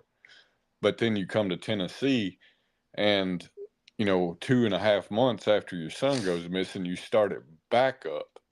Right. And it's really strange. It really makes you wonder. And then, this whole thing with, what's her name? Texana, and talking about that there's a nonprofit called Sebastian's Army that nobody seems to be able to find any record of. And it's like, was it originally Sebastian's Army and they changed it to Rogers Homestead of Family Values, or are these two separate things, or what the fuck? Or were they collecting money under Sebastian's Army and never genuinely had an organization? Yeah. Just put it all into the RH. Well, I feel like that's why Tony kind of latched on to Steven at first, is because he felt like he thought he had a nonprofit. Steven did, and so that was why I kind of felt like that was one of the motivating. Well, you know what I think, Clue? I mean, you want to know my opinion on the Homestead thing? Yeah.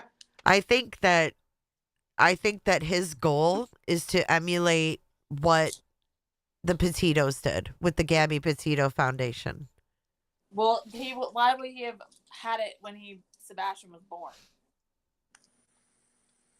Well, that I don't know. I mean, I think that because he didn't have a job. Well, but so I think Crimson's got a point with that though, because when I look at that, I could agree with you, and I can get down with you on it being reinstated in Tennessee in May, especially considering Tony's interest in everything and how that all sort of correlates. I could get down with that, but it doesn't take away from the fact that he did start it in California, and it seems to be sort of something that's unbeknownst to anybody, and there really seems to be no real reason for it. Carl, what's Carl saying?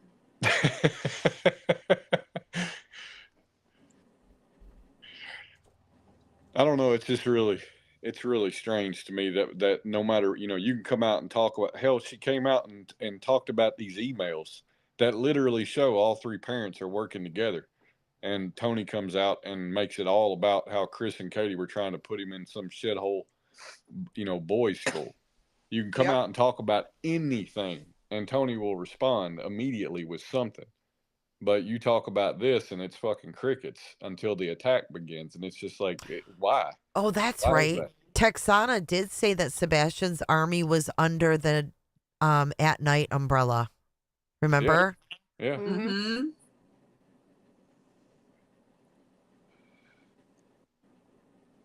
Choo Choo, look at the date. It was dissolved. It was right before the divorce. Right. He put on there on his application for the sheriff's department that it was dissolved because, what was it? All the board members quit and left. He said he closed the business because all the board members left. Yeah. All the board members. They up and left. Weird. The board. Because you do have to ask, was Katie a board member? Yeah, she was. Well, he was the CEO. She was his supervisor too. Yeah. Well, that's what but that's on the application. I'm talking about officially. I'm talking about the actual RHFV. I'm not talking about an application. He could put whatever he I wants didn't see any officers. I couldn't find that. I bet I could find it. God knows if it's out there, Crimson. No shit. Don't get on her bad side, people. I'm just saying. Did you see what she said? We need to be PIs together. Girl, bye. In 10 seconds, you're going to hear. She's going to be taking a screenshot of some shit. Going, Jay, you got an email. I'm just saying, I mean, I will go down these rabbit holes. I mean, I used to stay up all night last night going down. You go down these rabbit holes and you just like, okay, this, I need to remember this, and I'm going to catalog it so that I know where I found it. And then, That's what I want to know, cuticles. That's all I want to know. That's all I want. I got one question. I thought you said you had two questions. I want to know if, Green Screen Peen is a member. Who else, Betty? I'm going to go ahead on a limb, and I will say, I would say that is probably a fair, I would say they probably are, if it was, in my opinion. Well, so, and I see the comment from Angel there said he replied it was a non-profit. Well, okay, so that's bullshit. That's a straight out fucking lie. It is a non-profit in terms of it's not designed to be a profitable business to grow, but it is absolutely a member benefit. It's like a homeowners association. It's not for public benefit. It's for members benefit. Right. That's why like the Red Cross, the CEO gets like $600,000 a year or whatever. Yeah, and then but their salary, or like you have nonprofits where the CEO, like for example, like Blue Cross Blue Shield, nonprofit, but CEO, they all get paid big time bucks. Not and I mean, you have to, you do have to wonder, these people are also in court paperwork together as plaintiffs. Did you add board members? Well, yeah, I mean, I would be, it's a fair question, right? Does the Cash App feed into a bank account that is owned by the member benefit corporation? I mean, what's interesting too to think about is that you have these you have that Cash App that's TMB Fleming. Who is TMB Fleming? The godmother. Right. Why are we sending donations on Seth Rogers' Cash App? He can't create one for Rogers Homestead? Well, the same reason. I mean, the Venmo wasn't his. Exactly. The GoFundMe wasn't his. The Cash App. Well, at first, and then you notice, if I'm not mistaken, didn't at some point that change? Because I don't know. Somebody did clear this up for me the other day, but I forgot. I know somebody had said that this Cash App for Sebastian's Army was something else. Like, yeah, I saw them using it at the vigil or whatever. At the bar. Yeah. Who started that one? Right. My assumption is Tony and them, because if you say that's under the At Night umbrella. Right. Wasn't it Chasing Crime that was sitting there with it at the table? That was the Venmo. That was the Sebastian's Army Venmo. Like scanning with That's right. It's a Venmo, not a Cash App. That's right. Well, there's also, I thought there was also a Cash App at that one. I could be wrong. Because I was watching from the bushes, or the hallway as we call it. Oh, and they have a new email too. I took a screenshot of last night. If you watch these chats late night, that's right. I don't watch Butter all the time for Butter. I watch the Butter for the Sean. Right. I'm blocked. And he put a new email in the chat last night. What is that email? We are Sebastian's Army at gmail.com. Yeah, that's it. What? We are Sebastian's Army at gmail. Okay. Huh. Is that what it was? Is that the one that Tony was giving out or no? I don't know if that's the one Tony was giving out, but that's the one Seth dropped in that chat last night. He said, he was asking them to send him something that they were playing. I cannot remember what it was, but he asked them to send it to him at that email address.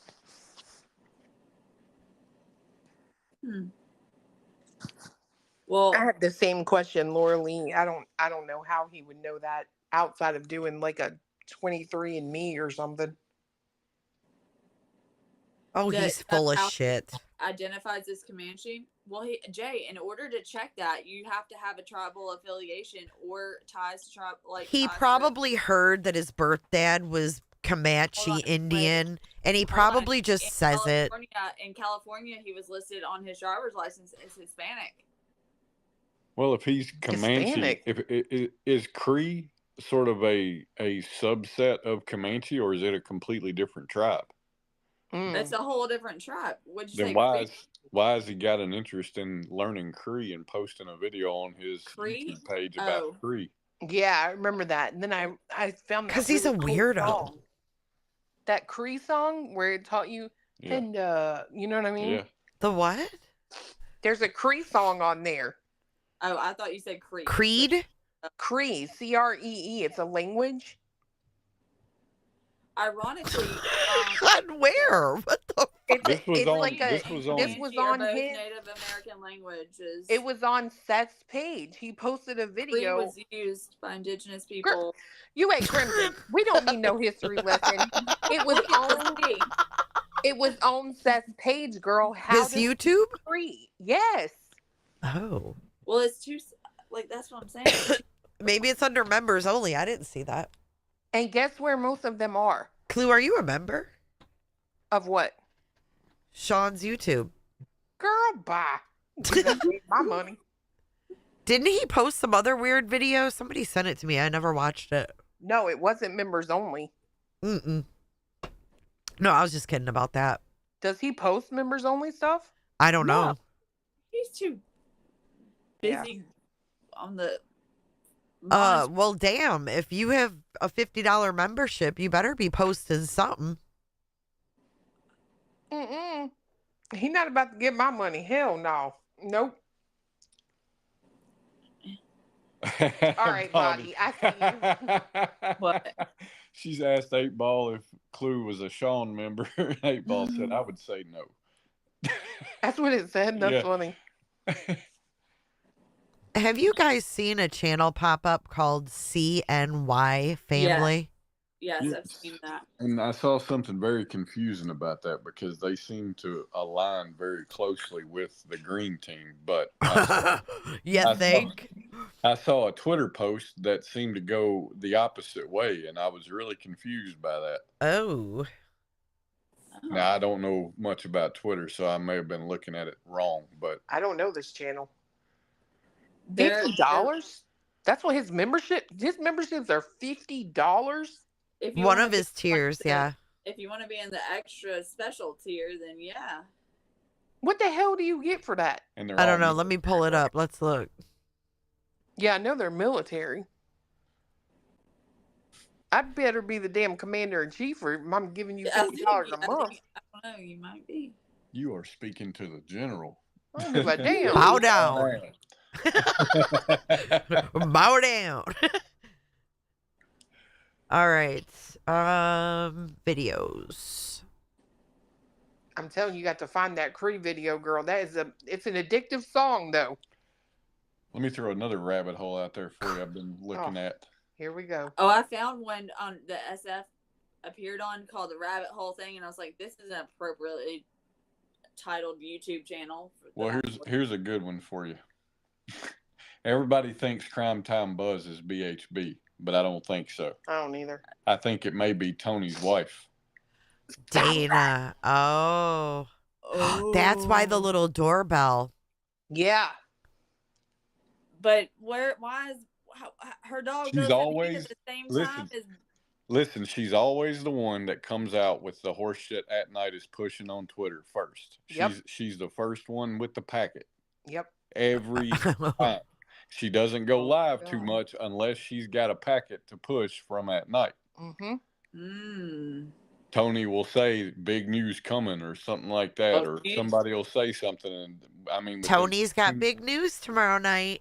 Within 15 minutes of something getting posted on Twitter, her ass is live with it. Sometimes even right before. And I'm like, Now, that's interesting. Very interesting. But why is her dog going in heat at the same time that Betty's is? I mean, how do we know? Hold on. Story about If the three of us moved in together, our periods would sync.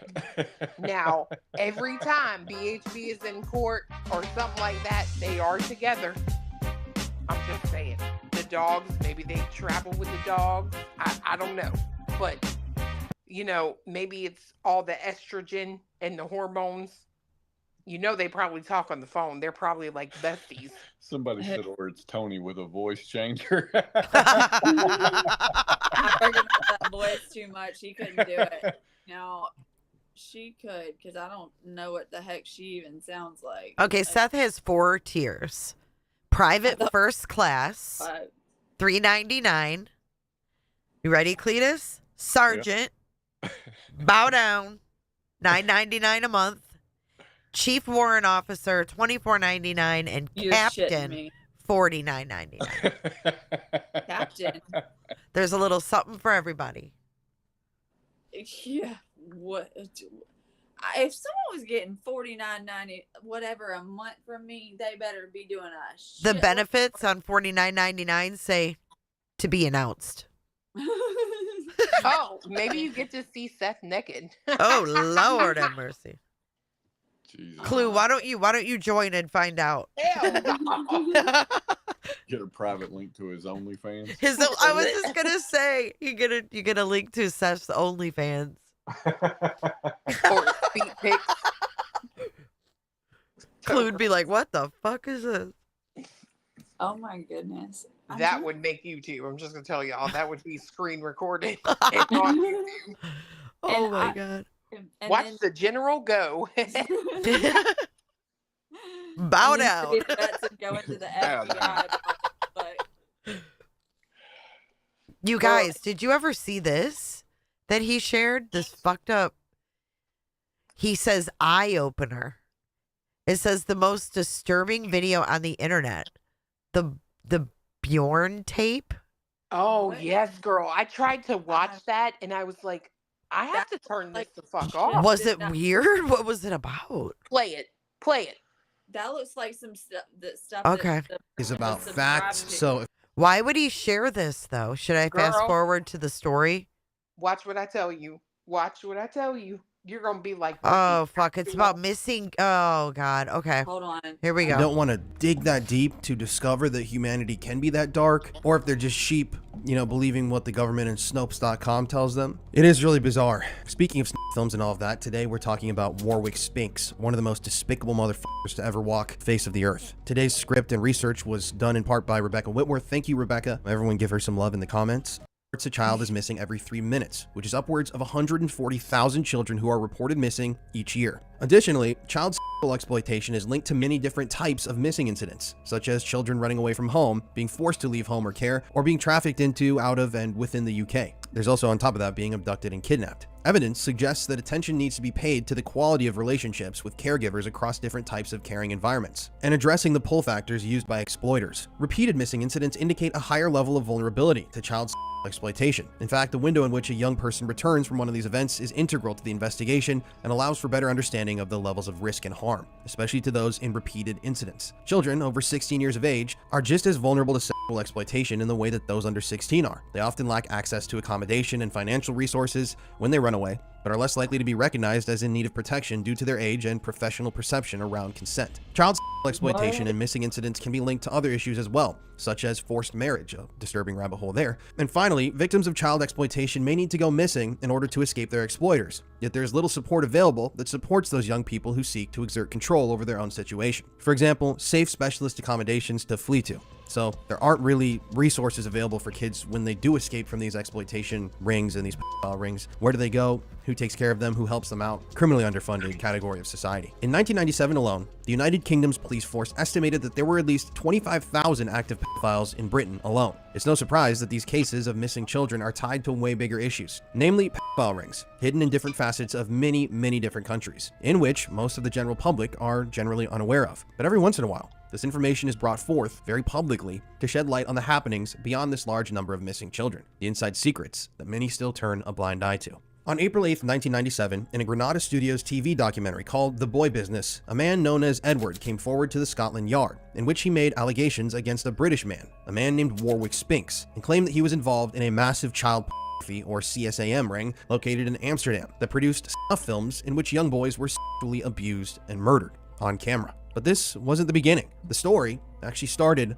long before that. I just want to preface this one more time, listener and viewer. Warning, this is an incredibly dark, disturbing, and graphic tale. So if you don't want to dive into this, I completely understand, but this is really necessary, and I want to warn you before we get into this. We are going to be discussing all sorts of abuse, graphic details of murders. This story is one that sticks with you, because we have to start out with the Bjorn tape. The first time the Amsterdam Vice Police came across the Bjorn tape was in July 1991. When it was intercepted by a customs officer. This tape had been sent from Denmark, and the sender refused to speak about the tape's origin. The tape recorded the relentless sexual assaults of a Dutch boy who was carried in front of the camera, limp, before being strapped into a chair, where he was defenseless against the indulgences of his two pedophile attackers. The video footage showed this young boy named Bjorn, age 9 or 10, being carried into a nondescript room by a man with a blanket over his head. The child was then tied to a chair and ordered to carry out sexual acts on the man standing next to him in the footage. There follows a long sequence where Bjorn is seriously sexually abused by the two men. Sometimes the boy's pain is clearly audible. You can hear him screaming in the tape. His voice is scared, and he tells the men to stop. It also should be noted that Bjorn, the young boy, appears to have been drugged as he's limp and looks kind of dazed out. During the filming of this tape, the men go to some lengths to avoid recognition. But the room in which the filming takes place is never fully shown. The film was made to be sold. It was made to generate a profit. And one of the men says clearly on the footage, this film is going to make us a lot of money. 3 months after the first Bjorn tape was intercepted, a French man was arrested while he was trying to get child pornography of his own developed. A copy of this Bjorn tape was found in that pedophile's hotel room, and he stated that he had borrowed it from an Englishman named John. So, in January 1993, the Amsterdam Vice Police arrested a Swiss national who was suspected of the kidnapping and possible murder of several children. This Swiss national also turned out to be in possession of a copy of the Bjorn tape, as were a number of other child abusers who came to the police's attention in the 1990s. After this thing was made, police who were arresting pedophiles and working on rescuing children from these sexual exploitation rings, these officers kept finding this disturbing tape. It was like a collector's item to pedophiles. This was like the cream of the crop stuff for them.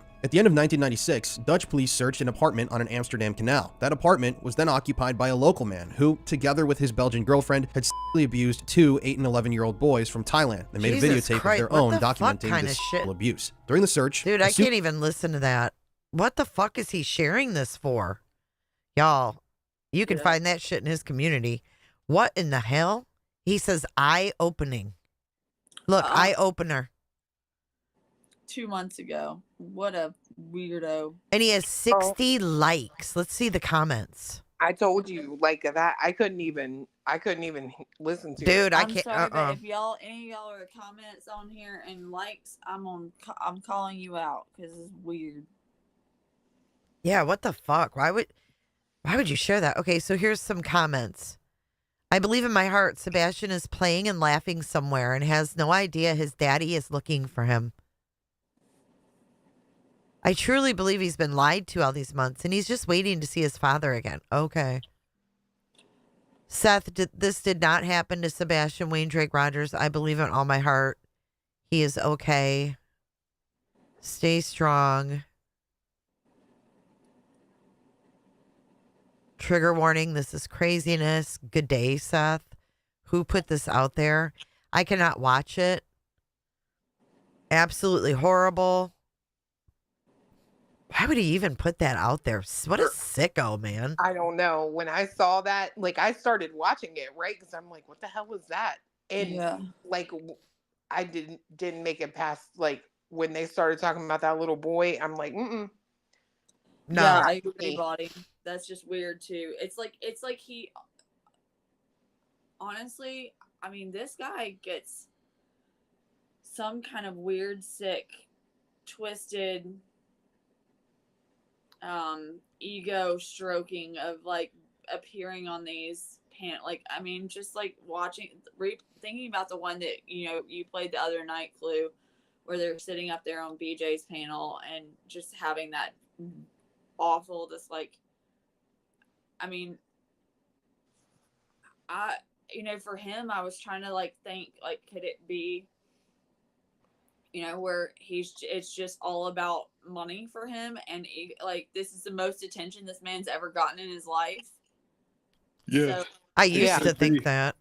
I used be. to think that. I don't know if I think that anymore. I mean, look, I'm not going to sit here and say that that's not still the strong possibility. But Cletus. Hold on. Nothing has changed, right? Except he has gotten more attention. So he's getting more of what he's never had. But one thing. Go ahead. I do agree it looks suspect as shit, and, I am not a fan. But in terms of it being a plausible scenario that makes sense, yeah, absolutely. It satisfies the why, right? Except, right, but the only thing that doesn't add up is SF straight up calling him a pedo, right? well, I mean, that's possible. I mean, And he doesn't dispute it. Like, he disputes everything. Well, he can't dispute it because it's his own words, right? I mean, everything that's been said about that has been because of his own words. He can't really go back on them once he's been called out on them. That's what I've been trying to tell BJ, but she can't pick up on it. So I mean, it sort of is what it is with that. But I mean, irregardless of that doesn't really have anything to do with the attention he's getting now. Because quite honestly, any negative attention he gets, he's got a whole hit squad of online fools. He's got an army, Right. Yeah. To counteract everything. It's like a power rush too. I mean, he feels like, he sits in this thing and it's like he's the sergeant. He's got the general. Sorry, the bitch general. Her, attacking his ex-wife that's, as Clue would say, married to another man, and like, hey Seth, and everywhere he goes, like, beat it, hey Seth. Look, I'm not gonna lie. I do that to fuck with him, but I won't lie. I'm not convinced that he's still hung up on Katie. Oh, he definitely still hung up on Katie. He can't Well, even hold hold it on. together. See, hold. Let me speak. You talk a lot. No. What did I tell you? This dude is a master manipulator. I personally don't believe he's hung up on Katie. I think he could honestly give two shits about her. What I do think, though, is that he absolutely is on board for using the heartbreak that she caused him, ruining his nuclear family, to fucking grift. I never thought about it that way. His whole MO throughout this whole thing is poor, pitiful me, right? Yeah, Eeyore. I mean, to the point where we call him Eeyore, right? Like, until he gets the attention, and then he's, hey, let me pretend to be jacking off on a panel. You know? Right. Then he's all giddy. Mm-hmm. Yeah. I'm telling you, I don't think he gives two flying fucks if that girl's with him or not. I think he used... It's feeding him, isn't it? The attention feeds him. Right. And I think he used that whole, I still look through our wedding album. Wow. And I think he did it because it's like, oh, that bitch, she left him. Let me send him $5. I'm telling y'all. Oh, that's...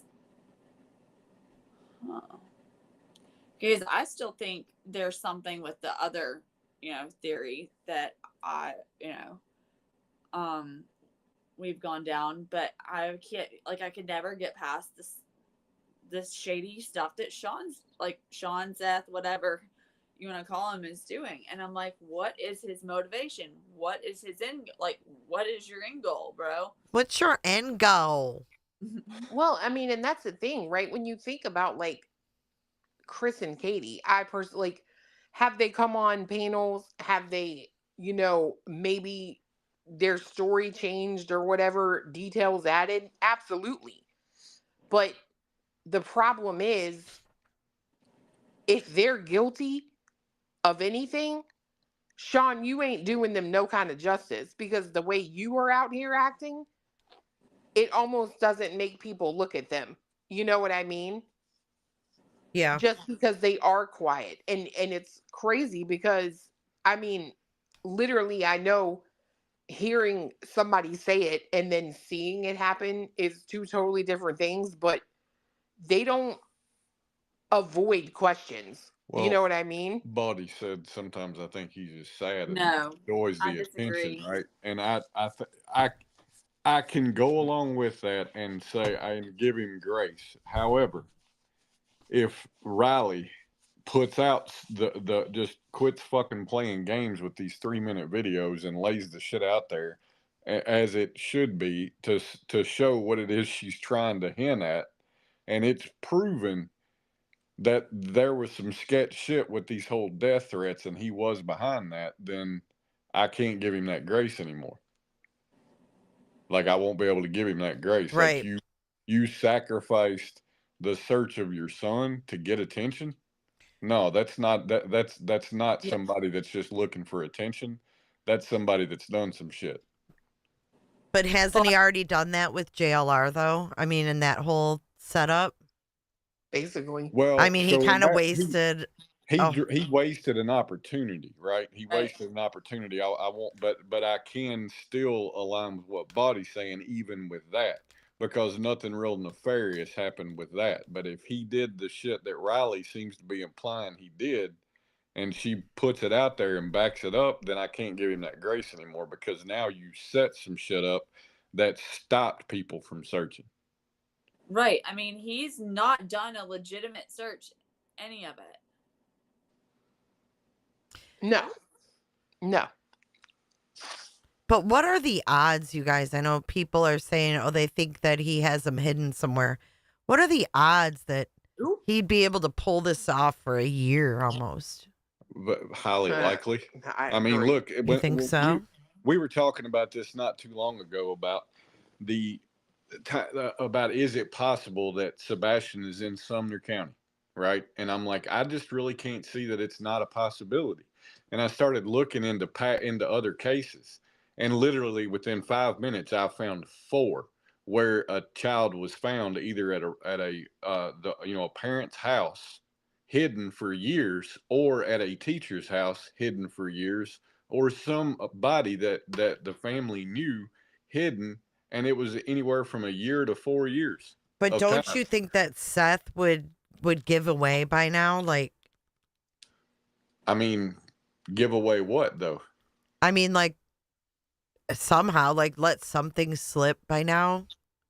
I mean, So I'm going to tell you, I don't think he's as dumb as everybody thinks I don't he is. either. I think that's another part of his grift. He's made Yep. everybody believe He's not as dumb as he appears. right. Well, and I'm going to say this too.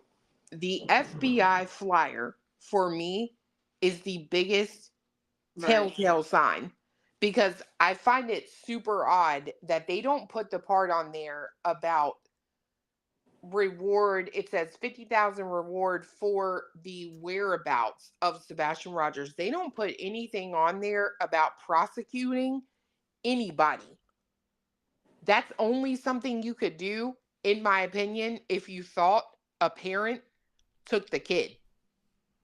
Because I do know that they can prosecute them, but I don't know. I don't, the whole thing reads just weird as hell. And the remarks tied to Clarksville, it's just, it's weird. You don't see them like that. It's always like 15,000 for the whereabouts or any information leading to the prosecution of the people that are you know what I mean? Yeah, they just want to locate him. Right. So,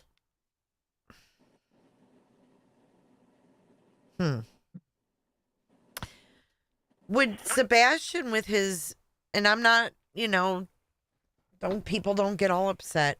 I'm just thinking out loud. We know that he was, they were looking into behavior schools or whatever. And, that's kind of when you're at a last resort. You've kind of tried everything else and whatever. Is Sebastian, like, let's say he took off. Is he a harm to others, to himself? I mean, he can be if he needed those medications that they had talked about him being prescribed to in like one of the interviews that I listened to, then possibly if he's not on those medications, yes.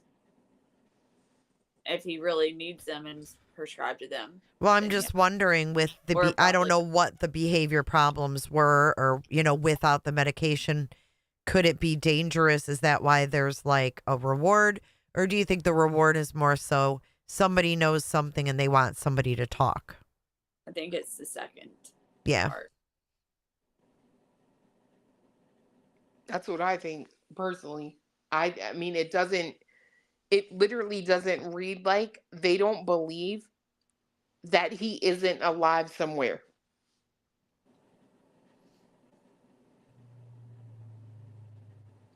It's just so weird, though. If they thought he was alive somewhere, you'd think that they would really be out there pushing for people to, show his face, post flyers, keep it going. Let's get signs out. I don't see that from them. Yeah. Unless they don't think he's in the area.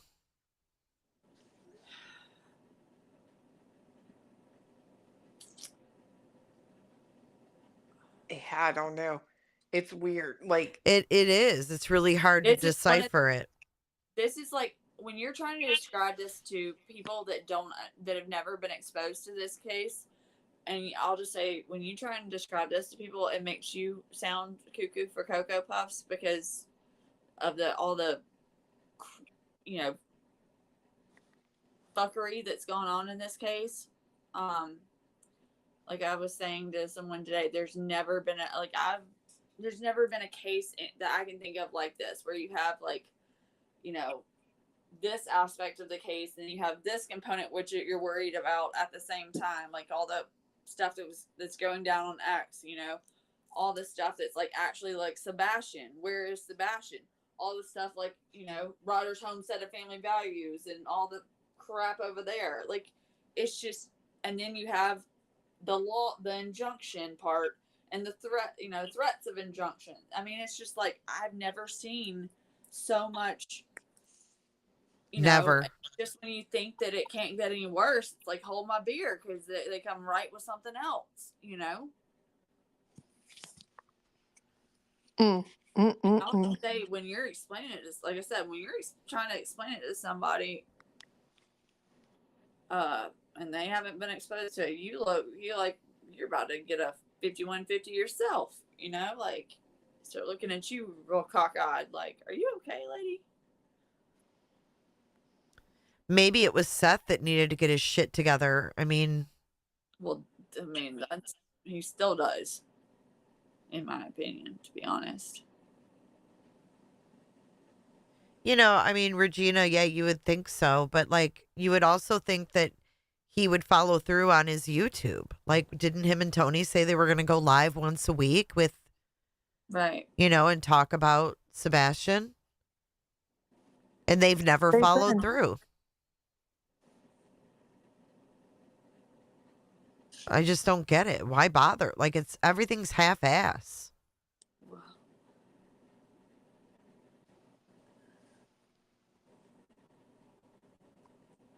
Do you think that Sebastian really wasn't upset about online school, but maybe he heard about these behavior schools? Like, what was the date on the emails to these schools? Do we know? 2022, I know, right? 2022? Yeah, this was years ago. Oh, it was? Yeah. I guess I didn't realize that. Okay. So it wasn't something that was current. It was something they were having to they couldn't get into immediately. They were having to and then also a lot of these schools are very not cheap. And then there was the one that was in Columbia that also apparently had some issues. Or 2023. It was like 2 years. I know it was around 2 years ago. Body said it was October of 2023. Yeah. So it was shortly before he went missing. Oh, okay. Where did I hear those? Okay. You're confusing it with the bullshit Tony said about the beginning of 2022. Yeah. Okay. Sorry, I knew I'd heard 2022 somewhere in there. From some, that's the other thing. It's just like, they lie about things you don't even need to lie about. Like, that's the other thing, and it's just like, why? And I think if you're a father that's trying to actually try to find your child and you think that they're alive, you're not going to want to do anything that's going to taint your credibility by getting caught in all these lies. Like when Clue, obviously when she put out those, the fact that he was not back at work, obviously you have to say, she showed the receipts of the fact that those had been, the records were obtained. Like, why Tony thought it would be a great idea to come out and say you got a concussion. I'm just like, okay, well, watching the ad. What was that? Did you hear that? Who was that? Are you guys ghost hunting? I was whispering. Sorry. Hey, pull up my community post. I know. I just You saw it? Wait, not your community post, but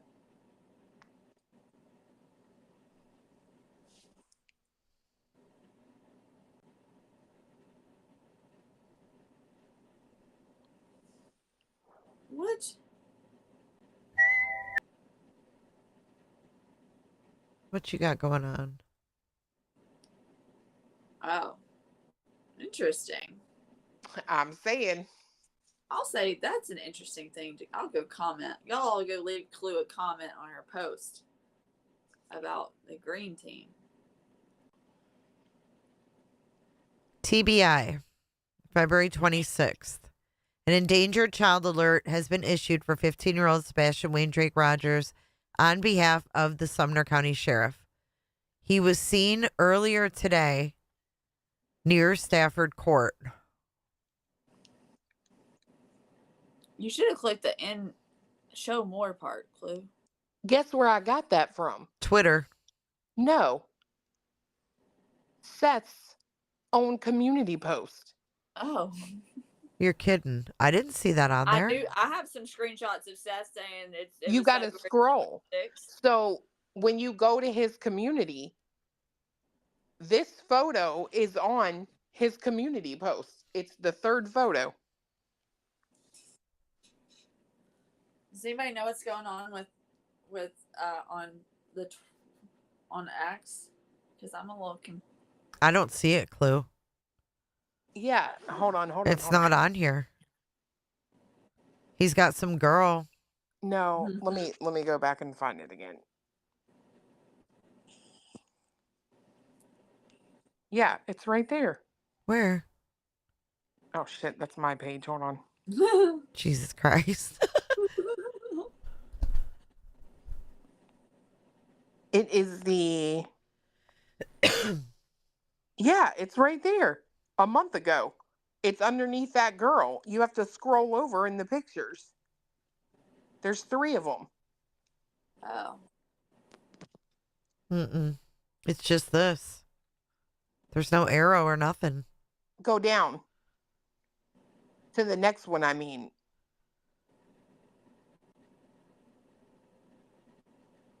Okay, go under her. This one right here. The next one down. To become a member? No. Go down. See something, say something. We're looking for photo. Oh. 2, 3. Look. What the fuck? All right, well, let's go on X and find the original post. I just find that you can't argue with the wording when it comes from the TBI. Uh-oh. He was seen What happened to today. Google or what happened to X, dude? What do you mean? Look at it. Like interference, maybe. I don't know. I'm on X. Am I hosed? What's that mean? I can't get to it. What's going on? Hold on, let me stop we got sharing. a lot of people praying on the green team. Jesus.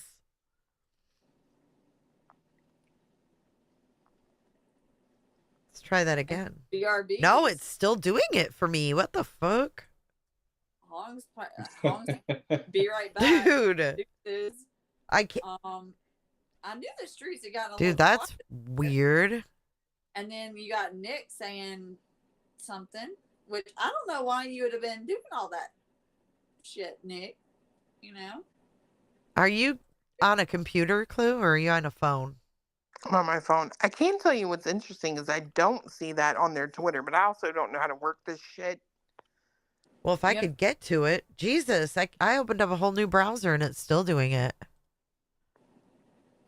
No, I'm scrolling. They see me scrolling. Is that on the twat? How can you tell? Oh, at night private intelligence. Yeah, look at this shit. It's literally What's going on? Wow. Okay. This is weird. What? At night it's like a speaker. It's just an emoji, the speaker emoji with like X'd out. You see? Mm-hmm. For at night, and then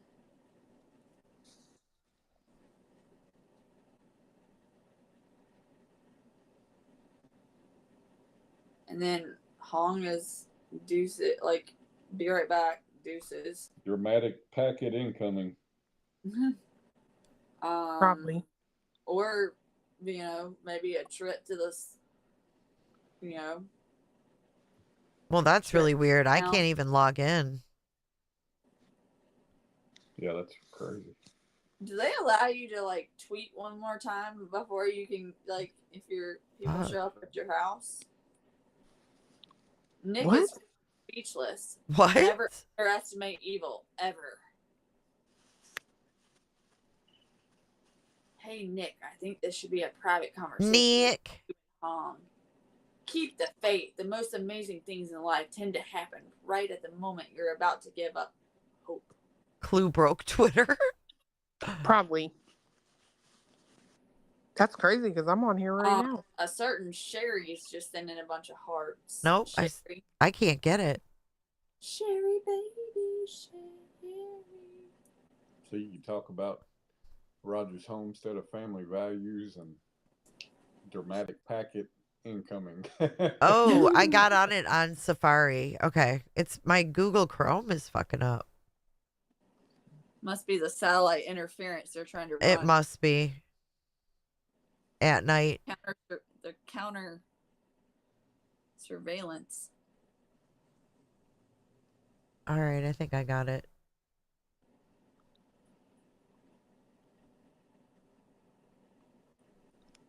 Okay, Yeah, what was that coming? Oh yeah.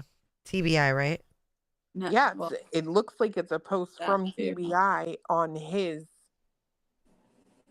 Is It's it gonna be- at they post TBI a lot. investigation? Yeah, they post a lot. And that's what I'm saying. I can't find that post, but I mean, surely they wouldn't have deleted it. Did you go all the way back? There's a Yeah. lot of posts. I remember scrolling through this before. And I kept showing people, look, they found people. Look, they found people. Oh, I found it. Did you? Oh, look at me twatting. Can I share it? Yeah, you Oh, how do retweet you do it. that? Oh, yeah, I'll just do that. The little arrows. Retweet that thing.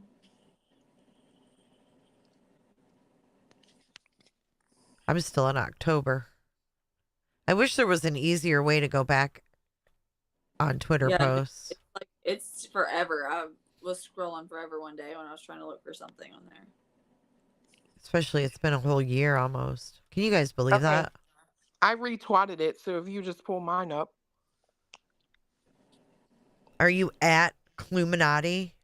It's at Clue_Minotti. You got Sparring Buzzard pissed like none other. Yeah. Oh, I know.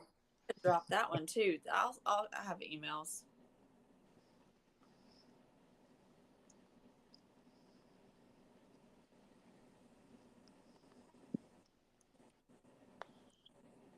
I don't like that you can't delete your twats though. You can. How you do that? Hit the three little dots. Three little dots, yeah. Mine doesn't do that. See? Yeah, It should. Oops.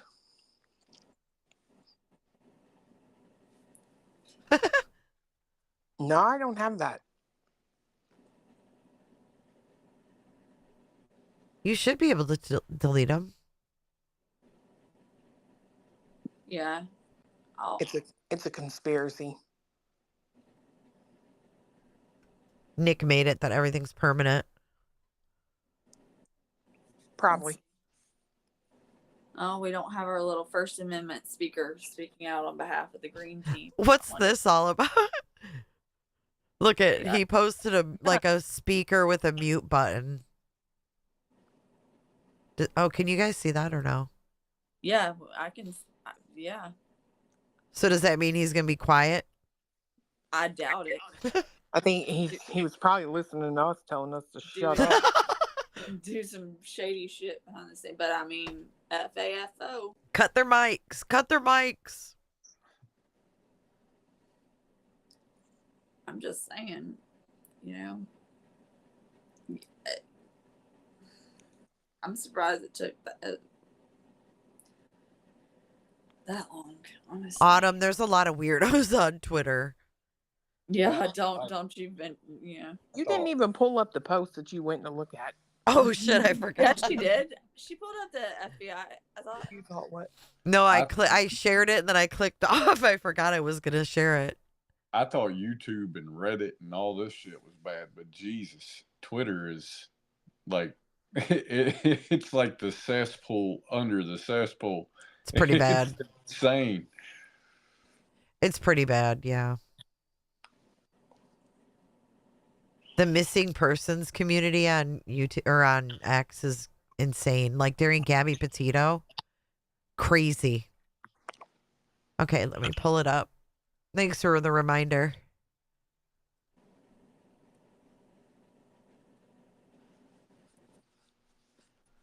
Okay, it says he was seen earlier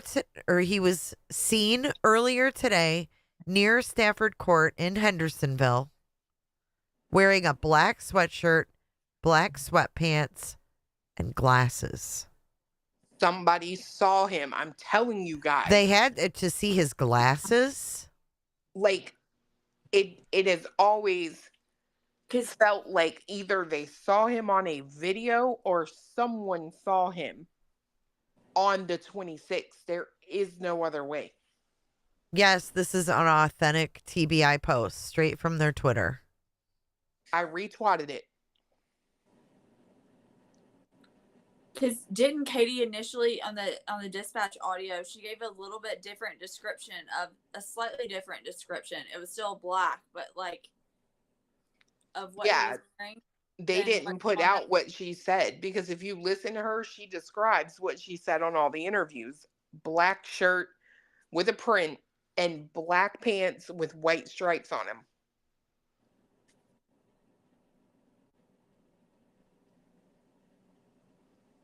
I agree, Body.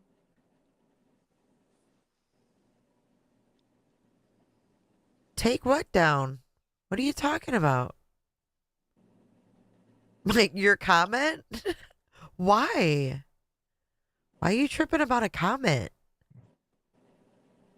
Chill.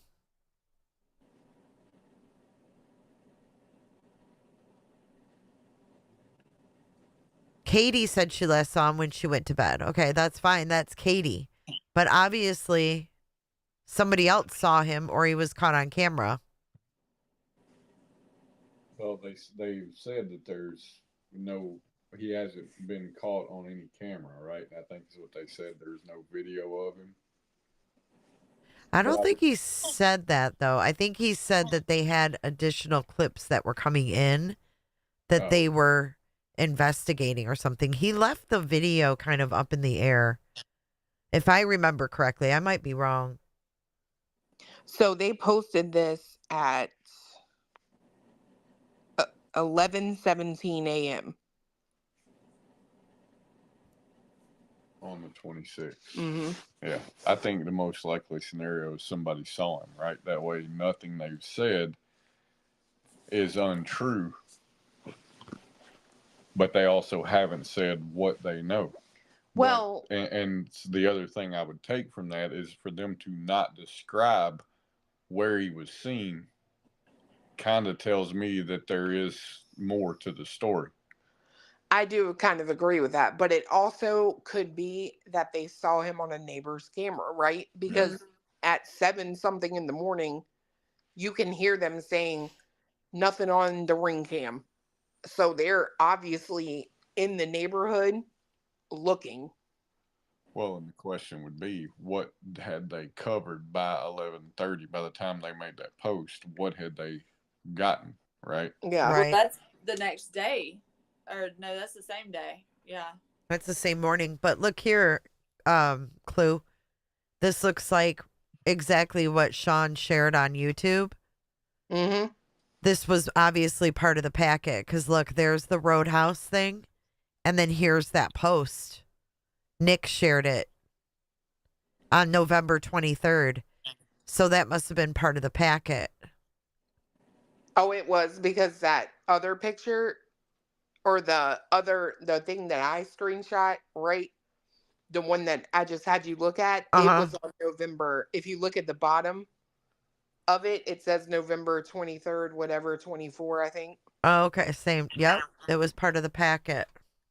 So it's not like he sought those out and posted them.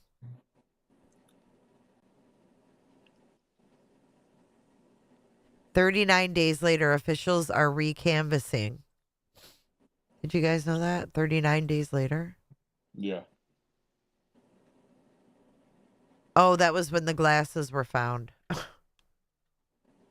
Yeah, and then I see the one from 227. An Amber Alert has been issued on behalf of the Sumner County Sheriff's Office based on additional investigative information developed during the search for Sebastian, an Amber Alert is being issued. I wonder what that additional investigative information was. Well, that came out. When did they tweet that? How can I tell that? Oh, that was easy. At, like I said, what I tell y'all, 3:25 p.m. And notice on the second day, what did they do to both sets of parentals? Take the electronics. Mm-hmm.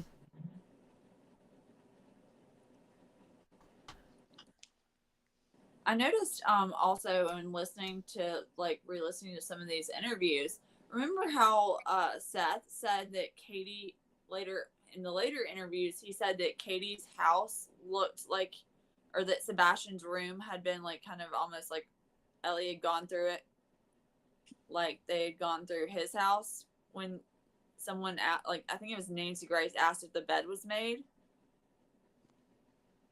in the Nancy Grace interviews. Uh-huh. But if you listen to the earlier interviews, he says that Sebastian's the house was how he always remembered it. It was very clean and everything. Got there. He said it was like it always is. Yeah. I'm like, oh, so which one is that? If you're lying, he's paints this picture of his house being ransacked. Well, what I'm wondering is how he knew what their house always was like. Right. Because he never said he came in, right, to pick up Sebastian. Didn't he say he would, pull up or whatever after he got off the bus? Yeah, or he would try and meet them around. Do you think that he came in the house to pick up Sebastian on his visits and came in the house to drop him off? Cletus? Or could he have, if Katie was away at work, maybe, could he have stopped by the house? Is that why they needed so many snacks? Say that again? Who? Well, I'm just wondering how how Seth would know, that the house, the day that Sebastian went missing and he showed up, that it was always like it. Well, he was asked, what the house looked like. Looked like it always did. It was clean. It was pristine. I'm sorry, but I absolutely believe he was probably in there when no one was home. Yeah, that's what I think too. If he says to Sebastian, I have to go to the bathroom. What are you gonna do? That's your dad. No, you can't come in. Mom said you're not gonna do that. Yeah. You know what I mean? Yeah. And how easy, y'all, I'm telling you, I've been all over these theories. How easy would it be for him to look over Sebastian's shoulder? Boop, boop, boop, boop. He's got the key. Oh, for sure. Oh, yeah, for sure. Definitely. I mean, I could even see maybe Sebastian kind of whispering it as he plugged it in, what? It wouldn't be hard at all to figure that out. Yeah. I think he could just ask Sebastian, hey, what's the code to get in again? And well, like we said, master manipulator, right? He'd find a way. But I thought that was interesting that he said that, and then, Katie made a point about the snacks. We had to get snacks, was there a lot of snacks missing? And I'm not saying that because he's a big guy. I'm just saying video games, snacks. I don't know. They go hand in hand, right? I mean, teenagers and snacks go hand in hand too. But if we're talking about him being there and then him obviously telling Terry Lynn where the furniture was and what pieces they kept and what they didn't when the house was sold, that's weird. That she knew that. Green team, just because you pull up a Zillow doesn't mean that they kept it the way that was how the house was staged to sell, just FYI. So it doesn't necessarily mean that that's how they have it now. Well, no, I think what's alarming is that she knew how it is now. Well, no, I'm just trying to help those idiots out. Oh, yeah. There's no hope, UA. I know. They're just assumptions that, because it's like this in the pictures, let's talk about it. That's called staging. You morons.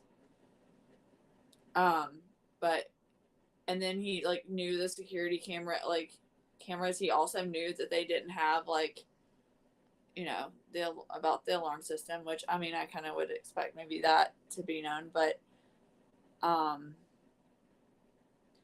that would also make it easier if Sebastian did want to ever sneak out, you know, for him to go undetected if he was like leaving in the middle of the night. Yeah, To girl. go out to join friends.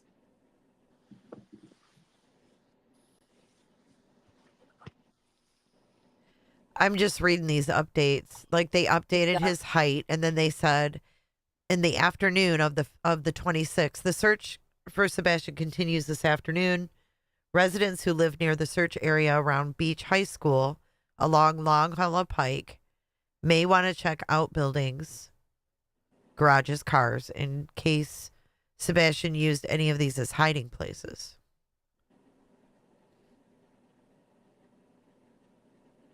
And then the Amber Alert.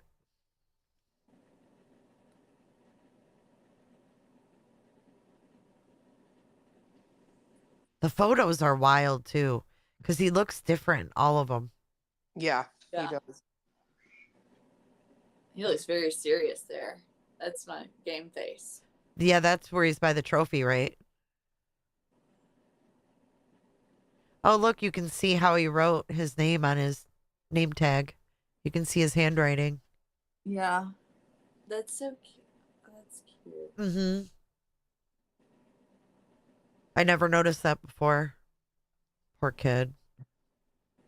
I will say, like, my heart broke for Kate. Like, the way that Betty... Oh, God, she's vile. I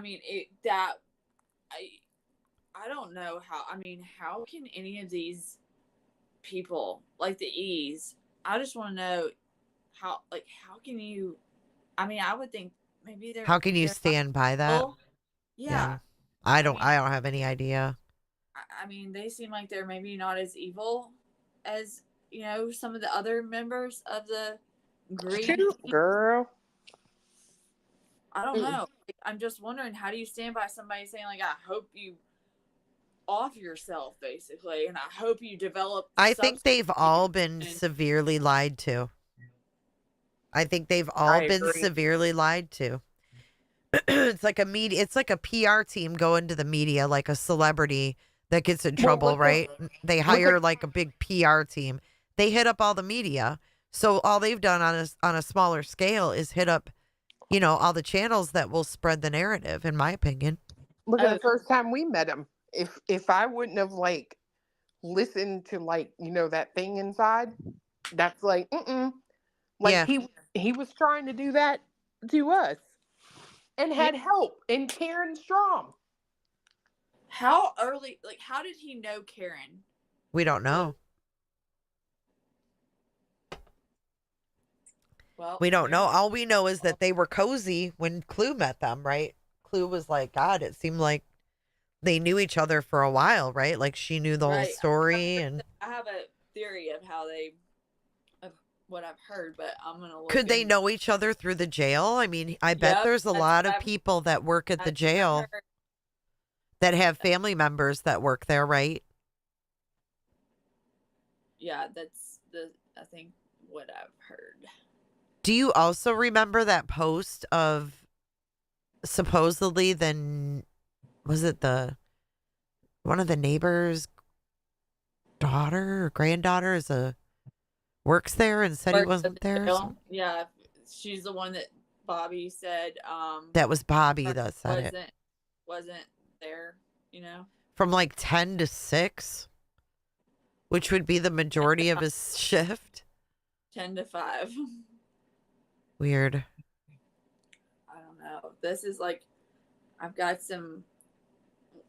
curious, like, people in chat, like, what are some rabbit holes you would like to see? Like, do y'all have any tinfoil hat rabbit holes that y'all think that, like, would be good to go down? Or That's a good question. Yeah, what do you guys... I'm all over the place with everything. I don't even know what to think. Yeah. Body says none that I can talk about. None that... body, you know. I thought it was super interesting though to play that red flags because I honestly thought Your red those. flag. You were throwing Jay was throwing red flags for snacks. Like I know, what the fuck? red flag. Was it the way you said it? But the fucked up thing is that there was 5 of us collecting all those clips. I mean, so that's wild to me. I'm not gonna lie. Until I swear to God, until I met Seth the second time, the first time, it was something off feeling to me. Fiance kind of like reeled me back from that ledge. But after that second time, I was like, no, bro. Like, I don't know. I can't. Like, I don't get a good feeling from this dude. But up until then, I mean, hell, you can go look on my community page. I don't delete shit. Like, it literally says, Sebastian's mom is guilty as fuck. It literally still says that. Wow. And I'm telling you, until I met that dude, I was like, oh, she did it. 100%. Yeah. She did. I didn't really ever question Chris because I really, truly believed he was in Memphis. That was never like a thing for me, right? Is it possible? Did I question it? Could she have like, put the phone down, stayed on the phone, hung up when he got there? Sure. But I'm telling you, it was something about meeting that dude that I'm like, I don't know about you. Yeah, once he started talking more, that was when I shifted gears totally. I mean, I'm still sus of all 3 of them, don't get me wrong. But he's put out so many, legitimate red flags that what I thought were red flags in the beginning weren't red flags at all. And I'm glad I replayed that because I learned a lot from that for real. Like Big T, honestly, the first time I met him, literally in my gut, I was like, I'm not sure that you didn't have something to do with this. And it almost felt insane to me. I'm not kidding, because I'm like, it's that moment where you're like, why do you even think that's stupid? But then that second time, when we were out there and we were standing kind of close to the truck, and he hollered for JLR. JLR came up to him and he was like, are you still streaming or live? Whatever he said. And JLR's like, yeah. And he's like, you're going to want to make sure you get this on camera. Mm-hmm. And he absolutely, and I was like, you are out here for this money. Like, I'm not stupid. I can't imagine showing up to search for someone's kid and they do that. And it wasn't even nothing that would hurt him. It was all like a show. I think I would have left. I'd have been like, it wasn't like we were fucking doing anything anyway. I know, you guys are Michaela's sitting in the middle of the fucking street. You guys are standing there waiting for direction to find out what the fuck's going on. Dude, it really was. Like, I'm not kidding. It looked kind of awkward, to be honest. And then you got JLR filming everybody. Everybody's looking over their shoulders like, what the fuck? Listen, when I tell you on everything, fiance went up to him and was like, so look, this is what I've been looking at, right? If you look at the terrain going to the northeast, I feel like we should take a group of people and go check out that area. This motherfucker was like, oh, yeah, okay. And literally turns around and starts, like, socializing again. I swear to God. That's wild. And, yeah, that's what fiance said. He was like, cool story, bro. And literally, like, I can tell you this. The feeling that, like, I got from this dude, and you can ask fiance, like, I don't back down or shy away from talking like that. But I made him go talk to that dude all day. Like, when he was talking about the Northeast or whatever, I was like, you can go talk to him. I'm going to sit right here in this car. Thank you much. Like, I just didn't want to conversate with him. It was very weird. You watched Seth get his armpit hairs pulled. I don't even think that stuff sticks, though. I think it's pre-wrap. Like, it's not supposed to. Well, he said it did. He said, all my hair's in there. No. That's what he said. That stuff the stuff they were using is that stuff that it's not like smooth. It's like crinkly or whatever. It was like Ray-Ban foam, or like something. foam kind of stuff, like partially foamy. It's called like Ray-Ban or something. Yeah.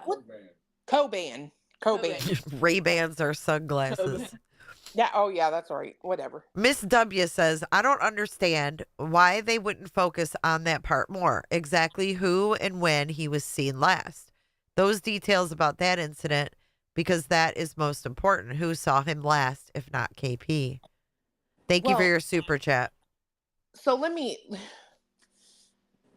here's something that I have a question about. Is it possible that maybe, I don't know, him and Katie got into it that morning? And like a kid, you stomp the fuck out of the house? But that would mean she's lying.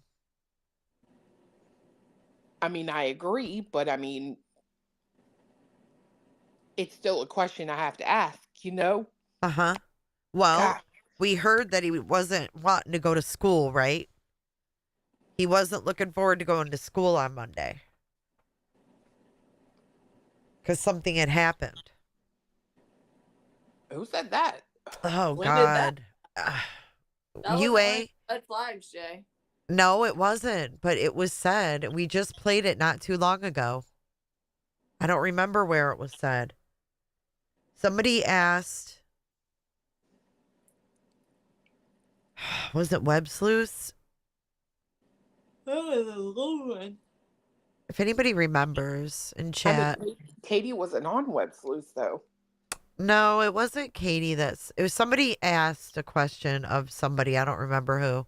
SF asked the question, but I don't think it was today as a fact, is what Mimi said. Nope, not today. You heard it too. They asked the question, and was it Katie that answered? Do you remember that? Because those interviews can be narrowed down. You know what I mean? Yes, that's like, if it's Seth or whatever, then that's a much bigger. What was the question again? Jesus Christ. He didn't want to go to school on Monday. Yeah. I'm trying to think. As she exhales into the microphone. Faceplant. No, it would have been someone. It wasn't Katie, because I haven't listened to much of her. There's not that much out there. Okay. Yeah, Angel. It was Web Sleuths. Yeah, but that wasn't about going to school on Monday. That was about going to online school. There was a specific question in there about going back to school. Like, it came up, he wasn't excited to go to school on Monday. Fuck, I don't remember that. I'll have to find it. I'm too fucking tired right now. I'll have to go back and listen again. Let me make a note, because I'll forget. God knows. This old fucking middle-aged woman. Just have UA take a screenshot. Yeah, there you go. Cue UA's camera. CT Niece says no, he didn't want to go to Seth's to live because he didn't want to go to online school. That's true too. That's true too. That was said. But this was also said. Unless I'm wrong, but I'm gonna go back and recheck Web Sleuths. Do you know, okay, what would be helpful? That if you're revisiting these interviews on YouTube and you pull up the transcripts, if there's something that you think is important, screenshot like the transcript. Oh Lord! That at the same time. No, it helps because then you can go back in time. You see what time it is during the interview, and like what interview it is, and what's being said versus just like screenshotting and writing down a time. You know. Good evening, Nils. You can search your iPhone by searching. That's too much work, UA. Well, I just always waste hours and hours listening. T-Niece, that's a really, really interesting comment there. In my opinion, CPS was going to be coming to talk to Sebastian about what happened last visit with Dad. Was it SF? I don't want to put that on him if it's not true, but someone said something about the cops being there the week before he went missing at Seth's house. That was. Mm. I think that was possibly. Yeah. I think it was SF, actually. I think it was in a tweet. I really do. That's what I thought. I saw it on the Twitter. Yeah, I think I did too. 2 weeks before. It was kind of put out there cryptically, like, why, like in a question form. Yeah, it was a question to him, right? Like, Yeah. can you explain why? Uh-huh. Yeah, I remember that. So they're saying 2 weeks before. Yeah, it was like, because I remember that I was gonna FOIA that, and I don't know. Is that why they switched weekends? They didn't switch weekends. Everyone thinks that, but they didn't. Oh. But Sebastian was there the weekend of the 16th, 17th, and 18th. What? Yeah, they did not switch weekends. Everyone thinks that because of the boot story. The boots. Boot barn? Yeah.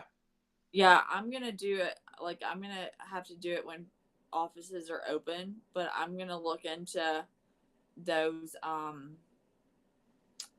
little charity foundations and nonprofit stuff. So, but I have to do it when, but because I know somebody had suggested us doing something on that one day or one night. Who said it twice? SF did? About the cops? What type of personality would be able to sleuth the CPS reports out of T-Rev?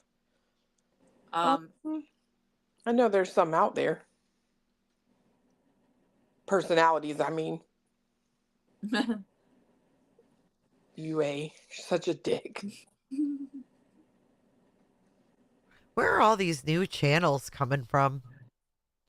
Jay is not even in this. She is not even on this show right now. I was trying to find the damn web sleuth thing so I could find it, but I have such a hard time searching for shit. Oh, just search Sebastian Rogers. I put web sleuth Chris Proudfoot and it didn't come up. Yeah, it's called We Welcome the PIs and then Sebastian Rogers. Yeah, because they weren't planning on making an appearance. I found it. Yeah. Okay. We welcome the PIs. Well, then I have to take that back about that old witch lady. She did not change her title. So good for you.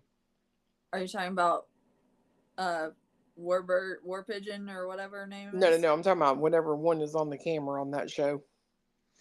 Oh, Chloe? No. Oh, yeah, Chloe's on there too. The old one. Chloe's not old. Oh, you're talking about the web sleuth chick. Clue. You talking about the lady that runs web sleuth? The blonde? She's blonde? I thought that was white. Stop it. Look. She has a whole zoo. That one. Listen. This one? The frog. Top left? Yes. Okay. Yes. That's true. Okay, so listen. That's Trisha, right? Oh, okay. So she started web sleuths like when you were still in diapers. Aren't you like in your 30s? Oh, thank you. I'm 40. Are you 40? I am. Okay, I thought you were like Butter's age. No. Okay, well. She's 30? She took offense to even into a remote possibility of having something in common with her. She's like, she side-eye me. Same decade. Yeah, she fucking side-eyed me. I could feel 37? It. Holy fuck. Yeah. How old is she? She looks 40. What was I saying? You were telling something about she started web sleuths when I was in diapers. Right. So back in the 90s, literally when internet first started, we were on message boards, right? That was where you could chat. There were no chat rooms and shit. Yeah. And she started that web sleuth way back then. So it's pretty cool, actually, because she's got so much history of like all these cold cases and all this information that she's partnered with Othram, the DNA lab that did the Idaho 4. Oh. And they're like using the information in her forums to solve cold cases. So it's pretty cool. But she is fucking hilarious, okay? I got to pull up this video. She was trolling before I even knew what trolling was. She called in on John Ramsey on the Larry King show and put him on blast. I heard that. Oh my God. Yes. I remember you playing that. That was good. I will give her another chance in another case, but for this one, I'm not a fan. What's her last name? Oh, Griffin. Trisha Griffin. Yeah, and she did actually, if you watch her thoughts, like her video, like thoughts on last night's thing, she does end up like apologizing, like she was biased or whatever. SF used to go on that show a lot, and I don't know how that's he fair. was active on the streets of YT as he has been lately, but I mean, whenever I would talk to him, he'd be like, "I'm going on Web Sleuths again." I'm like, "That one's such a snooze." Like, come on. I know, but you know what? She's working with those. You know what I mean? She's got a lot of history there. It's pretty cool. She's done some documentaries and shit. Like like back in the day before, true crime was like we had social media for it. Mm-hmm. Well, okay, let me see. I think this is the clip of her. Attorney showed him. Oh, damn straight. Okay, so Clue, I think you're gonna have a newfound love for this woman because she was putting the Ramseys, and look at him with his tongue out. He's always got that fucking snake tongue sticking out. But she was putting him on blast because they started the JonBenet Ramsey Foundation. Okay, this shit's nothing new. These people doing that shit. Well, they never did what they said they were gonna do with the money, and he ended up turning around and saying, "Oh, all the money that was donated, it's just mine. We're closing it down." So she called when they were on Larry King to put him on blast. Listen. Let's take a call for the Ramsey. Salt Lake City, Utah. Hello. Hi, Larry. Thanks for having me on. Mr. Ramsey, you talk about giving back to the community. In your book of Death of Innocence, you talk extensively about the JonBenet Ramsey Foundation. That foundation was closed. It virtually did nothing. Yet in your book, it still says the proceeds from the book sales are going to the JonBenet Ramsey Foundation. I'm wondering if you can explain that. And also, could you please tell everybody that in the civil case, the judge was only presented with what Linwood, your civil attorney, showed her, and without benefit of the actual police files. I'll hang up and listen. Thank you so much. All right. Okay. I'm sorry I didn't hear the second part of that question, but regarding the foundation we set up for JonBenet in her honor, we did the same for our daughter Beth when she died in 1992. It's a compassion that just, I think, flowed out of us. We weren't sure what we were going to do with it, but we wanted to do something to honor her name. With Beth, our plan was to get the family together once a year and make a decision on what we could do with what we had available to give, and make that a family decision. Certainly we set that up with JonBenet. That was our plan as well. We have done some of that, not to the extent that we'd hoped. Frankly, we had hoped that we could recover substantial damages from a lot of the very slanderous and wrong stories that were put out there about us. We did recover some things, but most of those were on behalf of our son Burke. And so we've not yet, I think, done justice to what we had intended in our hearts for that to be. This week, however, we did present $1,000 worth of scholarships to Mount McSaba Day Camp here in Illinois, Michigan, where we live, where JonBenet and Burke both attended day camp. Oh, wow. JonBenet was the camper. $1,000. Don't you love how she tripped them up? Yeah. On freaking Larry King, like that was the show. Like millions of people were watching this. Yeah. That was pretty bad. She's a badass, I gotta say. I gotta say. So what do you say, Clue? You gonna give Trisha another chance? I'm gonna give her another chance because y'all said that she later apologized. I had missed that stream.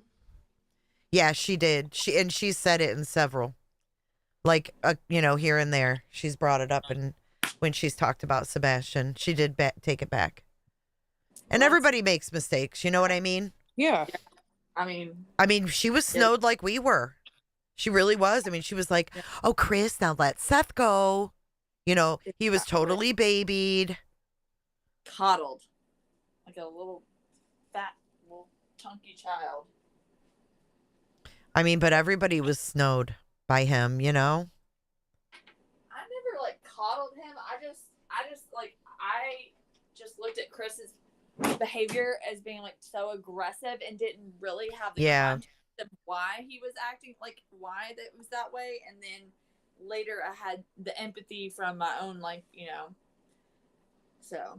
Well, I think once we all found out about the age difference, it kind of really changed how we felt about the whole situation too. That's where everything. Yeah, the dynamics kind of were blown wide open, right? Yeah, wide open. Wide open for sure. I know she is. She's a hoot. I'm telling you. Yeah, if y'all have any like suggestions on crap, like on things that y'all would like to see us dig down into, yeah, we can do more panels and stuff. Whatever, and Jay can get in contact with us, and I can do some research and stuff and put it together. But I mean, I want to see what y'all want to go down too, not just like what rabbit holes we randomly go down. She does socks. She also does voice recordings for different answering services like Chase Bank. You're kidding me. She can't do them in her house. Oh my God, do you hear her dog and her oh my God, that when she was doing that interview, the cat was going crazy. I was like, oh, the cat's picking up on bad vibes. Well, I was saying help. Oh, that's right, Jody. That's when she was pissed when those C&Ds went out. That was when she spoke up, Clue. If you want to go back and replay it, she was livid. She said, I have never seen anything like this. Yeah, because she really thinks highly of Chloe. Yeah. And I don't know what CJ is, honestly, but I think he's on the outs, but with, you know, Green Team now, but I don't know what CJ was thinking. Like, you don't make a deal with the devil after they've already given you a C&D, bro. I don't know, to be honest with you, like, CJ wasn't even a thing before this case. Well, he tried in Riley Strain. Who? Exactly. The Angels. CJ. Oh, I know who you're talking about. I met him here. Yeah. But he got one of those C&Ds. So I'm like, why are you like rejoining? And because he's on the Green Team now. Well, no, he's been like not really on the Green Team. Like apparently he got caught in Eddie's chat. Who's Eddie? Oh, that guy that BJ had that thing with.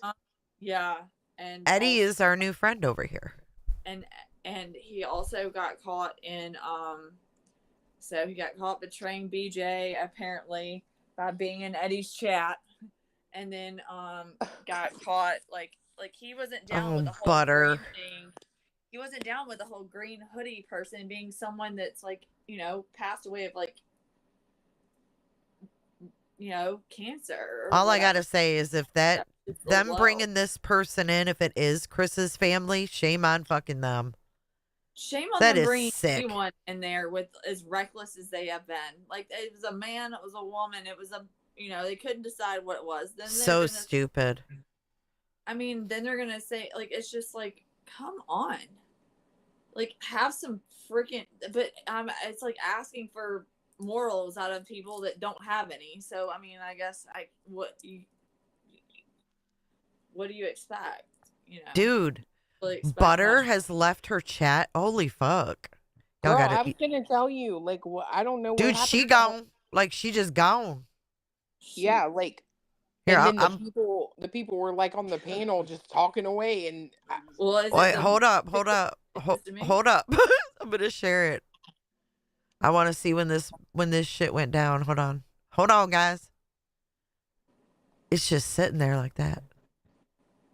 Wow, 5 minutes? Yes, girl. Is it still live? Yes. Where's her live chat? She disabled the chat. Now it's SW up there? Wait, they're going to be like, Jay's streaming you. No, they're gone. Brett's what? Oh, Brittany's been gone for a while. Mm-hmm. What? Oh, there's Reality Wins. Look at. Oh wait, let's see the bitch that was the. Oh, There's Reality Wins. That's who had the audacity to talk to me like that. That's her in her glory. Mischief, I dare you to cam up. And there's SW, the big shit stirrer she is. Oh, that's so Is she funny. still a mod for Pascal? Because I'm gonna have to Yes, talk. she is. All right, Pascal, we gonna talk. That's funny. Oh my God, dude. Brittany has been gone for 20 minutes. Well, said there you go. They said she had technical issues. Often who Okay, doesn't? well, They're playing this, right? they're playing the ET. Like, how many times y'all gonna play that? Or did she run away? That's some fun shit. Okay, she's gone. Oh, I didn't even notice. Wait, listen. No, she dropped. Wait, listen. SW says, oh, I didn't even notice. Wow. Listen. Am I muted now? No, she dropped. She'll be back. Oh, I didn't even notice. I've got a growling dog. Hopefully, But I agree. I think the flashlights have a lot to do with it. Oh, I think that's the main thing. Mm-hmm. But not that. I just don't think they thought that anybody would see him. Hold on. Let's see. Is that y'all? What's that noise? Oh, Brown, I hope that's not true. I really think hope it's a not. dog. It's one of the dogs. Oh. Sorry, Their there's my dog. dog. She's going cray-cray. Oh my God, they're just She must chatting hear away? something outside that I don't. Dogs are good for that. I can't do it. I wish I could, because there's so many beautiful hats out there. She really disabled chat, like the whole stream. 60 years old. Oh, yes, she's 60. She really is. She's a beautiful Yeah, 60. apparently Not they photogenic. must have having trouble, like technical trouble or something. Oh shit! Who yeeted Bye, themselves? everybody. Good night. We love you. Thank you for being here. Oh. Wait, Okay, what? Wait, I'm what? having some technical issues, so. Oh, wait, hold on. For the nighttime. What I use has a black cap on it. Okay, listen. For the nighttime. I'm gonna drop down. I love you guys. I'm sure Brittany's having some technical issues, so. She'll start another live if she gets everything worked out. Good night, Okay, love everybody. y'all. Good Sorry. night. Mischief and Reality Wins. Y'all need to stick to like running your. Bye, own everybody. Good night. We love you. Thank you for being here. channel. They thought it was going to end it or something. S-dubs. Right?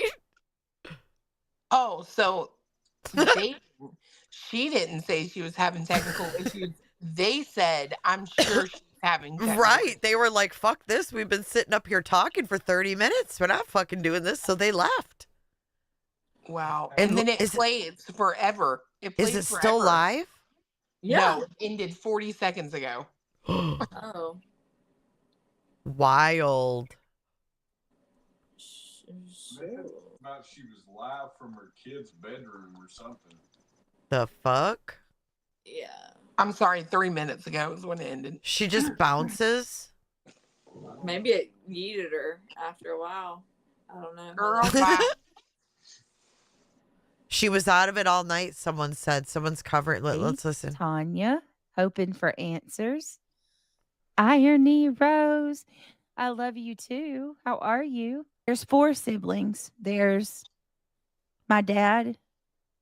There's my uncle who's a preacher.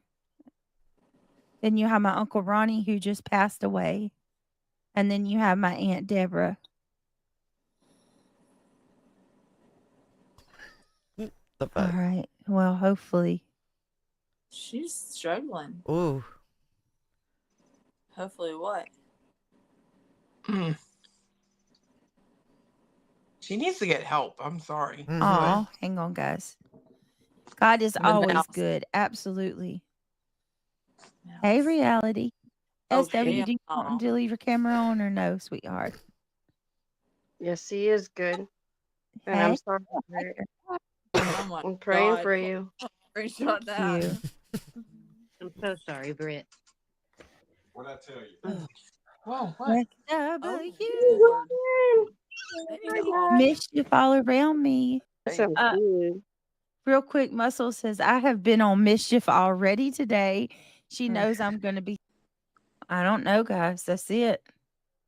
I wish I could be a fly on the wall for everything that goes on privately with all of those guys that makes these encrypted posts. It makes my mind wander more. I'm Oh sure my there's God. bills working though. Good grief. Critical thinking. I don't know. Right. So, hey, What mute that, Jay. some people just can't do. I don't know.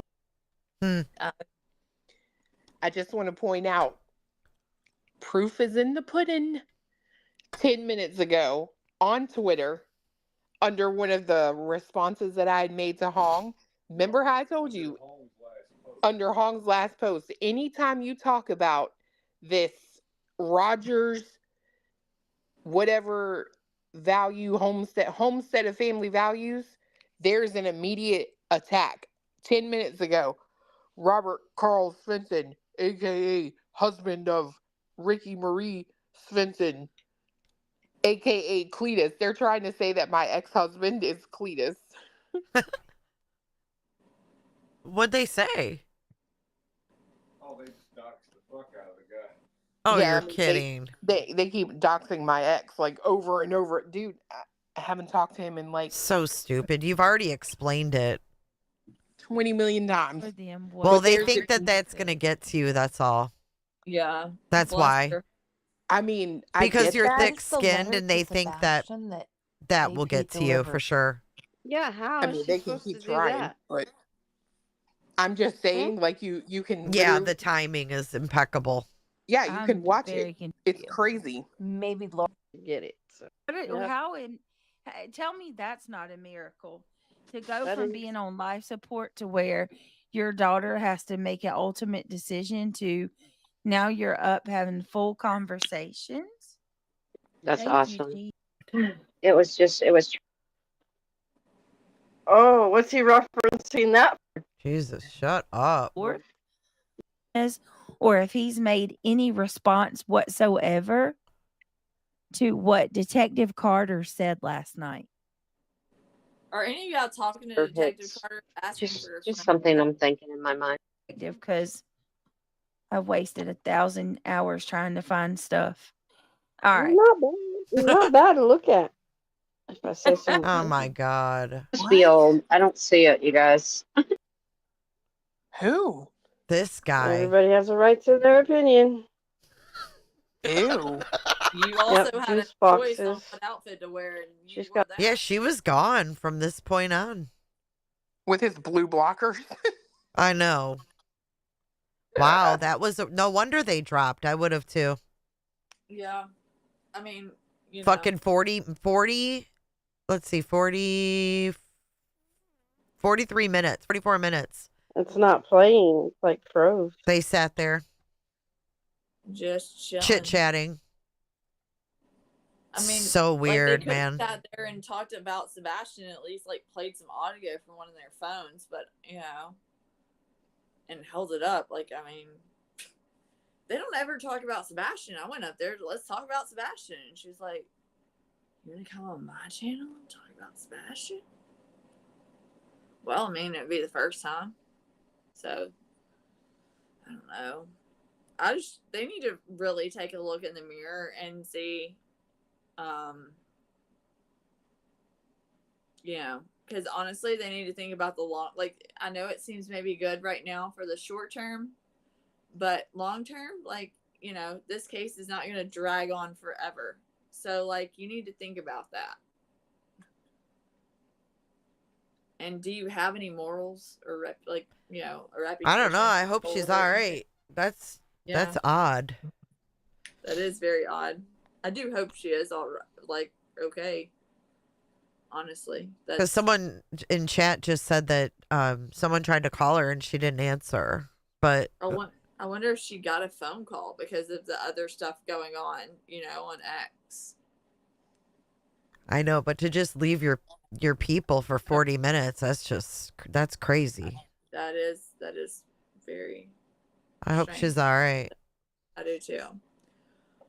Well, all right, y'all. I'm gonna go to bed. I can't believe it's 2 in the morning. Y'all are gonna. I've been up. This is my second night in a row. Y'all are doing this like we did with Bobby. No, I enjoy it. And like UA said, comment on the video and let us know. Yeah. If there's anything you want us to go over. Or an interview that you want us to like review. Like, I love like watching, like Queen and Clue have brought out some Seth interviews lately. I forgot about. Or, you know, just haven't seen in so long. I like going over the old stuff. Already deleted, you know. Yeah, that other people have that maybe you don't. Yeah. Right. And I'll try and find some TikTok lives too that maybe y'all haven't seen with like. Yeah, we haven't seen a lot of those. Because we had to stay up all fucking night and record it. Ridiculous. Pain in the ass. But, yeah, I know. How inconsiderate of them. Anyways, but everybody have a good night. Thanks for you too. Thanks for coming up. All right. Bye. Bye everyone. Good night, Clue. Good night, Cletus. Good night. Stay on the way out. Thanks for coming up. Of course. Bye. Bye. Don't let the Betty bed bugs bite. I know UA is like Google. Like back in my day, we would have called her an encyclopedia. We should just call her Encyclopedia Brown. But thanks, you guys. It was interesting to go over those red flags that aren't so red flaggy anymore. It's pretty crazy. All right, guys, leave comments. Let us know what you want to dig into. And until then, I'll see you guys in the next one. See ya. Thank you for the emails, by the way. And the super chats. And the new cooters. Everybody needs a new cooter every now and then. See you later, guys.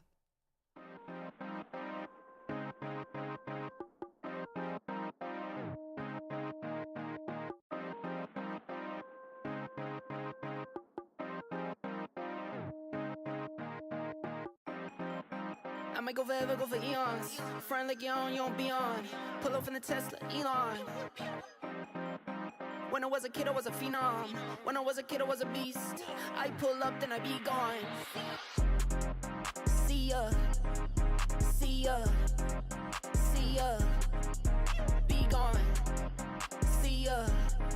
See ya. See ya. Be gone. Thumbing through the blues, no BB King. Back to back shit, so just looking for the ring. I wake up, I brush my teeth. I wake up, I bought 2, 3. I wake up like, ooh, that's me. Brand new car, like, ooh, that's clean. Tracksuit pants, don't wear no jeans. I'm athletic, counting up 100 like calisthenics. Talking about a bag, you got bad credit. New MX, we don't use debit. Calling, brand new deals, keep calling. Tell them bring them through, need all them. 4 whole kids still ballin'. I just get up and I zoom. I don't need proof on the proof. I be way up in the moon. I'm looking down on you. Hey nigga, I'm proud of you. Stack money a mile or 2. I might go forever, go for eons. Front like you don't be on. Pull up in the Tesla, Elon. When I was a kid, I was a phenom. When I was a kid, I was a beast. I pull up, then I be gone. See ya. See ya. See ya. Be gone. See ya. See ya. See ya. Be gone. I'm on a run and you better know. I'm in the know and you better know. I'm here to stay and you better know. I'm at the table, I never fold. I'm at the table, I'm up again. I'm at the table, I'm here to win. Don't cook correct and don't come again.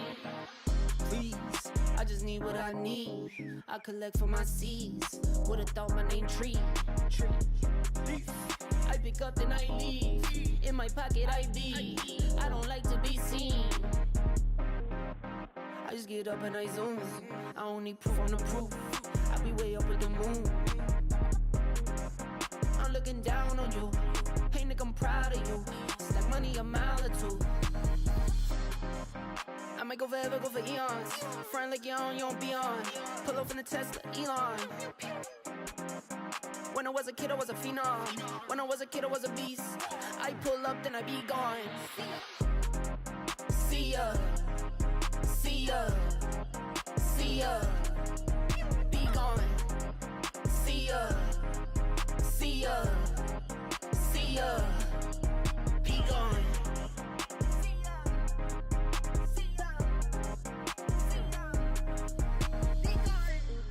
Jennifer loves horses. Hi, Jennifer.